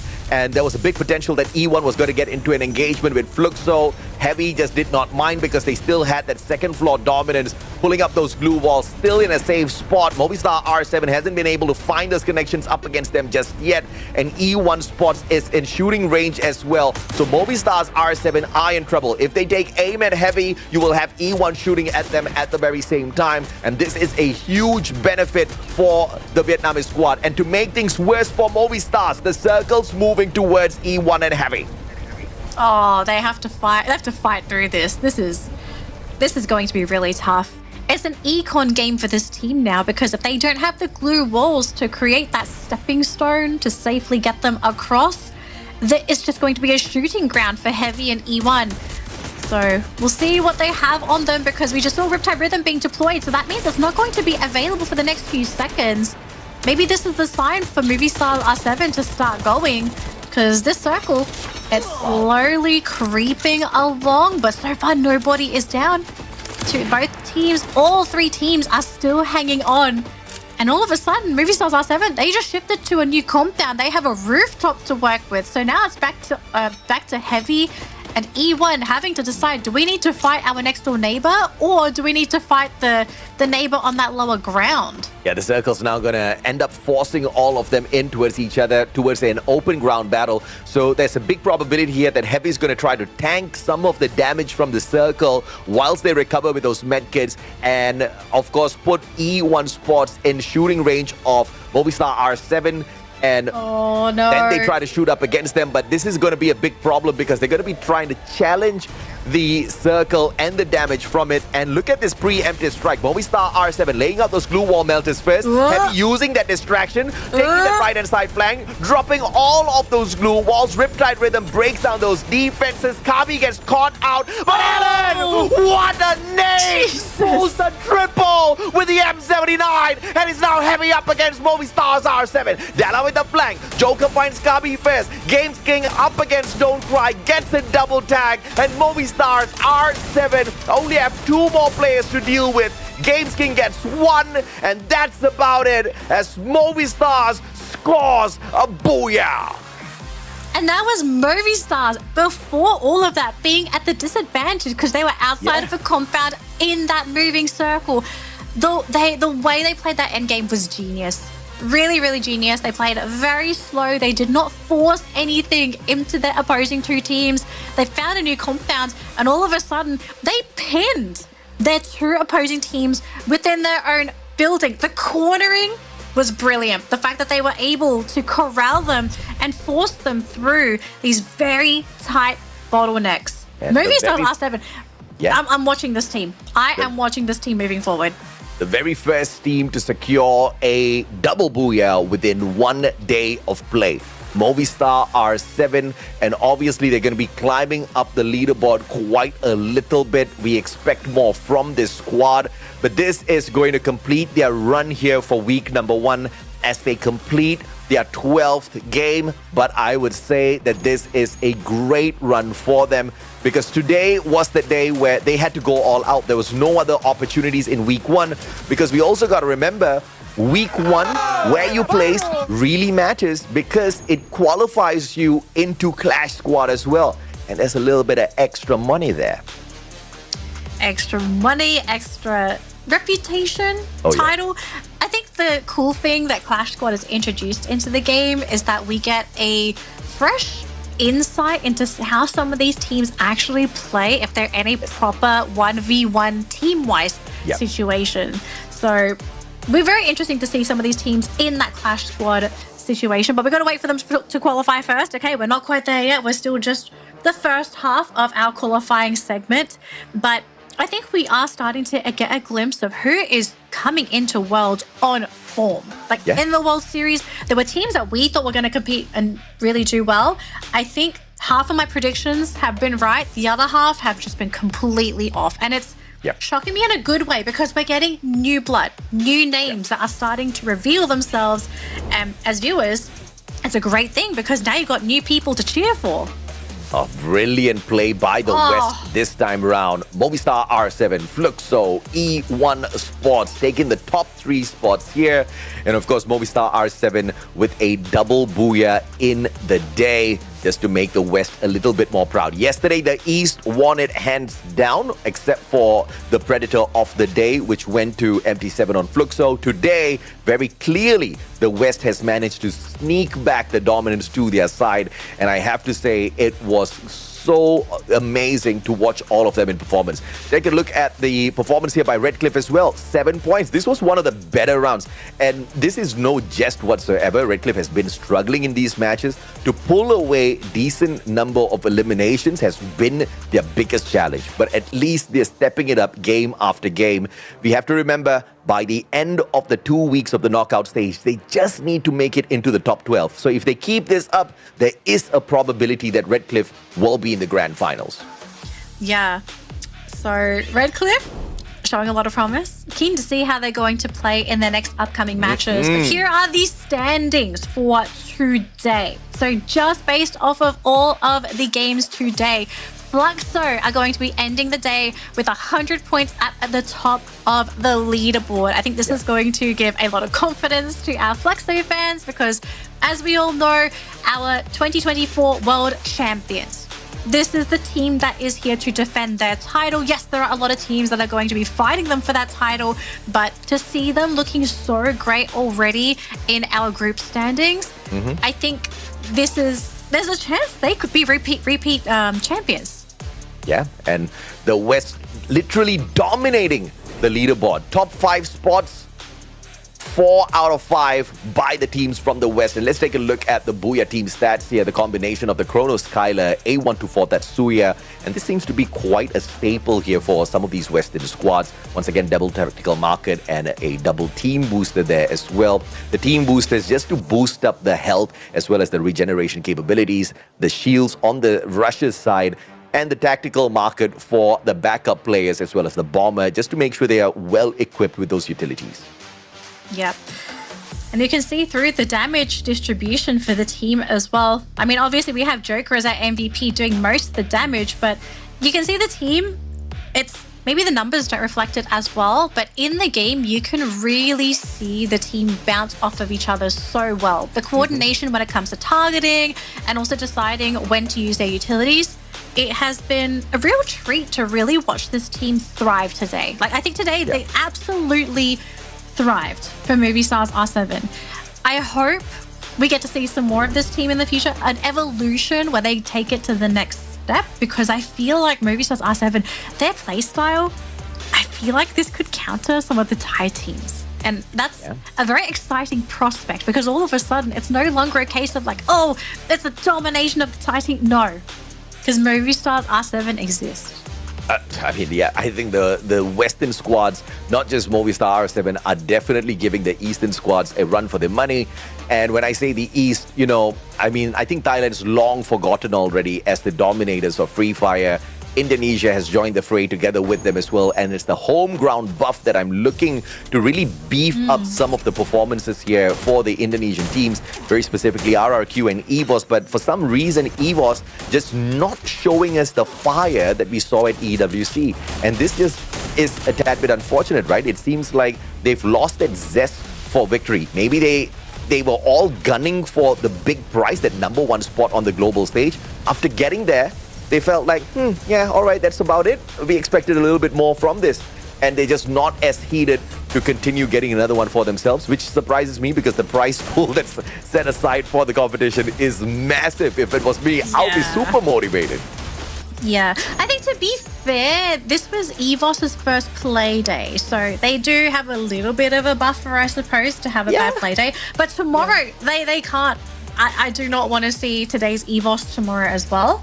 I would like to see this team look a little bit more polished because, today, I mean, I put EVOS as one of my predictions because I thought this team had the potential to be consistent. And even if they don't finish at the top of the leaderboard all the time, at least, you know, in the middle, grab some points, grab some placement points, that would be great. But yeah, today wasn't their day.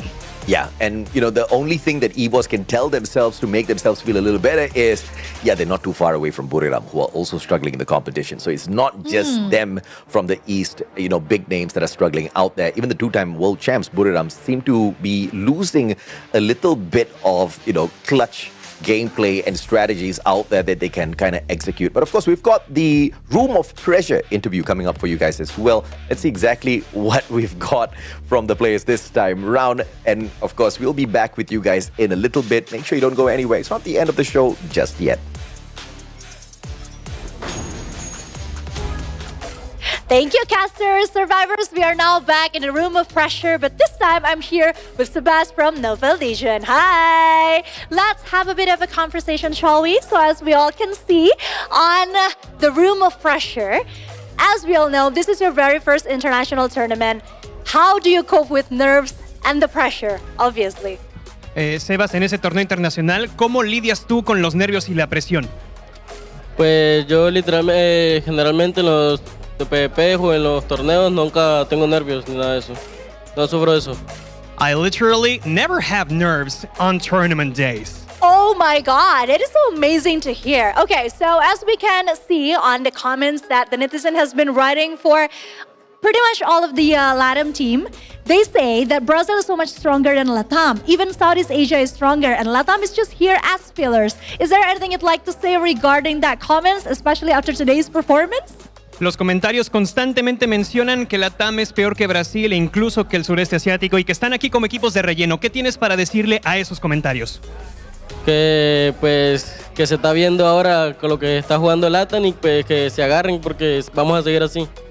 Well, you can now see what LATAM is truly bringing to the table and get ready because we're going to keep on playing like that. Oh my God, I'm loving his answer so far. He truly shows what LATAM is here to do. Okay, next question. Both R7 and Nova Legions are doing really, really well. Do you think this would be something that we would be seeing consistently throughout the next couple of weeks? Tanto R7 como Nova Legion lo están haciendo de manera excelente. ¿Crees que esto es algo que vayamos a ver constantemente en estas 2 semanas? Yo creo que sí, porque venimos muy preparados para este momento y pues yo creo que sí, últimamente estamos muy bien preparados y yo creo que vamos a estar muy constantes estas 2 semanas que nos quedan y mañana y yo creo que sí. I think so. We've prepared ourselves to be consistent like this. You're going to continue seeing this consistency tomorrow and the next week. Can't wait to see that. Thank you so much, Sebas. Good luck. And let's go back to the casters, shall we? Take it away, casters.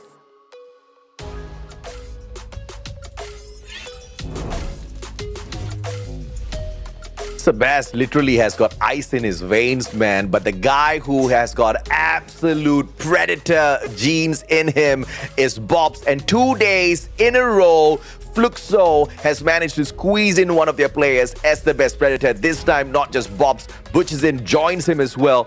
This was a massive day for the Fluxo squad. Nova Legion joining them as well in their second place. 19 eliminations from Mr. Floki. Heavy as well as R7 do have some representatives in here as well. Alan and Joker with 18 apiece. Yeah, so Fluxo, they're not here for show. They are here to play. They are here to defend their title. And I think if I'm some of the other teams there that are trying to steal that title away, I'd be feeling threatened just based off of the form that Fluxo is currently showing in their first 2 play days. We just had 2 days and Fluxo is looking this great already. And based off of the numbers too, right? Like Bops, he's out damaged everyone. He's out eliminated everyone as well. And we also have to remember too, complements the Fluxo play style so well because they have this very interesting combination of A124 and Steffi with, I think it's Bops and GU rushing in together. I love that playstyle. That's working so well for the team. And an extra $1,000 for being the team of the day. Managing to hit the 100-point mark. Yesterday, Fluxo performed well. Today, they blew the competition out of the park. 1 Booyah in total, 60 eliminations. That is just ridiculous. No wonder they had 2 players up there on the Predator of the Day board.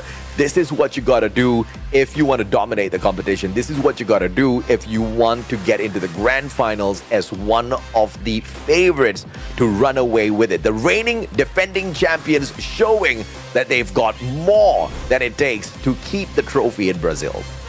Yeah, and our MVP of the day is none other than Bops. I think this makes absolute sense. He has popped off today. World champion energy coming from Fluxo. Not just from Fluxo, but also every single player on this team. they've been so fun to watch today. And even yesterday's games as well. If you guys missed out on our matches from day number 1, or maybe even some of the matches from today as well, go back and watch the VODs. Keep an eye on Fluxo because they are just looking so good coming into the Free Fire World Series Finals. There's a very good chance we could be getting repeat champions with this team. But again, it's just our first 2 play days. We really don't know what's going to be happening until the tournament continues to progress. But I have high hopes for Fluxo at the moment. Yeah, absolutely. Me too. And of course, we do have to acknowledge the Alvaro and Beaston combination as well. Who can forget that Bobs is one of the best grenadiers out there currently in peak performance. And we would like to see more from him for sure. We've got a little bit of an interview coming up for you guys. Ladies and gentlemen, your team of the day, Fluxo from Brazil. Congratulations, guys. Hello, everyone. Welcome to our interview section. This is me, Yunso, and our host, Conchita, and of course, cannot miss our Caro Bombshell. Hello. All right, then, so congratulations. So let's talk about that Booyah right now. What was the call that made it happen and pushed you guys to be here? Ela quer saber qual que foi a call que fez vocês serem campeões e qual que é a motivação de vocês conseguirem ser o melhor time do dia. Acho que foi... A gente conversou bastante sobre o dia de ontem, os erros, e estudamos e viemos preparados para hoje com bastante confiança e fizemos dar certo. We definitely got a lot of confidence. We talk a lot about that before we get here on stage. And yes, we team up and we have definitely a lot of confidence to be here today. Yes, confidence is a key, right? Thank you, Buchisin. So, Bobs, I think other teams are watching you right now. Everyone is watching Fluxo, I think so. Do you feel worried and you have anything you want to send to them? Provavelmente muitos times estão assistindo vocês agora, eles estão definitivamente estudando vocês também. Você tem alguma mensagem ou você se sente pressionado por algum deles? A mensagem acho que é passada jogando, né? Então estamos jogando e a mensagem tá aí. Eles assistem, vem nós sendo a melhor equipe hoje, quase sendo a melhor equipe ontem. Estamos preparados, estamos vindo para ser campeões. So the best message that we can send is playing. So they are watching our playing. And we were the best team of the day today. We were almost the best team of the day yesterday. So we don't have any message to send because they are watching us playing. That's the best message that we can send to them. Oh, very mysterious, right, Conchita? Yes, indeed. And speaking of team of the day, I'm curious, how do you guys think of the competition this year? Do you think the team overall is much stronger or just the same? Vocês acham que os outros times são mais fortes que vocês ou são do mesmo jeito, talvez?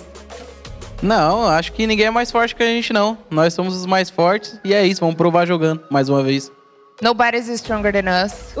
We are the strongest here and we are proving that playing. Oh my God, that is such a strong statement, but I can see the confidence in Fluxo indeed today. So congratulations once again on being team of the day and for giving such an amazing performance. Let's go back to the casters now. Take it away, casters.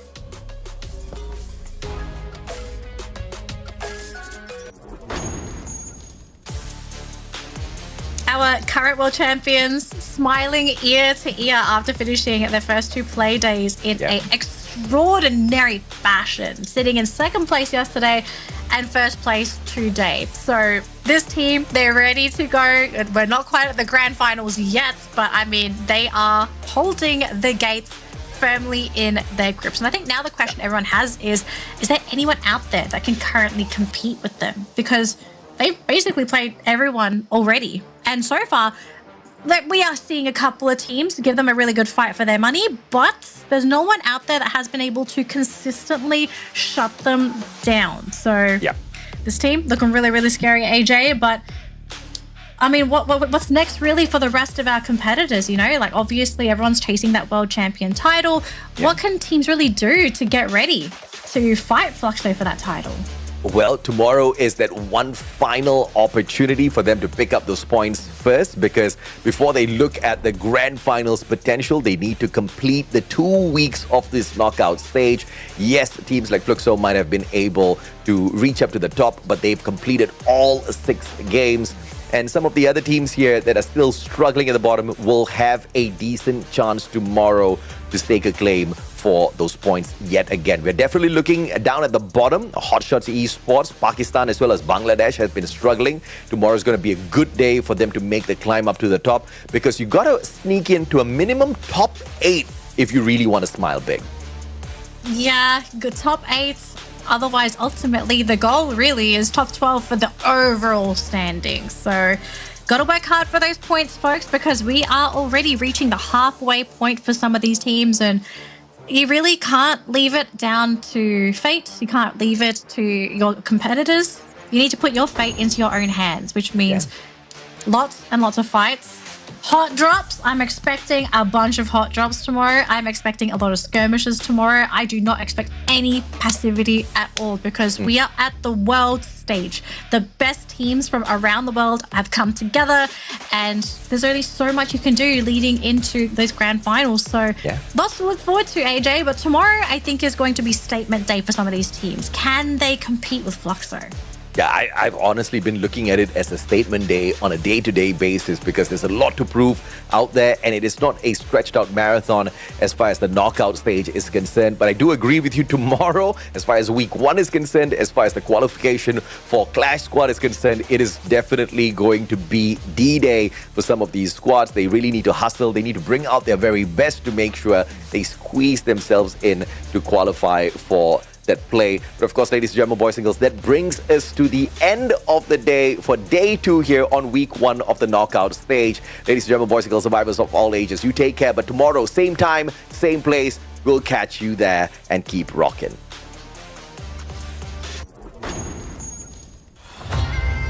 Who am I gon' verse now? Burn bright, I don't burn out. Crushed out, look at me now, huh? I can never go reverse now. But I'ma spin it back, A-jump. Went from nada to the crowd, throw in their hands, base jump. I'ma hit the finish line no matter what. They front, first place, you a runner-up, dominant, but the red and the blues going ruthless. 10 out of 10, 11, I don't snooze. I pursue, don't push it, put me in game that I don't lose. I stay cool, depending on my pen and pennants I choose. Ayy, I'ma show you how it. Got it, nada, loudest. Wu-Tang, I'ma burn up the competition. Told you only way is up, I don't go reverse. I can't entertain. Will you do the same? Cause I've been ready my whole life. Only see my back, I ain't turning back on them. Wings on me, I'm higher.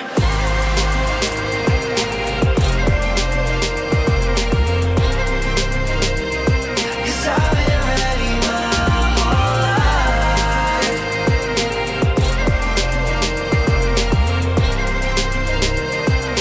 Wings on me, I'm higher. Who am I gon' verse now? Who am I gon' verse now? Show me what it's worth now. I pull up in the can't imagine all these people wanna follow, missing in action. Paper planes, I'm a condos, made it from rapping, and I met role models. Thinking I'ma pass all the monogram on my body, this shit shout out to Virgil. Know that I'm gon' beat them like this shit that I put words to. Mama and the internet, 2 things that I just learned through. Hit it out of the park, so there's nothing to reverse to. I can't entertain. Will you do the same? Cause I've been ready my whole life. Only see my back, I ain't turning back on them. Wings on me, I'm higher.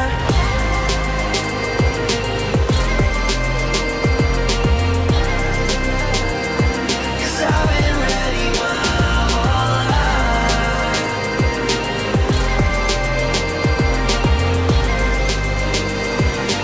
Wings on me, I'm higher.